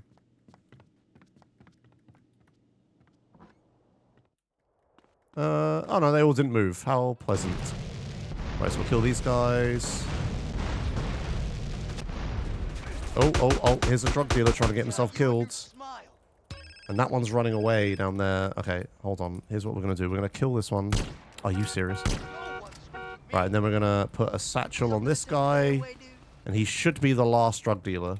So now when that drug dealer dies, the mission will like play the final cutscene and then pass. So I have a button to like remotely pass the mission, right? So I'm going to fly all the way back to the mansion, start the mission a second time, and pass this mission at exactly the same time. I'm doing this because you can't just dupe this mission normally. If you could, that'd be really fucking nice. But you can't. So you have to do it this way. And the way this route works, this is like the form of gang territory skip that you do determines what route you do, like the whole run. And I'm doing like safe riot free X. So I have to do all of this bullshit. But there's like various risky riot free X's you can do. There's like god tier risky riot free X, and then there's a Los Desperados dupe, which is slow. But yeah, hopefully I get this to work. Yeah, this is the flavor of riot free X I subscribe to. Yeah, this has like impacted like a bunch of other decisions I made throughout the whole run, like putting the valet uniform on and getting the trucking timer and all this other stuff. If I do the other ones, I have to get a bunch of other bullshit. Right, so we're going to hold... Wait, no, we're not going to hold this phone call. What am I saying? I'll just answer it, don't matter. That's a different trick. Right, so we're going to go up here. And I'm going to walk... Oh, no, I do need to hold the phone call. Oh, I'm an idiot. My bad. We'll just wait for the next one. I have so many phone calls at this point. Right, okay, so we hold this phone call. We detonate the button. Walk in here. Use the phone call to regain control. Turn around in this final cutscene. Start the mission. I don't care how Skip at that exact time, and now I have an extremely short period of time to get down and get Sweet out of the... I need to pick up Sweet from the prison before he despawns, basically. So now we have to go really quick. Fly over all of the cars and the pedestrians. We don't load them. And I've got to go fast, otherwise the game will crash. Now, I haven't crashed here at any point after lowering my draw distance. Doing this at 100% draw distance just doesn't work. The game always crashes. This looks good. Beautiful, don't crash. Lovely. Okay, we're safe now. We're safe now. Shit's all fucked up now, dude. Once you rescue him, his model's loaded again, and we're all good. Take me to mama's house. Okay, good stuff. Right, so now everything I just did, I have to do it again, but with extra steps. So I need to, blow up, kill all of the ballers, but leave 1 or 2 drug dealers behind at the end. And then we go all the way over to valet. This is why I got the valet uniform. We're gonna do some valet bullshit. RTLS is such a fucking mess. Yeah, but everyone has a different version of it as well. Like Omega does like a completely different version of this. But his version, you need to set up valet during Pier 69, and then you need to take a train to San Fierro. It's like you just have to RNG spawn a train that faces the right direction.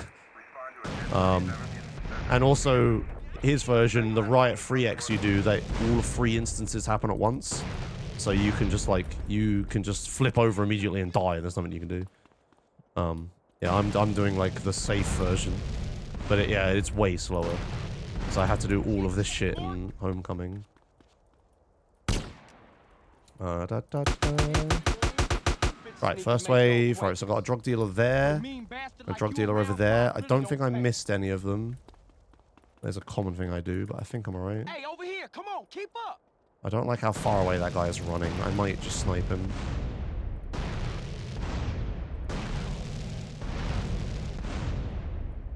He is way too far away to use. We'll have to kill him and pray that the guy behind me doesn't get himself killed. Ah, oh, come on. That could have hit someone.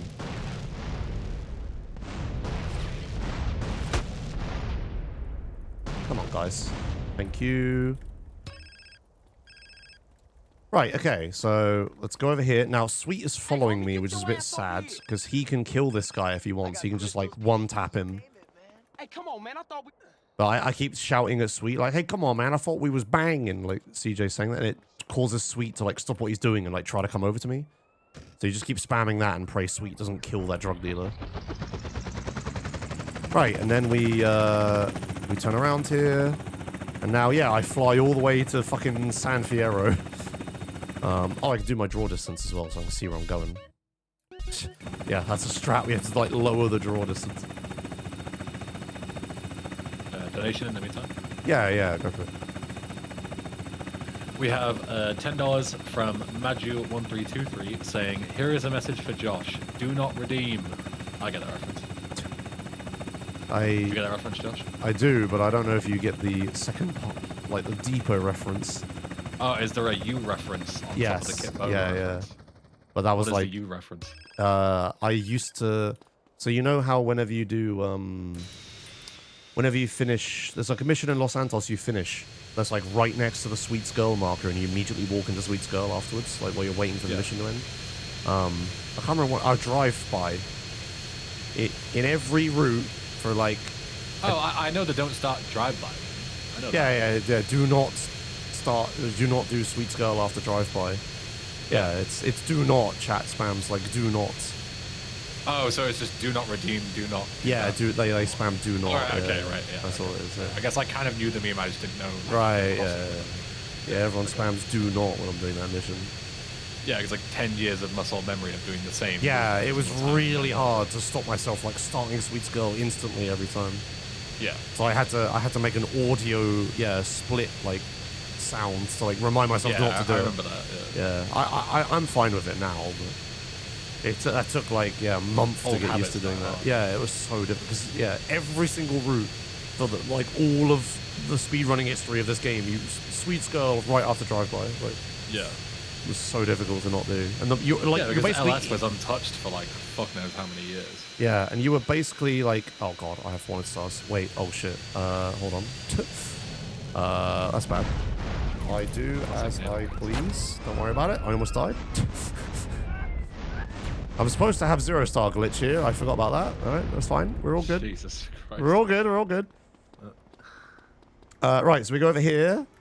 I go inside this. So I just started Valet, and now I've escaped Valet, right? If you walk too far away from Valet, the mission will fail. But if you teleport away from Valet, you never walked too far away, so it doesn't fail. Yeah, you never hit the radius check. Yeah. Skip right over it. I had to use a fucking cheat code in the end. Yeah, I was supposed to get 0-star glitch again. I totally forgot about that. Alright, okay, cool. So now now that I've done that, my compass is broken now. My radar. Now we 40. So yeah, I'm on valet right now. And as soon as I take this valet uniform off, I will no longer be on valet. So I have one free on mission 0 toggle whenever I want it. And what I want it for is... oh, I've done this wrong. I think I'm alright? Yeah. What I want it for is Riot 3X. We're gonna use... oh, hello. We're gonna use burglary for... Oh yeah, sorry, this is shooting. I'll wait for this. Oh! What?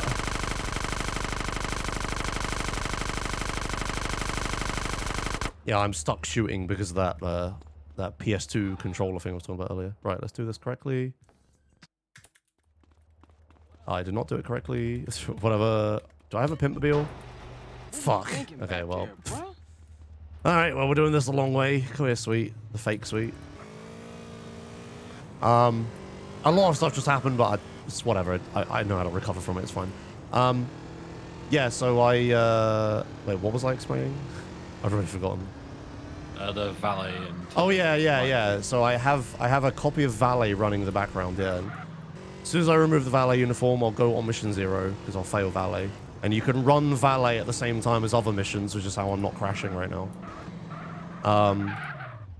But stay there, sweet. Don't get in the car, buddy. Just goodbye. Excellent.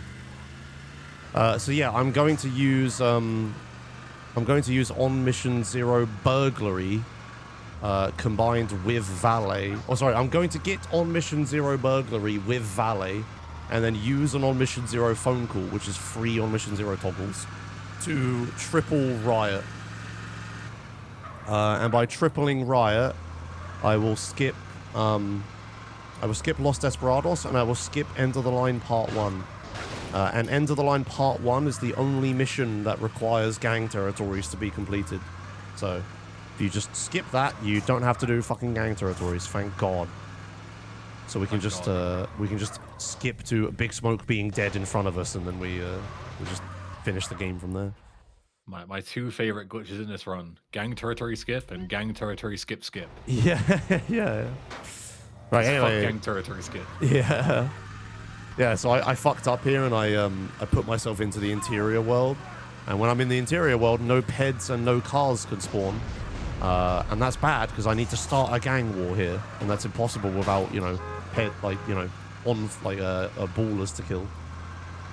So I take a Broadway, go into that, come out, and now vehicles will spawn again. Oh, it restores the traffic. That's really smart. Yeah, I don't have peds, but I have traffic, and that's good enough. But it's enough, yeah. You just snipe the ballers inside their cars. That's good enough to start it. So that's really smart. You can get out of doing this, yeah. Ideally, I should just not fuck up and not be in an interior world, but you know. It's still, even if you do it right, it's still not guaranteed, so that's why we have this backup. And that's why it's why we keep the Broadway in the garage from earlier when I did Home Invasion Instapass. Yeah. I'm supposed to keep it from then, but yeah, obviously this save file doesn't have it. Yeah. So I just had to go get it. That's very smart. Right, get in. Some quick donos in the meantime. Yeah, go on. I'm just going to do with this mission. All right, we have $4 from Pine saying no more 666 because yeah, we were at 4666 at the time, so it was 4670. And then we have $53 from Marcel Peck saying thank you Ben for the marathon for picking such a great charity. Thank you Marcel Peck, that's very kind. They're asking in the chat before about getting a receipt because I think their employer matches the donations as well. Oh, so thank you to Marcel's employer as well. Nice. Thank you. So yeah, now we're at 4,723 again. Hooray. Back to 23. Oh dear. Alright, yeah, so I stole the, I saved earlier to make it nighttime so I can start burglary. And then I've taken this Boxburg. This is the burglary vehicle. So we can start burglary after doing this mission. And when I start burglary, it will put the burglar mask on CJ, which removes the valet uniform. And that's how I'm going to cancel valet. Right, so we just kill these guys. Hopefully I get lucky and 2's enough. No, not today. Sometimes just 2 ballers will be enough to start a gang war. Oh, here we go. Yeah, perfect. Yeah, them my duckets now. Right, so we just come over here. Hopefully, this is where Sweet can fuck us up by getting run over. And dying. Yeah, he's good at the moment. So even though we're like in the interior world, sort of, he can still get himself killed. Need to get dealt with. Alright, yeah, we just do this mission, and then I have to do a bunch of very precise cutscene skippery and pause buffering at the end of it to get an on mission 0 phone call. Hello? Thank you. And then we can, I'll use that on mission 0 phone call and, yeah, valeted burglary to triple Riot. And hopefully, Riot doesn't screw me and get me killed. Oh, speaking of screwing me, why are the guys spawning over here? Hello? Oh shit, I got gas. I was always bad at spawning the gang members in the right places. Oh, what is this guy I'm doing? always shit, especially during like NMG gang territories, like learning where you need to stand in every angle for every territory to be optimal. Like, I'd swing it every time. Yeah, right. Like I can't be asked to learn it. I just want to skip gang territory. Fuck no major glitches. Yeah, honestly. Okay. So now we kill all these guys, and they're duped because you're duping the mission. Oh. Whoa! Oh, Jesus fucking Christ, that was close. Alright, let's skip these correctly. Say something. Hey, nah. I got bears back. Okay, it looks good so far. Well, I got to pause buffer really quickly here. Someplace we can get old bear back. Alright, I'm down for that. Okay, seems good. Yeah, this is like a really tight window. Like both these missions try to pass at exactly the same time, and it's like really difficult. Okay, nice. So hopefully, I'm gonna take this actually. Hopefully, I have the on mission 0 phone call. Sometimes it can ring, but you're still screwed because the mission passes too quickly. But you can't keep pause buffering when you hold the phone call because you just drop the input. So we're gonna go in here. We're gonna start burglary. Burglary is instantly gonna stop because of on mission 0. So burglary is just happening now. Oh, sorry, not stop, but it's immediately gonna go on mission 0 because of valet. So now in theory, I have an on mission 0 phone call and an on mission 0 burglary. And now we get to do Riot 3X. Very intelligent. Yeah, so I'm gonna walk into the marker. Burglary will like turn. I think burglary just cancels, and I think it turns into Riot. It like dies, and then we get another Riot instance. This is still one that I do not understand, and I've asked Powderneck to explain it to me, and even he doesn't understand why it works. So yeah, I have never bothered to even look into it. Yeah, it's really weird. Monkeys don't know why. I don't know why. Yeah, it's not really a transformation dupe. It's like it's like you start a copy of Riot. Unique. Yeah, you start a copy of Riot, and then you start another copy of Riot somehow. It's like burglary doesn't turn into it. It just like just starts. It's very strange. But yeah, and then I'm gonna try to keep the phone call. So the reason that like I'm doing this long setup for Riot 3X is so that I can do it with a phone call instead of like duping burglary, so that I can like do 2 copies of Riot and then have the on mission 0 phone call and then do the 3rd copy of Riot after. Like this. Yeah, they made a quick world record route, just like starts burglary a few times at like a really specific frame, and then just walks into the marker and it dupes. But like but then stupidly precise and stupidly and then you start all 3 copies at once, and then you get killed. So I'm gonna play like you just get launched for marathon safety. I'm gonna play super safe and just kill everything, get out of the way. Yeah, and then we're gonna run over here, and then I get to start the 3rd instance like after the other ones. I'm also gonna save to get health. So I want health for the mission that's about to start. Okay, good. Right, and now we should be good. Hopefully I don't die here. Ah, fucking phone call. Wonderful. There you go. So there's super safe Riot setup for marathons. But yeah, because of this, I have to do like so much extra bullshit. Like, Every other It's a route. slow setup. But Yeah, every other route is like it just caught these 3 rides at the same time. But every time I've ever done one of those routes, every run I've ever done died to riot. Because it's just like, oh, you got fuck lol. And I was like, right, I can't be arsed with this. Like, it's just so not worth it. So there we go. That's my, there's Riot 3X. That's the first time I've been successful in this in a proper run for ages. Proper up to this point, anyway. And this is the sort of final call. Like as soon as he's gonna beat this mission, he's gonna be on the last mission. Straight cut to the last mission, and not only that, but part way through the last mission. Yeah, yeah. So, any donations that you want to put in now, especially like Twitch and YouTube stuff, like I'm gonna start calculating the Twitch and YouTube revenue now. So, if you want to get stuff in, do it. You've got like 5 minutes before I start like closing stuff off. So this is your, last orders at the bar, last orders at the donation station. Ding, ding, ding, ding, or whatever. Yeah. Shit. I'm gonna gather up some homies and get the hood locked down. All right, yeah, here we go. Like Ben said, the last mission of the game just starts itself here. It's unique in that aspect. So we're just gonna do this, and then Big Smoke is just gonna die. There he goes. Right, and then on we go. End of the line, part 2, sorry. So yeah, here I have like a ton of health and stuff. We just, slide past people. I don't need to kill anyone. Not worried at all. There's plenty of health and armor pickups everywhere. Like there's one right here. Oh, sorry, plenty of armor pickups, I guess. And I don't know if this is copium or not, but I swear the smoke is better. The smoke that obscures your view. I swear it's better when you when you skip end of the line part 1. I don't know if that's true, but if I feel like I can aim better. Maybe it's because I'm less stressed when you do this. Yeah, sure. I don't know. Yeah, not sure. Yeah.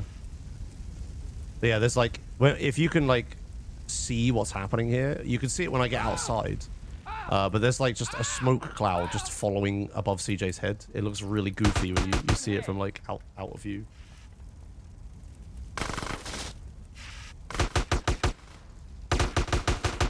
Hello? Right, this room I'm going to play safe because marathon. I can't just slide through this, but it's not risky. Yeah, this room is like, you can die here. Yeah. If you get unlucky enough. Alright, super safe. Now, one of these doors here is the correct door to go through, and the other one is the wrong door. I think this is the correct door. Left door, like the closest one is the correct. Close one, yeah, okay. If you go through the other door, you can softlock here. Yeah, look at this cloud. You can see it just follows CJ around. Look, it's so silly. Right, there we go. This cutscene's broken because I skipped end of the line part 1, so that interior never loaded. So CJ just falls out of the ground instead of doing the epic jump out of the building. And then I will get a phone call here that I need to answer as soon as this cutscene ends. There it goes. So just spamming like the answer phone call button. It looks like you softlocked. And I think the first time I ever did this, I thought I softlocked. Yeah, I've been there many times. Yeah, it's fucking shit. You're like, oh no, at the end of the run. All we have to do is answer a phone call. Okay, yeah, that's it. Now we do one last skill check, which is following the fire truck and then catching Sweet. And then the rest of the run is free. There's nothing that can go wrong except the airplane, but that can't even happen here, so we're good. That's it. Let's get your subs and donations and super chats in now. Yeah, that's it for GTU. Oh yeah, this is the last run. Yeah. They're saying about donations. They're like, no, we don't want to ruin 23. Well, I'm going to put the second bit of my ad revenue in, so you're going to... Sorry. I ain't losing this fool. Oh, shit.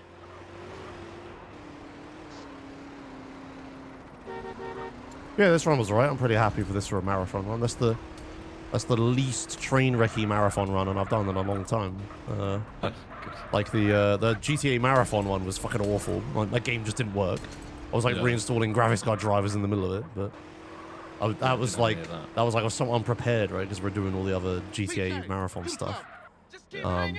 Then there was that BSG run that was fucking awful as well. I fell through the ground repeatedly in the Torino's Ranch. Yeah. This is, I'm glad this has gone better. But yeah, all of the, like, insane tricks I had to do, I kind of nailed all of them, I think. I think I may have fucked the odd thing up, but... Yeah, I did all Vigilante OM0s. I did the save marker OM0. Oh, shit. I'm about to fail this mission. I'm okay. What else did I do? I don't know. It's just... Oh, yeah, I Vigilante phone call OM0'd in Badlands, even. Yeah, fuck. Oh, yeah, I didn't even need to go to trucking. Yeah, it was like the first try. I just did it as well. So. Yeah, good run. I had a good laugh. Nothing horrendously bad happened that I couldn't recover from, apart from that Los Santos crash that was just random crash that happened when I played the replay. No. That was so annoying. Yeah. Oh yeah, the estimate's good. I'm good for that as well. Perfect.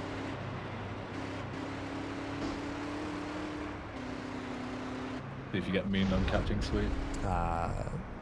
One final middle finger from the game. Yeah, that hasn't happened to me in such a long time. Yeah, I can see bullshit like that taxi happening a mile away. Yeah, me neither. Yeah. I wonder how many people miss sweet catch in the community race. That'll be funny. Oh yeah. That was a good laugh. All right, yeah. But anyway, this is the end. Just yeah, this auto scroller is basically free. Like I barely have to do anything. I think in my least bullets playthrough, I shot 3 bullets in this auto scroller and I still lived, right? Yeah, you can basically AFK. Yeah. Kill like a couple of guys and that's it. Yeah, right. It's fine. Yeah. Yeah, there you go. Thanks for watching San Andreas 80%. Thanks Ben for having me on. Bonus run. Yeah, of course. And all that Thanks for coming up. Thanks for putting up with the GTU shenanigans yesterday as well, especially. Oh yeah, I mean that's fine. It was funny. Yeah. The ad revenue is in. The extra 40. If you're wondering why it's only 40, it's because on Friday when we had the first donation match, I did all of the previous revenue. So like, you know, the first 5 days of revenue. Donated to make sure that it was part of the match. I didn't know there would be another one today, so I just assumed that was the one and only match that would come through. So yeah, it was donated in 2 parts basically. So the $40 was just a weekend, and I already put 140 in out of pocket for the first 5 days. So $180 total raised via Twitch and YouTube revenue. So thank you to everyone who contributed via that. And that puts us to a total of $4,763 raised for kids, which is 1,500 more than the previous best in 2021, which is absolutely mental. Obviously that total can still increase. You can still donate even when the stream goes offline and stuff. But I will consider that the sort of, you know, total to brag about, the one that I'll brag about on Twitter later. So yeah, so thank you one final time, everyone, for making this event happen. Like, as much as, you know, I appreciate you all feeding my ego and saying thanks for putting it together, I couldn't do it without everybody else, you know? Like, I'm not running, I'm not commentating, I'm not doing any of this. Like, I'm just the guy who puts it together, runs the show, has a bit of banter every now and again and reads donations. Like, my job isn't that difficult, right? So yeah, I appreciate you all being here. I appreciate everyone who watched, everyone who supported, everyone who donated. You are all absolutely amazing, and it's so nice to be able to, like, it's different now because we did it for GTA Marathon, but you know, like, this was the one time before, like, every single year that we'd come together for charity. So we do it twice a year now, but it's still nice, right, like, to come together as a community and show that we can do good for the world. And as I say, like, almost 5,000 US is going to be like such life-changing amounts of money for any charity. So kids in need over the holidays, you've made their holidays a little bit better. So thank you all again. Nice. Yeah, there you go then. That's a hell of a wrap up. I don't know what to say after that. Yeah, thanks for watching my run. I'm sure most of you know who I am, so I won't bother plugging myself too hard, but I will say... Here we go again. Okay, come on. Here we so yeah, you all know me, by the way. I can say my special Christmas stream this year is going to be Winter Mod Titan Andreas again. Dinosaur Bites made another Winter mod version of it. where it's like You all better play ice Frosty Winter physics. Remastered when it comes out He's losing over control. Christmas as well. When does that happen? I'm planning to release it in like a couple of weeks, like just for Christmas. Okay, yeah, I'm sure I can do that. as I'm well. not saying like, you know, play it the day of, but you better play the actual release. Yeah, it's all wintry stuff, right? Anyway, hooray, GG, Yeah. we're done. And I don't want your only coverage of my mod being like, oh, English Ben's a hypocrite because his mod's unfinished and he calls everyone else unfinished. Like, you got to play the finished version as well. Have you know? read the YouTube comments in that video? Yeah, of course I read the fucking YouTube hates comments you. that they're all playing. Oh, Yeah, of everyone course. hate. There's one Yeah. person in the comments that's like, oh, Josh is censoring all the comments. Like, it was sensitive for English Ben. I'm like, Yeah, what I the saw fuck? that, yeah. I'm like, Ben's a big boy. I'm not touching these. Like, fuck that. Like, you're accusing me of deleting shit. I mean, you might be. I'm not gonna, you know, I'm not gonna. I ain't got any proof that you didn't. Oh, dear. I'm fucking not moderating my YouTube comments. So. I've actually been accused of that before. Like people have said, like, "Oh, I tried to write like a hateful comment against you and it got removed." Like, what the hell? I'm like, I've never removed a YouTube comment in my life. Yeah, like, I don't it's- care enough. It's you like know? automated stuff doing it. Yeah, so it's like- if you said something so heinous that YouTube censored you, then that's on you. That's not my problem. Yeah. Yeah, bizarre. Right, anyway, that's that, I guess.